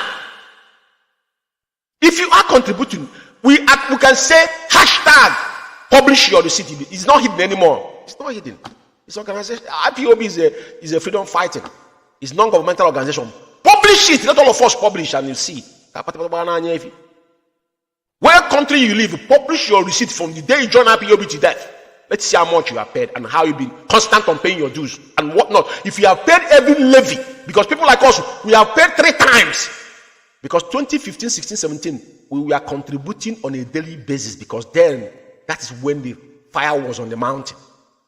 And we'll never complain as long as we can eat. That's why when they say people are seeking asylum here, they cannot afford to pay the defense fund. But these people live in the house. They wear clothes, but they cannot save money to pay for IPOB. But they gave the letter to go and get 5 years and they're working. Who is fleeing who here? You people bastardize IPOB now, using it to oppress people. You commercialize IPOB, but we are here. So, and I'm going to gave you a video or audio, because Ejiofor, like I said, Ejimako here, as long as Ejiofor is in the side of the evil man, Ejiofor is the one undermining Onyindu. Because Nnemeke Ejiofor, his colleague, brought a memo which with his letter heading, Ejiofor has never for one day come and dispute it. Even the tweet of Ejimako about Abraham Obonia in Germany, Ejiofor have never for one day come and refute it, but Ejiofor kept silent. What does it tell you? Ejiofor, I said it before, you are a professional, but don't let your emotion overcloud your intelligence, and which you have done publicly. You have mocked yourself. But you know what? Time is the only time. You know, time heals. And truth is the only thing that can stand the test of time. And you can see the difference between you and Ejimako, because Ejimako is a professional. And I have to say it. I'm not comparing both of you. You feel with sentiment and emotion, and you get yourself entangled. Even this 747,000, your name was mentioned because I will do that program. Your name was. That's why I do not regard you. As long as I found you wanted, you become nobody. Your hands are sore in Ejiofor. That is why you are going around getting an award. Yeah, how are you? How would they take you serious? Onyendu house was invaded in 2017. For how many years? Almost 4 years. He could not file it physically in court. He was granted an interview, but he could not file it physically. He couldn't organize and file it physically. And he called himself a lawyer. No, that is your way of survival. As long as Mazinan can locked up in DSS dungeon, Ejiofor will blossom. I said it over time. I'm not apology to it. So the Nzukumunna as well, you know, everybody is doing what they should do. According to them, the handshake across the Niger, we had it over time. But at least when people do something, because we're asking them to do something. So when they do something, we talk about it. And not to be sarcastic about it. You know, we have to be facing the reality here. Because our leader is in DSS dungeon. It is not your father or your mother that is there. His father and mother has died. It's not your brother. You might claim that Onyendu is your leader, but leader in mouth, not in your heart. Because none of you love Mazi Nnamdi because he has been proven. But I have to thank our barrister because he has done enormously. So I think it stops here. If I'm not mistaken, I will pull off this, and I'm going to now. There's a main thing I want to talk about tonight. You know, I don't really respond to people where they say things. I'm going to play Aba Massacre short video for you guys to listen to. Now, somebody sent me a video. That was the broadcast I made on the 27th of April 2023 concerning this criminal. It happened that I think the cabal sent one of their riffraff to say that to try to analyze the video and actually saying that he was debunking me. But the reason why I want to go that 19-minute video, I want to go every single part of it is because it buttressed up the killings that happened in Aba. So I will not let it pass because it's not about anybody that talked about it. And one thing again that was there is that their propaganda say that it was audio, it was voice note, because probably the moron wouldn't know how to extract, or he doesn't have the boy, don't know what to do with it, or maybe he want to play some dumb games and now it's a blackmail. I don't do voice notes. Every single podcast that I have done, even when I come to Radio Biafra in the past, I don't hide my name or my face. People know who I am. I've been in numerous, so I don't do voice note or whatnot. Now, it has to do with the massacre in Aba and a lot of things. But firstly, I want us to, I'm going to bring that video up, and I want people to listen to it. I got a couple of 2 videos I want to play, but I need to do this because it's very, very important that I did this. Very, very important. Normally I don't, but I need to do this. Very, very important.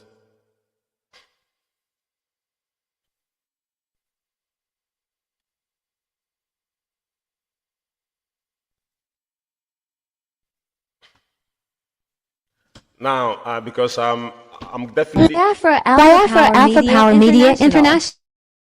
Biafrans all over the world. I'm definitely going to play the video on 27th, and I want us to listen. I just don't want to give any credit, but I just want to listen for a very, very obvious reason. Good evening. My name is Comrade Kengo Luago, and I am the special one. Biafrans, I'm here to debunk one voice note made by one autopilot member or sympathizer by the name George Ume. Sorry, I think it's echoing, but I will play this back again because it was echoing. I just want to interject on the first segment of the word. This moron have just said. He said he want to debunk the voice note. That's one thing I want to clarify. This is not a voice note. This is a broadcast, and that broadcast has been rebroadcast many times. But I'm gonna give a bit of it. It's on 27. You could go to Biafra Alpha Power Media, Facebook, YouTube, or UK Media. Check on the critical analysis. The broadcast that was made on 27th of April 2027 is what this animal here is trying to get himself killed on it. So, but I will allow him to strangle himself because, but having said that, someone needs to tell him to get a dictionary and find out what is the full meaning of debunking before he start using words he don't even know the meaning. George Ume. On this very voice note, there's a whole lot of claims by George Ume. Number one, he talked about the protection that happened in Biafra land. He also spoke about the unauthorized protest in South Africa and even thanked those who disobeyed the leadership to do the protest. He also spoke about the runaway girl or the wanted girl by name Neche.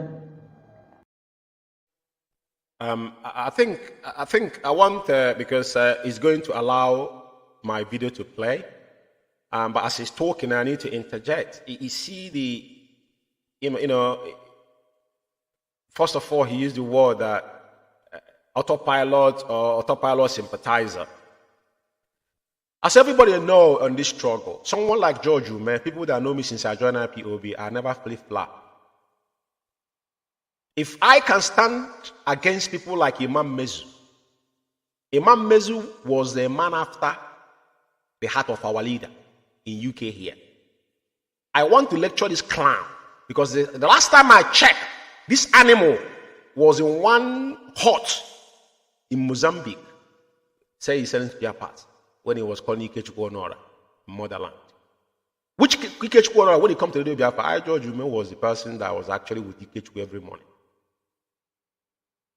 I have a slot in motherland. Every morning I'm on motherland. A lot of people don't know this. Ikechukwu is alive. Don't ask him. Every morning, unless the day I couldn't make it. But I have a slot on motherland every morning on Radio Biafra. And there's no time I call our deputy leader, he won't pick up my call. Because you know my roles. So, and of course of IPOB, since I joined, I have never mistaken or I have never entangled with anybody. Anything that happened from 2015, incident we had, I have in UK here, when he was here in UK, we were the people that went to Manchester. We always stand in that particular one thing on our code of conduct. So when someone is making references of autopilot or autopilot sympathizer, and I look at a clown that don't even know where he belongs. Today is in Nigerian politics, today is in Nigerian church. These are people that they bring into IPOB. People that are looking for what to do. How to extract money from people. You become famous that you are part of IPOB. That is not why we're here. You are just, you just came out. You have not even reached abroad yet. It's still in South Africa. You have not. But I told you when I traveled abroad, I don't know what you were doing. I don't know what you were doing there. But I don't want to go into that. But for you to be associating me, George Ume, with any of groups, I'm so pure for a drug addict like you to mention my name. But you know what? It's good. Because I want Biafrans to see how you expose those that have murdered our people with your own mouth. Because you are the weakest link. You have done a lot of damage, but they don't know. We have all the evidence. And those even you have threatened, we have them. But time will tell. I want to allow you to still continue ranting. And I'm going to take it one after the other. So, I want you to listen to George Ume. What transpired in Aba on the 31st of March was abomination in our land. Onyendu said, for Biafra to come, we must be white and whiter and whiter than snow. Onyendu said, if we kill our own, Biafra will never come. That is why Onyendu make it openly. That Wazirike, you see him flip-flopping. Because in this world, one thing that stands the test of time is truth. I'm letting you guys know tonight because at the end of the day, we owe nobody no apology. Because what we are doing is what Okeke have called us to do. So what they're doing is to deviate your attention from the onslaught that went on in Aba, and we say no to that. This man must be held accountable of their heinous crime in Biafra land. As I go forward in this program, I will be showing you the facts about how they have compromised the lives and the security of our people by that single act of treachery against our leader and IPOB at large. Now, when what took place in Aba took place on 31st, I did program on that same 31st. As I said, I will not comment on this issue until we ascertain what happened. Because when we say things, we don't forget them. I want you to quote me right when you want to quote me. And I came back on forth, and I lay you to bear. I told you what happened. And as I'm saying tonight, Chino Samuel came on Radio Biafra and was gravitating around and said, misogynist, talking things that make no sense, blame the death, because all this was calculated and something that was masterminded, including their erats and their media worms. After they murdered Akwara women there, they held a secret meeting, saying nobody should talk about this. But I want to review one thing to you tonight as well. As you all know, the vegetable himself that leading the Biafran community came on Radio Biafra after 15 days of this particular, murder. And he was so, vulnerable that he couldn't even hold a 2-minute or 1-minute silence for the death. He's playing games with the life of our people. Because he was the masterminder, which is a Ram boy that lives in Kuwait. They call Chinas and the faceless monk that lives in so-called desert that's sniffing dust there on a daily basis. He never mentioned what happened in Aba. What does that tell you? And it was hidden. That was not in the camera like I'm talking to you now. I've always said it. Onyendu speaker, Onyendu Mazen Nanda kind of talk to us on camera when he's doing Facebook Live. He's on Radio Biafra. I don't know if he doesn't know how to operate, being on connecting from studio on Be on the Radio, you don't have to hide your face. Other people, even those that are claiming that they are leaders, they're all of them, their faces out there. Why are you hiding your face? Not coming out because as I'm talking, look into my eyes and you can see. I'm not fringing. Because what I'm saying here is something that dear to me. I have a lot to do to devote this time and my own time and my money to be doing what I'm doing. But Chike Doziem has no balls to even to mention that those he claimed that he was leading were massacred in our back. But I want to tell you something tonight. Like China Sanwo claimed that he called his so-called H&D, informing what was going on. All these are lies. We have sources. Matter of fact, Chike Doziem made a personal call to Akwarawa Mende. You know, sometimes when people are lying or you playing games with people, it cannot get your way all the time. Who sold Abafendi to them? Where was the fund, resource for that Jagatia project went through that they saw no amount of men that were on the street that they were wearing same white, only Akwarawa Mende was wearing. Anyway, I was a bit stammering there. That was gigantic. So, you know, it's a slip of tongue. What I meant to say was a gigantic project that went through. I just want to correct that particular phrase, and I'll let this idiot continue ranting. Black, which is a target. But I can tell you now that Chike Doziem made a call across Akwarawa Mende. Told him that they want this to be peaceful. Chike Doziem told Akwarawa Mende that I want this protest to be peaceful. Because Akwarawa Mende was a humble servant. Okay, now, George, you may claim that, according to him, that Chike Doziem called Akwarawa Mende. Let's take it that is true. As a leader, when people who are following you or those under you disobeyed you and embark on journey that you never sent them, what will you do? You will tell them to go in peace because they have started the journey already. I'm not here to tell you that what George Ume said, autopilot sound alike or autopilot sympathizers or autopilot members, they sound alike. But let's assume that what he said is true. Is anything wrong with that? If Chike Doziem called Akwarawa Mende, I'm even thanking God that Chike Doziem told them to make sure. You know one thing that I said, we don't just come out here to talk. You know, because when over time you heard them, they told you that they're media warriors. I told them, who made you media warrior? Like I said, some of them are just coming to Radio Biafra now to speak. I have access to Radio Biafra. I live in UK here. Like I said, UK Chukwu. I've walked alongside with him. We have a specific task to deal with. I want this young man, you know, his headline on this particular junk was that he's debunking George Ume.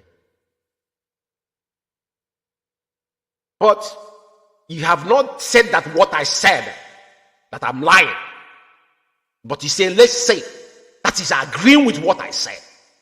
That what George Ume said was fact. Because before you call something debunked, that means that something being falsified. I did not falsify. You and I knew that Chike Doziem put a direct call to Akwarawa Mende. And now you are blaming Akwarawa Mende because you think he's dead. That when your boss, okay, so when your boss send you message and you took it on your own, that he tell them, go in peace. Thank you very much. Do you know why I say that all of you will eat your own flesh? You see, the reference you just given now is exactly what I've just talked about China Sanwo and Emmanuel Iwanyanwu.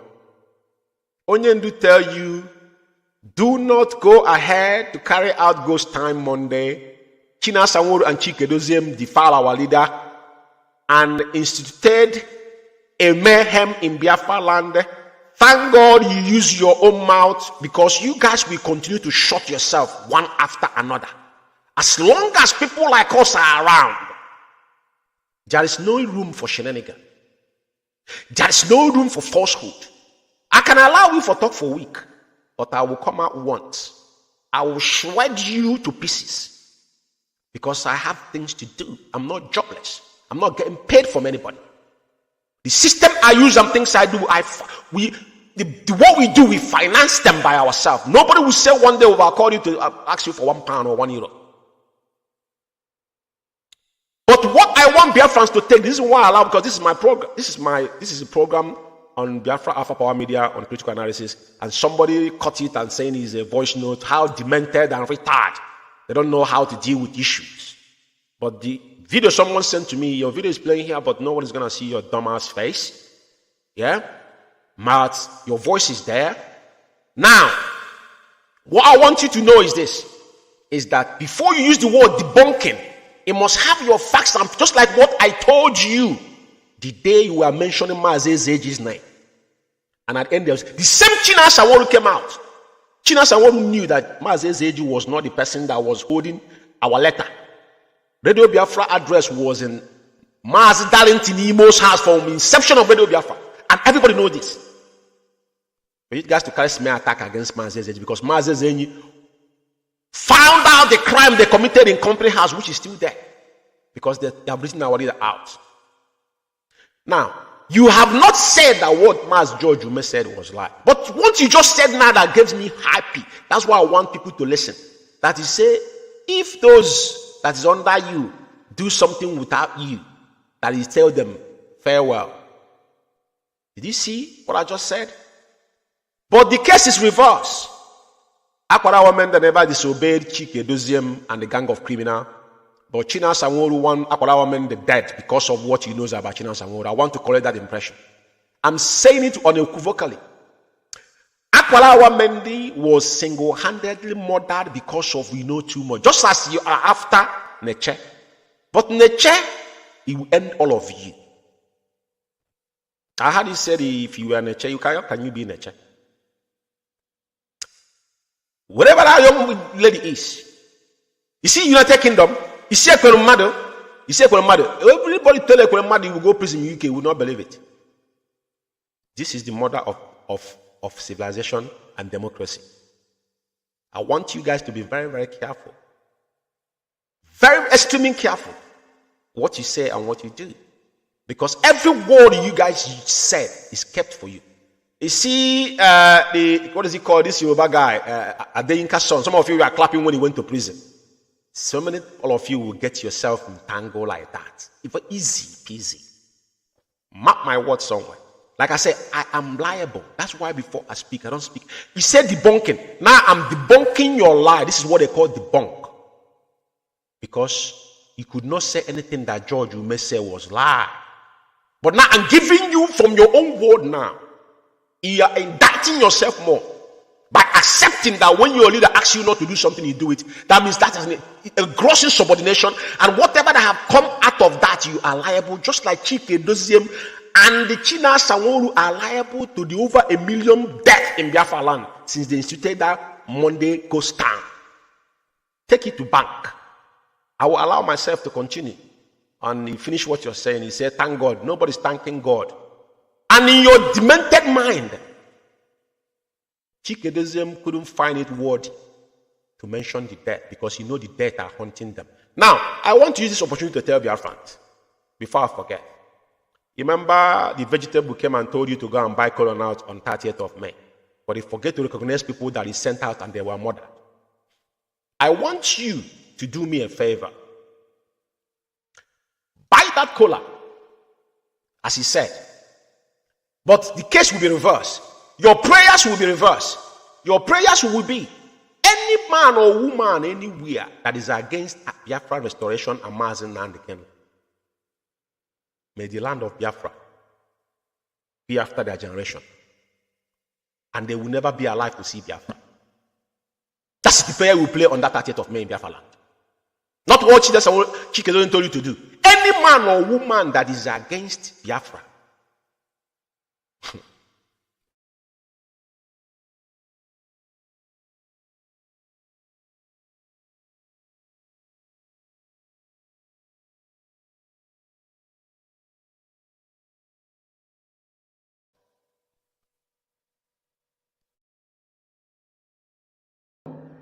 that the protest will be peaceful.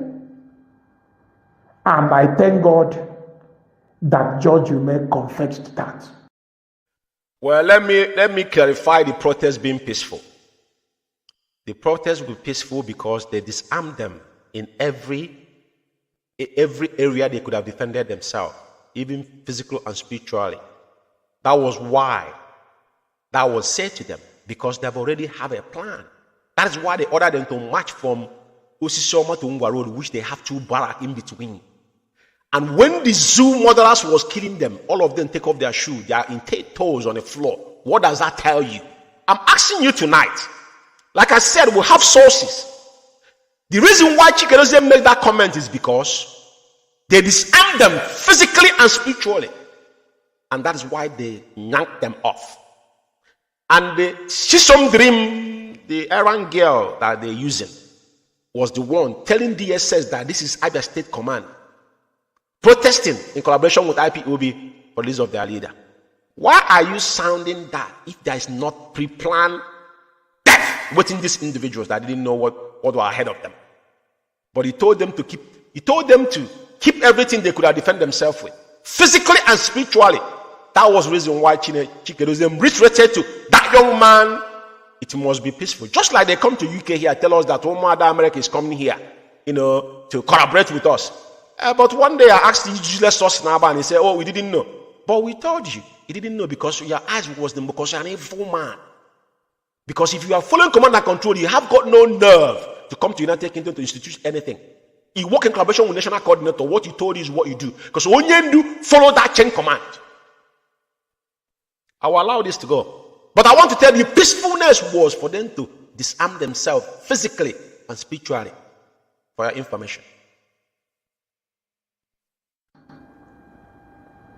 I thank God that George Ume confessed that. There is something that happened, I think, yesterday in South Africa. And first of all, I have to thank my comrades in South Africa. IPOB worldwide in South Africa. IPOB one family in South Africa. You guys have done us proud. And I must commend Mazi Innocenta Anya, the comrade. But the truth is that what happened in South Africa, have opened everybody's eyes. That Chike Doziem will go to the far to block Onyendu's protest. But people were using IPOB name to raise fund. Chike Doziem never moved muscle. But they will go far. What did I say to you? They do not want Mazen Nandekali to come out again. They have written our leader out.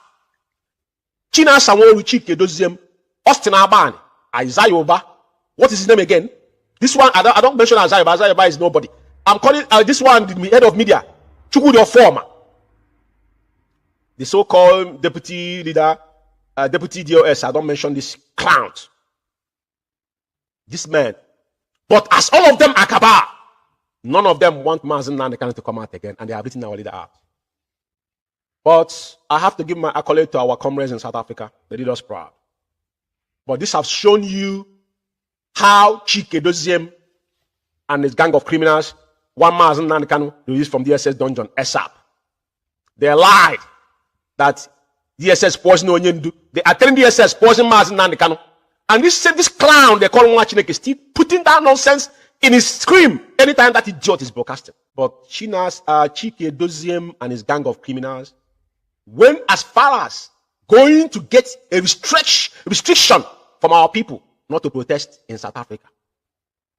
And they've forgotten that South Africa was one time a country that was fought for liberation for years and oppression. Okay. You heard him talking of South Africa, what happened here. Very good and fine. What happened is this. We have some group of Marudas or banditos who think South African IPOB is a joke that anyone can take advantage of anyhow you want. So what these people are doing is to be going about with IPOB, materials, extorting money from money they will not account for. When you demand for accountability, it will turn to fight. So, because of all these things, we decided to go to court to get court injunction, to restrict them from doing some certain things, from doing everything. Not some certain things, from doing everything. So, that's what they are now complaining that Chike doesn't send us. No, Chike doesn't did it. In fact, it was even Chike doesn't that stopped us from doing exactly what we planned to do that very day. So I think they should be grateful. Like I said, ignorance is not excused in court of law, because this clown, I don't think he has read, because when he say we, he asked him, what is your position in IPOB? He had no position in IPOB. The parallel coordinator they gave you in Joburg, you have not held any meetings since they gave you parallel, because that is the agendas of these monsters to destroy IPOB. Having said that, you're calling people Marudas. You don't even know the meaning of Maruda. Because you use word, you won't even define the word before you use it. The people you're referring as Maruda, you and them, who is actually Maruda? You talk about accountability. Chike should start. Accountability should start from Chike. Accountability should start from Chike. Firstly, that's number one. Number two, you want to restrict them. But all of you were busy on social media distracting people, calling Simon Ekpa, but none of you restrict. Nobody restricted common restraint order to Simon Ekpa, Chike, and I couldn't do it in Europe here. None of you could be able to raise the easiest thing to do in Europe. It costs you no less than 50 euro to activate restraint order before you actually sue somebody. That's why when they brought that nonsense from Germany, they suing the young man. Why are you guys making caricature of yourselves? To distract people. Every day you want content to come on social media ranting because you are in one of their payrolls. All of you are on the same level. Because if you're not getting money, is that where you're selling your hair? Is that where you're breaking the bank? Huh? So what you're saying to me is that your restraint order you brought is to stop them from everything. Then did you stop them not to protest? Why didn't you stop them to protest that day? Do you see how you guys are making mockery of yourselves? You need to go and read the history of South Africa. I was in South Africa in 1998. When some of you don't even know where South Africa is. In 1998, I was in Joburg. In 1998, I don't know where you were then. 98, I was in Joburg. For your information. So when you talk, you need to think deep. Because I don't think you're maybe too much of meth has damaged your rudimentary, but I'm not mistaken here. So you guys raise restraint order against people that want to protest for Onyendu. Even if it's our enemy. That's why I say you guys don't represent IPOB. I give an example. In UK here, when we had issues in 2015, all the people that sabotage still attend protests when we have a nationwide protest in UK here. They come on Trafalgar Square. You dare not talk to them or touch them. It's a public space, just like what they did to Man's age. They didn't understand all this. Even if they come to meeting, you don't even have the power. Because if you call police there and they say they are part of this family and can prove they were contributing money, you don't have that power. You don't. You don't live in a zoo and you're talking trash. Somebody need to educate you a little bit. You have no whole position in IPOB. You're jumping from one boat to another. Just one go yourself. You haven't got anything yet, mate. Trust me. You haven't. It's still down below, bro. No disrespect. But what we're talking about here, if it's not because of Mazi Nnamdi Kanu, what on earth will make me exchange word with people in your caliber? Nothing.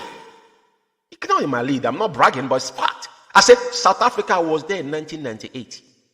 I don't know how old you are. Go and check what's 1998 and where you there then before you can talk. Mention my name. Let's go.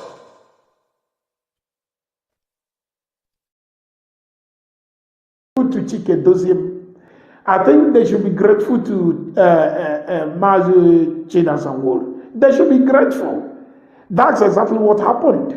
They should be very, very grateful to this man. And let me tell you something. Had it been that something happened to those people that went to that unauthorized protest, they will blame DOS. Just like they are blaming DOS for what happened in Biafra land, Abia State to be precise. You see, upon a valuable all of our core as DOS. Man upon all of Galofa, they will. You know, I don't know what they did to him before he even come out and put out that video, because the guy is miserable. I wish you could go and watch the video and see his body language. The guy's been beat to stupor. You know, you have not said one word that what I said is lie. When you dim your headline as debunking George Ume, but there's no one word you have uttered and said that what George Ume said was lie.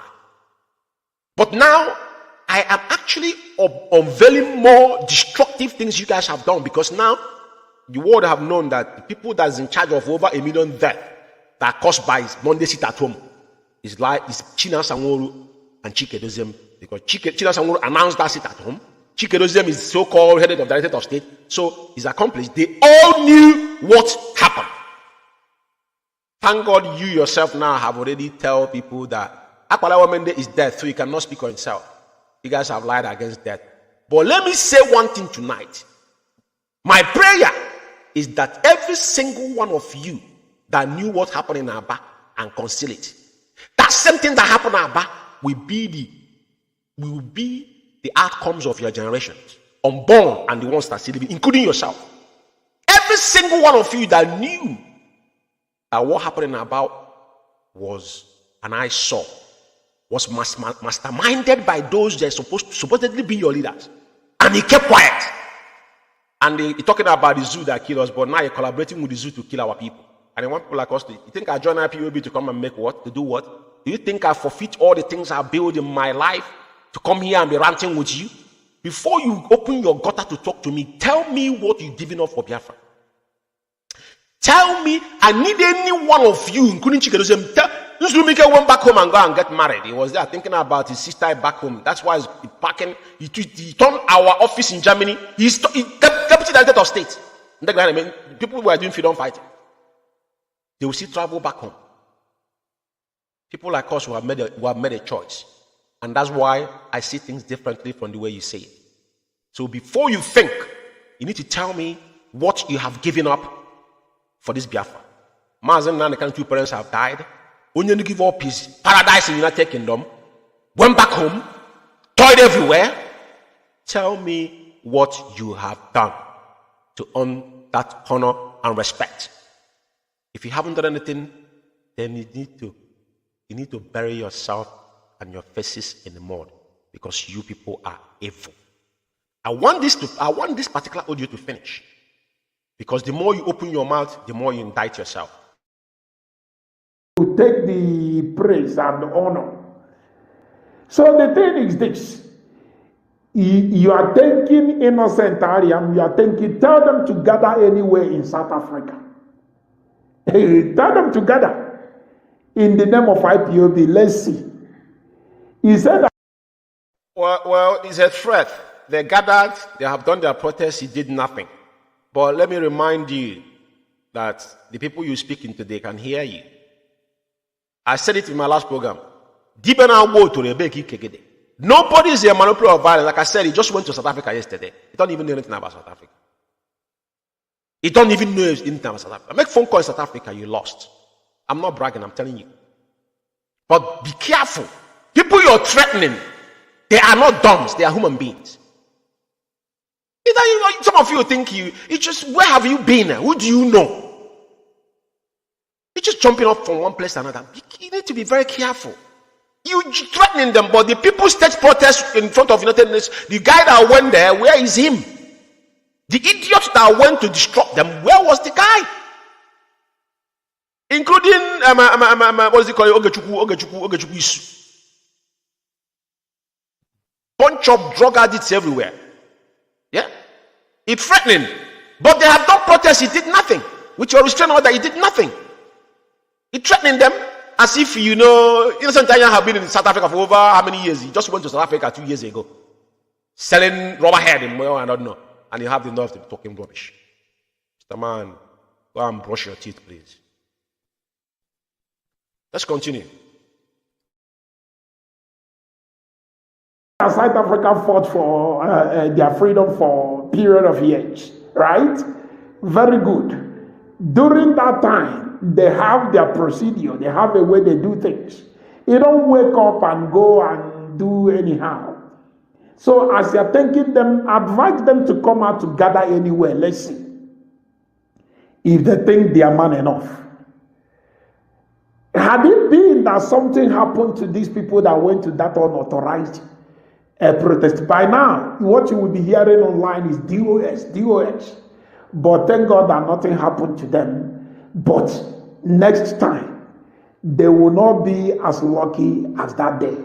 Finally, let's listen to what he said about Neche. The so-called Umu Udala writers took it upon themselves and tried to blackmail a young lady that was a hardcore and that was involved in IPOB security architecture in Biafra land. That have worked us seriously because we're our sources. We don't just come out and say things. Because we are media outfit, and most of all, I believe to take responsibility of my own words.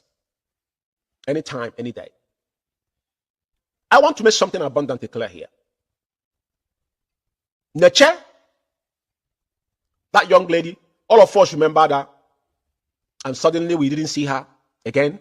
One time, I think I read something above, she was saying that DSS was training her, and sometimes again, they kind of smear attack on her on that she was in somewhere in Lagos or whatever, on TikTok. But do you know why they did that then? That was the old pictures like that young girl that have life over her. Even though she's enjoying in the beach, what aren't you enjoying where you are? What does she have to do? She's a young kid.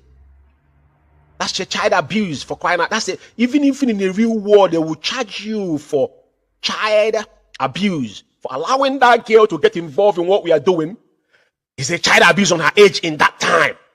I want to make it clear here. Baby soldiers in Sierra Leone in Liberia, people went to prison for it. Guess what? The propaganda on Neche, Chukwu, Nenye, is a cover-up of China Sanworu. On his atrocities, activities in ESN in Aba. No, what we are seeing now is a piece of what this guy have done in Aba. China Sanworu's family is member. The one that still left there lives in the barrack in Aba. He's an Ngba man. He's an Ngba man. Neche knows a lot about China Sanworu. Sabotage and the killing of ESN. Commanders and lying against them. This is our sources. China Sanworu come out to deny whatever I'm saying tonight. And what Neche knows. We don't know where she is. But what I'm telling China Sanworu, don't forget. Ndi Igbo si na dibe na agwa otoro, ebe ka ike gide. Dibe na agwa otoro, ebe ka ike gide. If you guys are threatening that young lady's families back home, we are not living in a archaic age. Every single thing you guys have done is on record. Mark my words somewhere.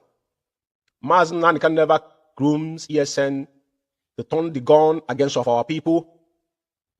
But they have done so, and they have come out publicly and threatening people. All these things are on record. Propaganda and blackmail are China's alternative weapon to silence those he couldn't kill or hand over to DSS. I want you to quote me right. All this I'm telling to you tonight is I say it. They said it, if they don't hand you over to the police, then they will cut off your balls. I will play their voices here. It's not me that said it, it's what they said. Now, Cindy Peters and Amarachuku, Debbie, and Umuchuku, devils, are working for China Sanwo-Olu to blackmail Neche. After helping him to disappear Akwarawa Mende and kill over 50 others. Aba massacre. Neche will definitely speak when the time is right. China Sanwo-Olu, you don't need to shit on your pants. You know what? You know what? I don't think Neche, if I'm her, I don't have to hide. If you know that thing you know about China Sanwo-Olu, come out and say it. You don't need to hide it because, you know, when they sound like this, it will look like, oh, na Neche na China Sanwo-Olu mad. No, when they say it, you know, if you know what. You know, there's one saying that said a clear conscience fears any accusation. You cannot be Neche and Neche cannot be you. Well, guess what? You know who China Sanwo-Olu has been killed. You are an insider. We have so many videos where you have analyzed how even they kill people in the SS. So don't bother. We know all these things. Yeah, but let me say something to you. Ekwelumar has been today going 10 years imprisonment United Kingdom for human trafficking because you want to use somebody's organ transplant liver. The young man, before they brought him here, he never told them there, but he gives his stories in a civilized world. I want you to understand that United Kingdom is the mother of earth, whether you want to believe it or not. Let me say something to you, China Sanwo-Olu, and your collaborators. Whatever you have done in the past, hoping that it will go away. You see, even Hitler ran away when his time was up. People argued that he died in South America because South America was a safe haven for those that committed crime in Europe in the 80s and 90s. Before now, they have a treaty. If you know what I mean, go back to history. History will teach you that. So I want to tell you guys today: don't be in a haste to tell nature what to do. Worry about yourself. That young lady, whatever he is, what I'm saying to her is, Mechuku Kabiama, still continue to keep you. Because whatever a man sows is what you reap. Karma is real. You open your mouth and confirm that when the boss gave his boys orders and they defile it, which is insubordination, the consequences must be bare, which Chikeruzium have accepted. And I'm saying it and be echoing it to Biafrans tonight. Over 1 million deaths. The house bonds, all these things you are asking Emmanuel you want to comment about was you that orchestrated it, you and Chikeruzium. I will rest my case. There's nothing the clown. Almost 19-minute video. He couldn't say that George Ume said anything that was lie. The reason why I went through this is because this has to do with the blood of our people. And as they go into deep, whenever it touch whatever George Ume said, you will indict yourself. I have said it before. I want any of you idiots to come out openly, challenge with me. After I dealt with you, you will not come out on street. I don't have time. But I'm talking about, not talking about media worms like riffraffs like you. I'm talking about like Chikeruzium. I don't even know Chikeruzium. It won't last 2 minutes in my hand. I'll be honest with you. You don't know how brutal I am. 2 minutes it won't last in my hand because I will pull this file for him. We didn't file. I'm not talking about, you rant on what they told you. You have not served. You're not a principal officer. You guys are doing propaganda on social media because you're growing a page. Probably surviving with the money you're getting from Facebook. I think is what we come here to do. We are on the upper hand if you want to build page for your information. For all of you, if that's what I wanted to do, I could have done it long years ago. But because of IPOB, I wouldn't get involved in social media to make any fund on it. My lifestyle alone will give me money. To be fair. So I want to rest it here for now. But I want just to clarify this. Because when someone says debunk, when you're debunking, get your dictionary right. You must have anything that is lies there. But everything that I have said, you have agreed with me tonight that Chike Doziem actually put a direct call to Akwara women there and murdered over 50 men in Aba as he told them that this protest must be peaceful. For them, he disarmed them physically and spiritually and shipped them out and sent their errand girl, signal the DSS, and murdered them because Akwara women there was the target. Only one man wearing black and megaphone. I rest my case. Fellow comrades and lovers of freedom. I know I've been staying along in this program, approximately 2 hours, so I'm going to call it a night. I had a little bit of itches, but tonight things I've laid to bear, things I haven't said because of this week, it is going to be exclusive on our finance. I want to break the canal back on Chike Doziem. The fraud Chike Doziem committed with Madam Oyibo and co. will be unveiled. Subsequently, if it's not this weekend, then next week. But that decision will be made. It's just me to have the time to come on air because I have a lot to do. I am not jobless, okay? I'm a family man. But as you can see, you wouldn't hear a pin drop where I'm doing this broadcast in my house. So it's not a brag, but I just let you know. So I thank you, wonderful people of Biafra and lovers of freedom. I don't want this to exceed 2 hours. And just one thing to take home is that our finance, we have only one central command, and our head of finance, whatever she said goes. Every order has come from Onyendu. And for every principal officer across the globe, do not limit your money to this fraudulent account. Do not limit any money to this charade. Chike Doziem and his gang of criminals have got nothing to offer to our people. So I will indulge you guys to make sure you all follow suit not to do that mistake. Do not put your money, because I will unveil what happened on our first ESN account. $747,000 was stolen. And up to today, Chike Doziem said he is concerned about his word here. He said it's the duty of the head of state. He said it's the duty of the head of state. But ask Chike Doziem how much was contributed into Umeri account before now. Finally, they had issue with themselves. Chike Doziem no. I said what I'm saying. Like I said, when somebody debunking, when I come with evidence. Issue of 747,000 is just not paper. It was audio as well. So we're going to have fun. All right? So I thank you all for listening to me tonight. And most importantly, may all of us remember our Supreme Leader Mazen Nnamdi Kanu. I won't mention a job for tonight. I will keep his own case. Subsequently, I got a lot of things to talk about. But tonight, I don't have that time. But may Chukwu Kabiama continue to safeguard Onyendu and give him that strength. Okay, I call him, we will always see him through. He will come out triumphantly. And every one of us that stays sincere, that believe in the core value and fundamental of IPOB, may Chukwu Kabiama aid all of us till Biafra is restored. In Chukwu Kabiama's name.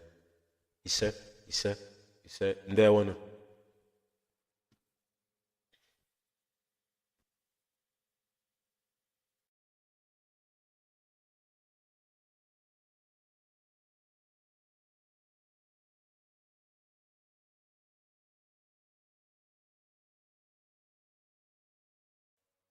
First of all, I have to apologize.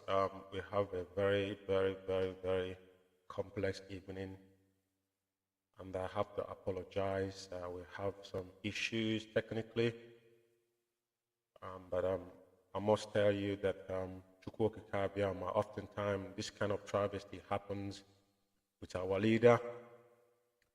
As important as this podcast this evening to come again to deliver a note that requires in the gap of Radio Biafra where we worship. Our apologies, we have technical issues this evening. but as you can see, we are here. Firstly, I have to introduce myself. My name is Anaylsis Chukwu. I reside here in the United Kingdom, and I serve as one of the humble servants of indigenous people of Biafra, North London family to be precise. And as I welcome you, please welcome others. Today is the 3rd day of May 2023, year of our Lord. And it's approximately 40 minutes on top of the hour, which is 8:40 here in the United Kingdom. I presume it's the same in Biafra land, the Holy Land of Biafra. Today is another wonderful day that the Chukwu Kabiama have made, that we must preach this gospel of light. Thank you, my fellow comrade. Today, my monologue is to start with what has transpired in Aba. Aba massacre will never go away for those that have committed this murder. This evil man that circles us, hoping that they were going to have a field day, they've forgotten that this journey was ordained by Chukwu Kabiama. Tonight, I just want to remind Biafrans that on the 31st of March 2023, there was a massacre that took place in Aba. To be precisely, between Ngwa Road and Osisioma, our men were mowed down on broad daylight, courtesy of Chike Edoziem and his gang of criminals, China Sanworu to be precise. The faceless monk that I live in Kuwait, nobody knows where he lives. These men have no jobs, they are jobless people. They have Biafra Alpha Power Media International.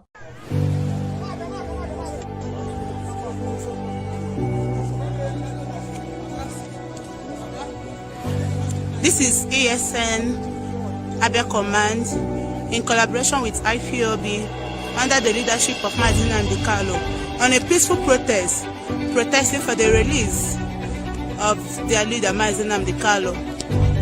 This is ASN Abia Command in collaboration with IPOB under the leadership of Mazi Nnamdi Kanu on a peaceful protest protesting for the release of their leader Mazi Nnamdi Kanu.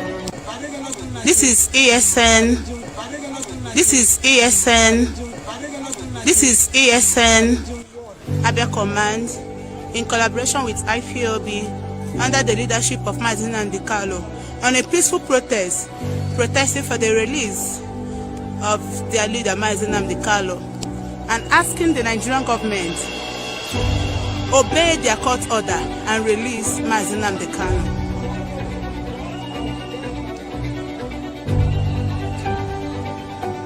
This is Eastern Security Network Abia State Command. This is Eastern Security Network Abia Command. This is Eastern Security Network Abia Command in collaboration with IPOB under the leadership of Mazi Nnamdi Kanu on a peaceful protest seeking for the release Alpha Power of Mazi Media Nnamdi International. Kanu. Biafra Alpha Power Media International.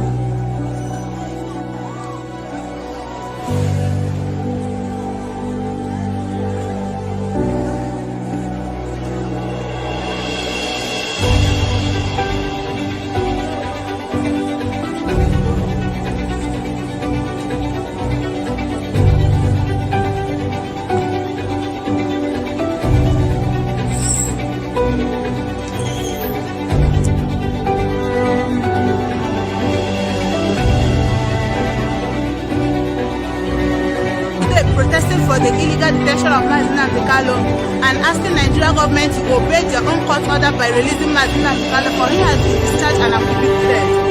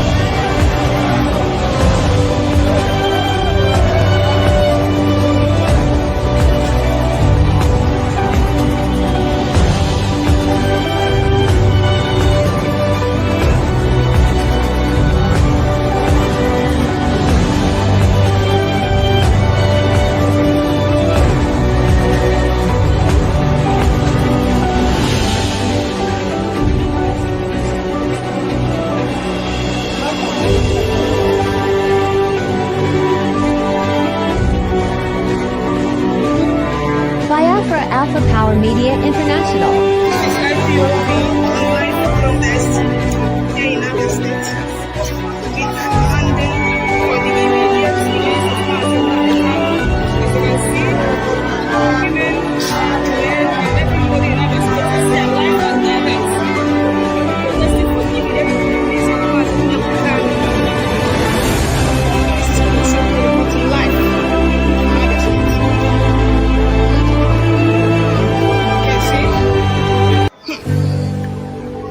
This is Abia State March, protesting the immediate release of Mazi Nnamdi Kanu. See the multitudes of people.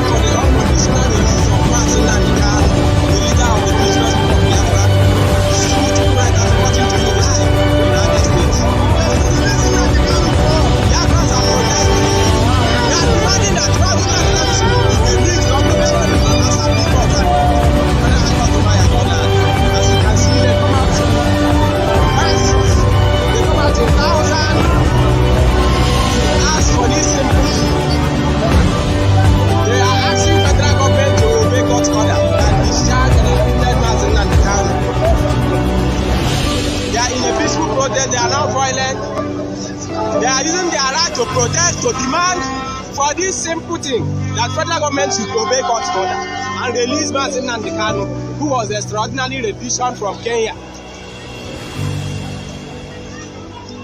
So we are here live to use the right to protest, to demand for this simple thing that Mazi Nnamdi Kanu should be released as a Court has ordered. This is Umujuku Writers reporting to you live in Abia State. Biafra Alpha Power Media International.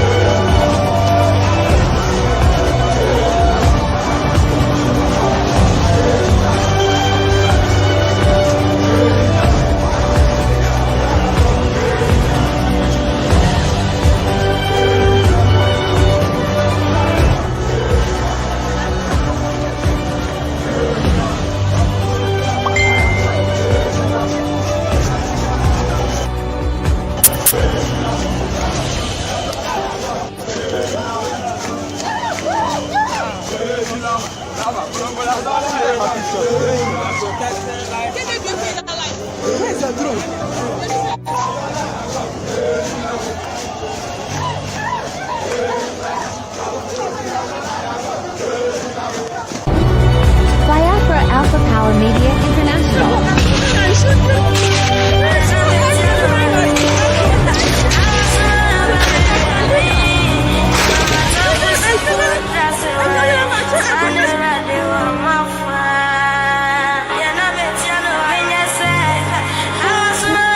Biafra Alpha Power Media International.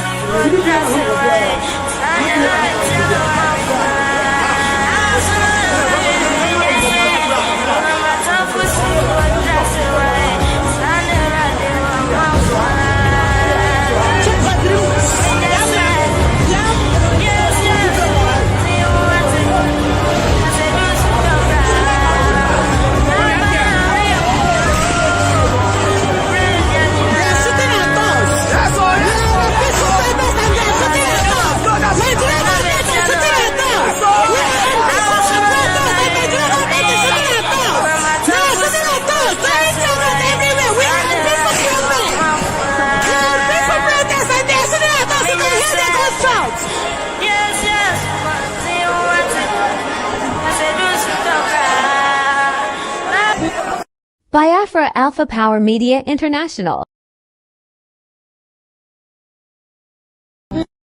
Biafra Alpha Power Media International.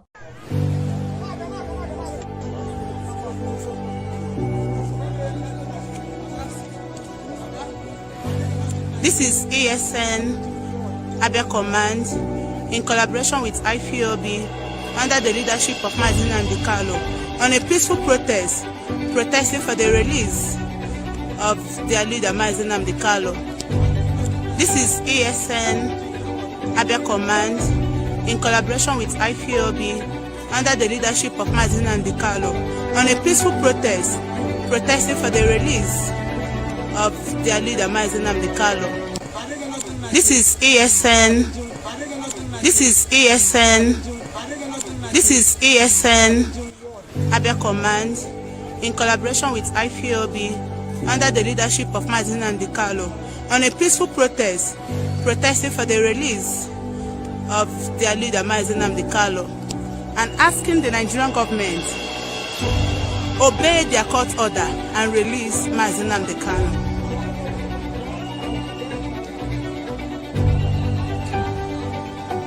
This is Eastern Security Network Abia State Command. This is Eastern Security Network Abia Command. This is Eastern Security Network Abia Command in collaboration with IPOB under the leadership of Mazin Andikalo on a peaceful protest seeking for the Biafra release Alpha of Power Mazin Media Andikalo. International. Biafra Alpha Power Media International.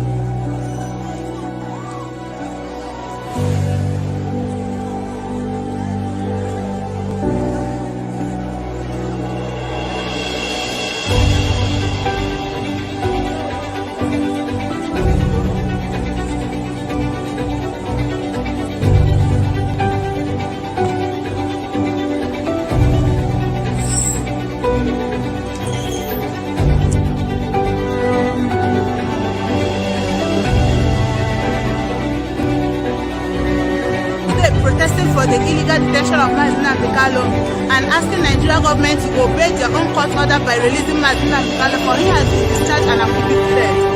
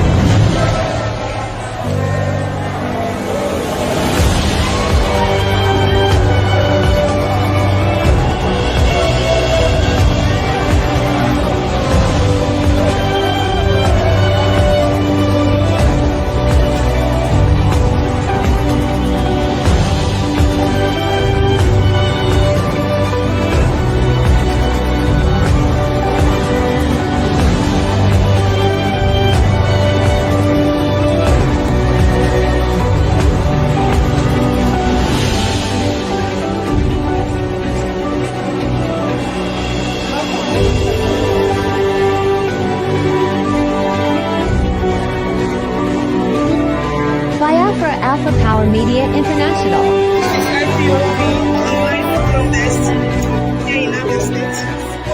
We are demanding for the immediate release of Mazin Andikalo. As you can see, women, men, and everybody in Abia State is alive and direct, protesting for the immediate release of Mazin Andikalo. This is condition for the bottom line in Abia State.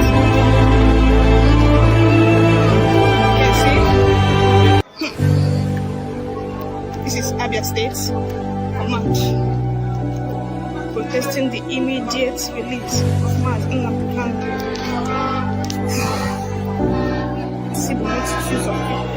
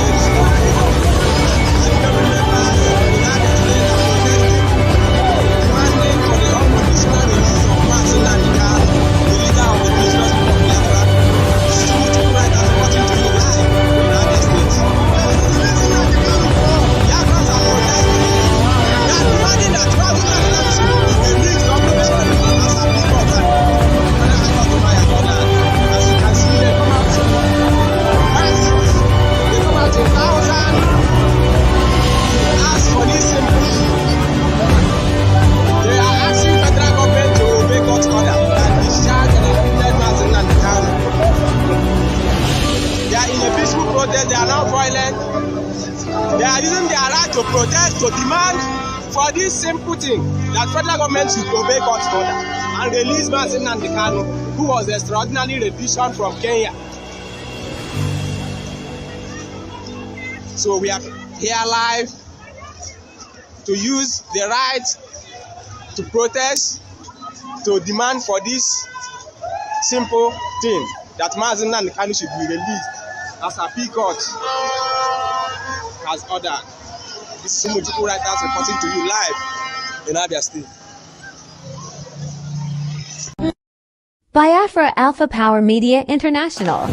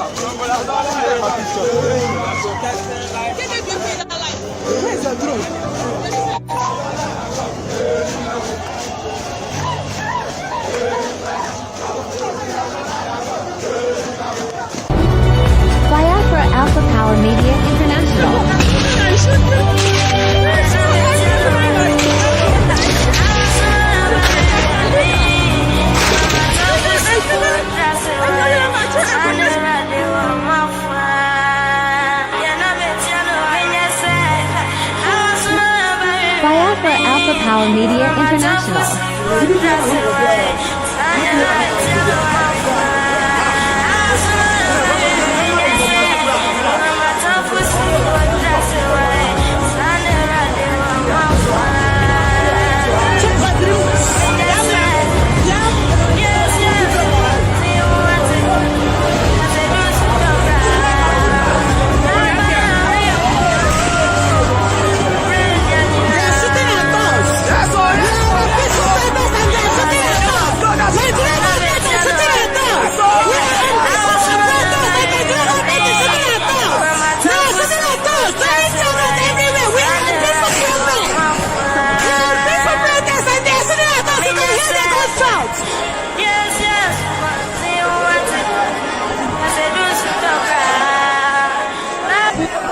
Biafra Alpha Power Media International. Biafra Alpha Power Media International.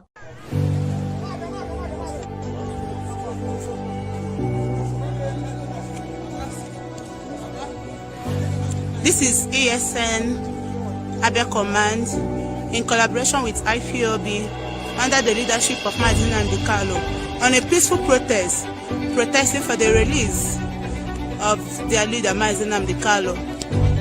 This is ASN Abia Command in collaboration with IPOB under the leadership of Mazi Nnamdi Kanu on a peaceful protest protesting for the release of their leader Mazi Nnamdi Kanu. This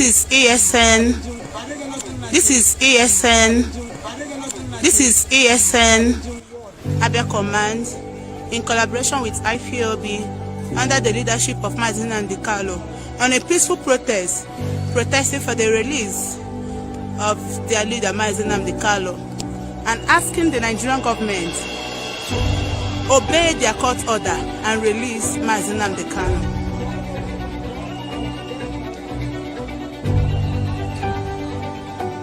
This is Eastern Security Network Abia State Command. This is Eastern Security Network Abia State Command. This is Eastern Security Network Abia State Command in collaboration with IPOB under the leadership of Mazi Nnamdi Kanu on a peaceful protest seeking for the Biafra release Alpha of Power Mazi Media Nnamdi Kanu. International. Biafra Alpha Power Media International.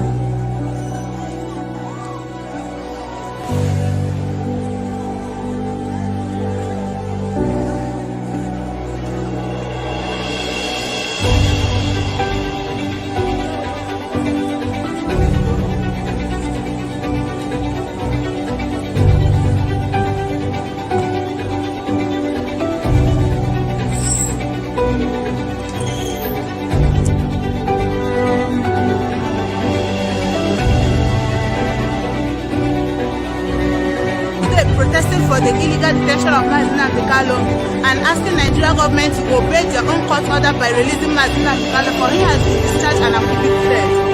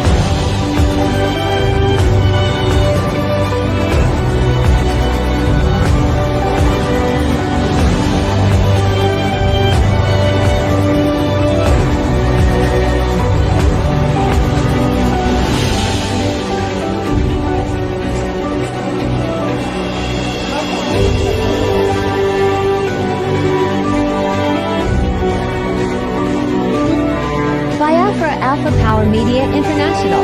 This is IPOB online protest here in Abia State. We are demanding for the immediate release of Mazi Nnamdi Kanu. As you can see, women, men, and everybody in Abia State is here alive and direct, protesting for the immediate release of Mazi Nnamdi Kanu. This is Commission Reporting Live in Abia State.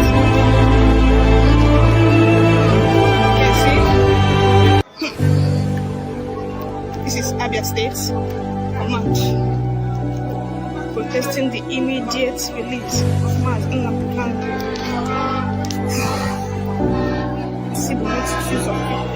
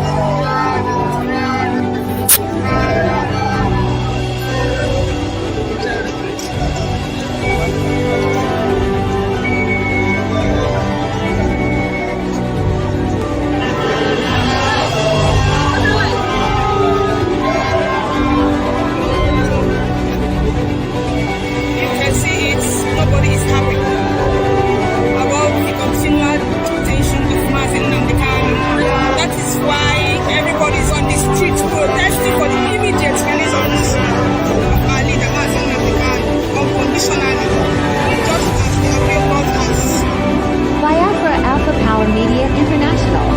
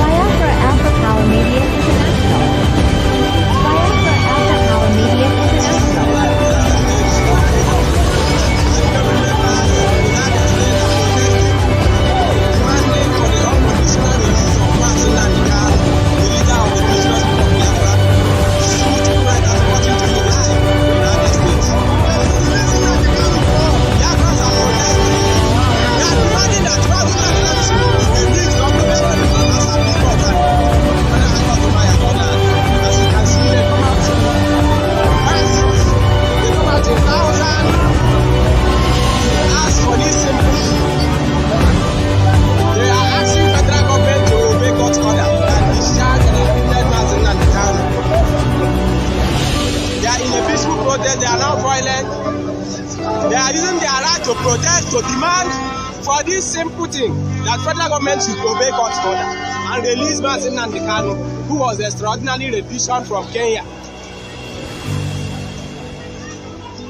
So we are here live to use the right to protest, to demand for this simple thing that Mazi Nnamdi Kanu should be released as a Appeal Court has ordered. This is Sumujuku Writers reporting to you live in Abia State.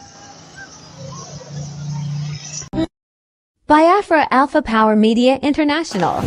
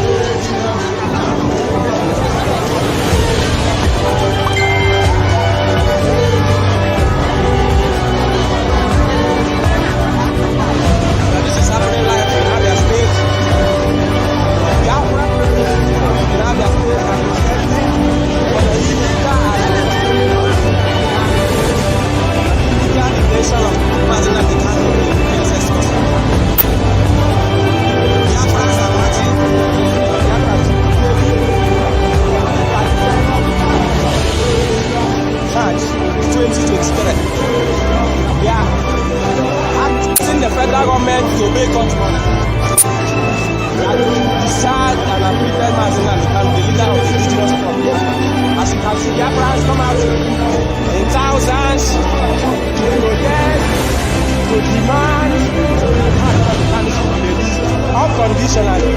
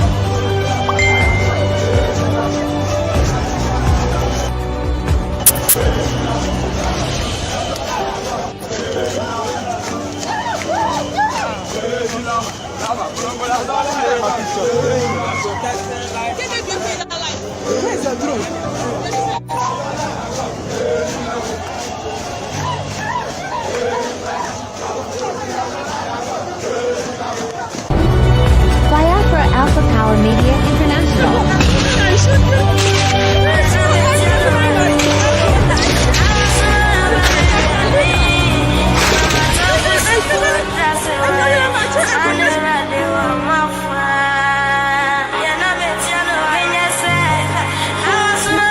Biafra Alpha Power Media International.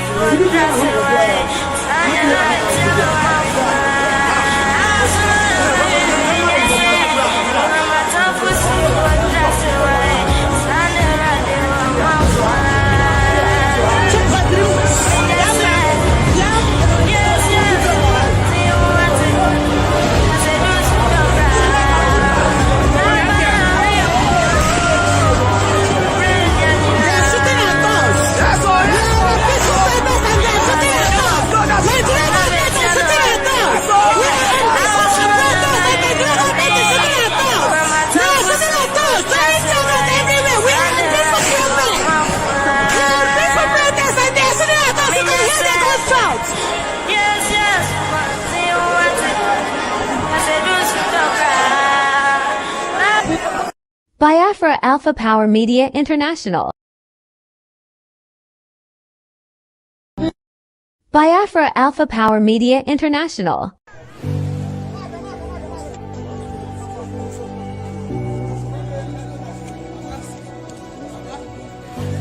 This is ASN Abia Command in collaboration with IPOB under the leadership of Mazi Nnamdi Kanu on a peaceful protest protesting for the release of their leader Mazi Nnamdi Kanu. This is ASN Abia Command in collaboration with IPOB under the leadership of Mazi Nnamdi Kanu on a peaceful protest protesting for the release of their leader Mazi Nnamdi Kanu.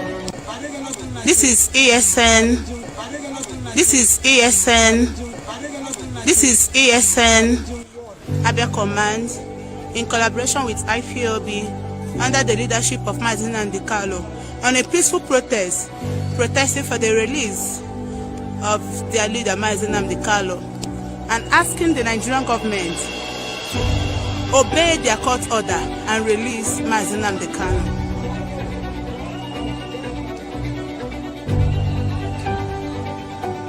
This is Eastern Security Network Abia State Command. This is Eastern Security Network Abia State Command. This is Eastern Security Network Abia State Command in collaboration with IPOB under the leadership of Mazi Nnamdi Kanu on a peaceful protest seeking for the Biafra release Alpha of Power Mazi Media Nnamdi Kanu. International. Biafra Alpha Power Media International.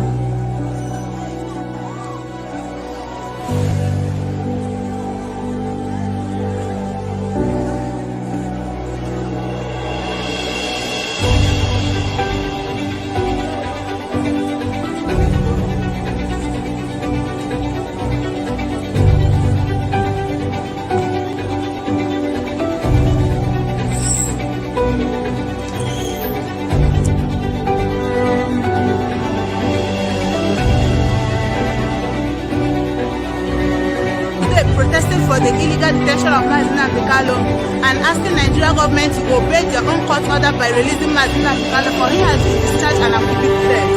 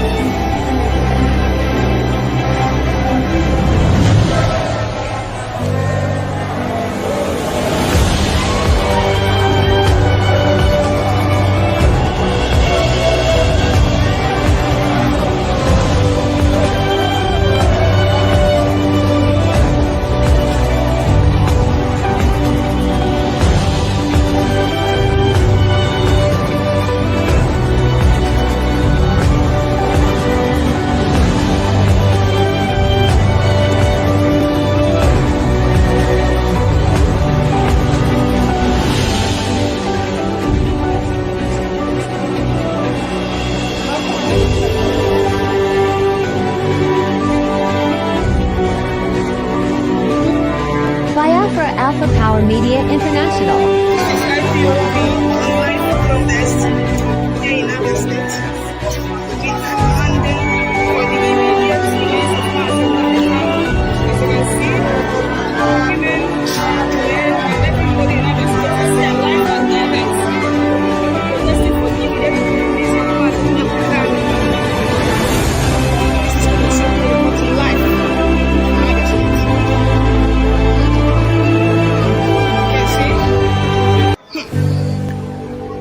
This is Abia State Command protesting the immediate release of Mazi Nnamdi Kanu.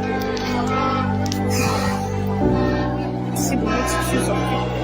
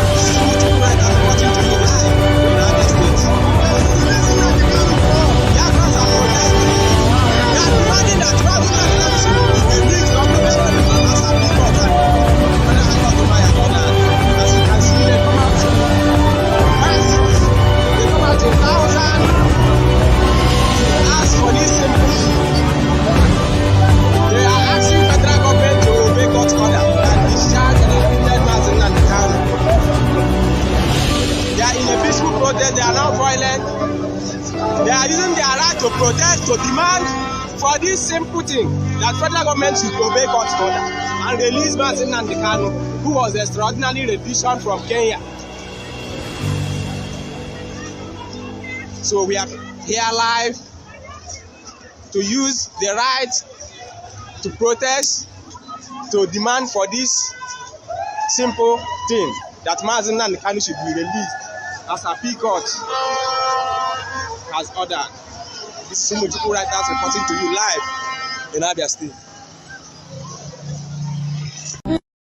Biafra Alpha Power Media International.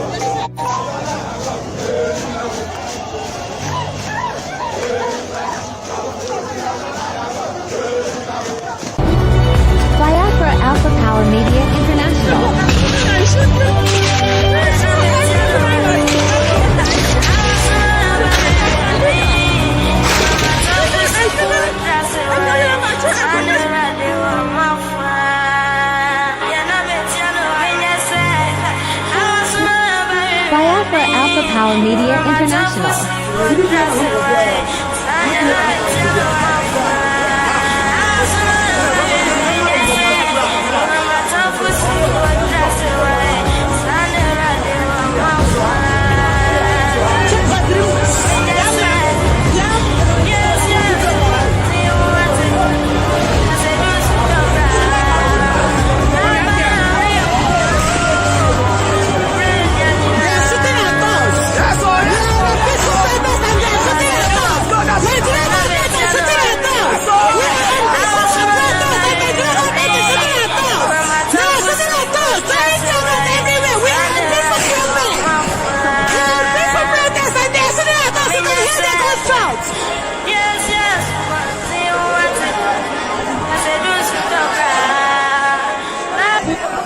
Biafra Alpha Power Media International.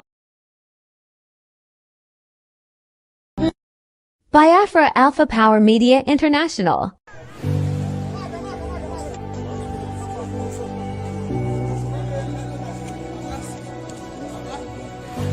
This is ASN Abia Command in collaboration with IPOB under the leadership of Mazin and Dikalo on a peaceful protest, protesting for the release of their leader Mazin and Dikalo. This is ASN Abia Command in collaboration with IPOB under the leadership of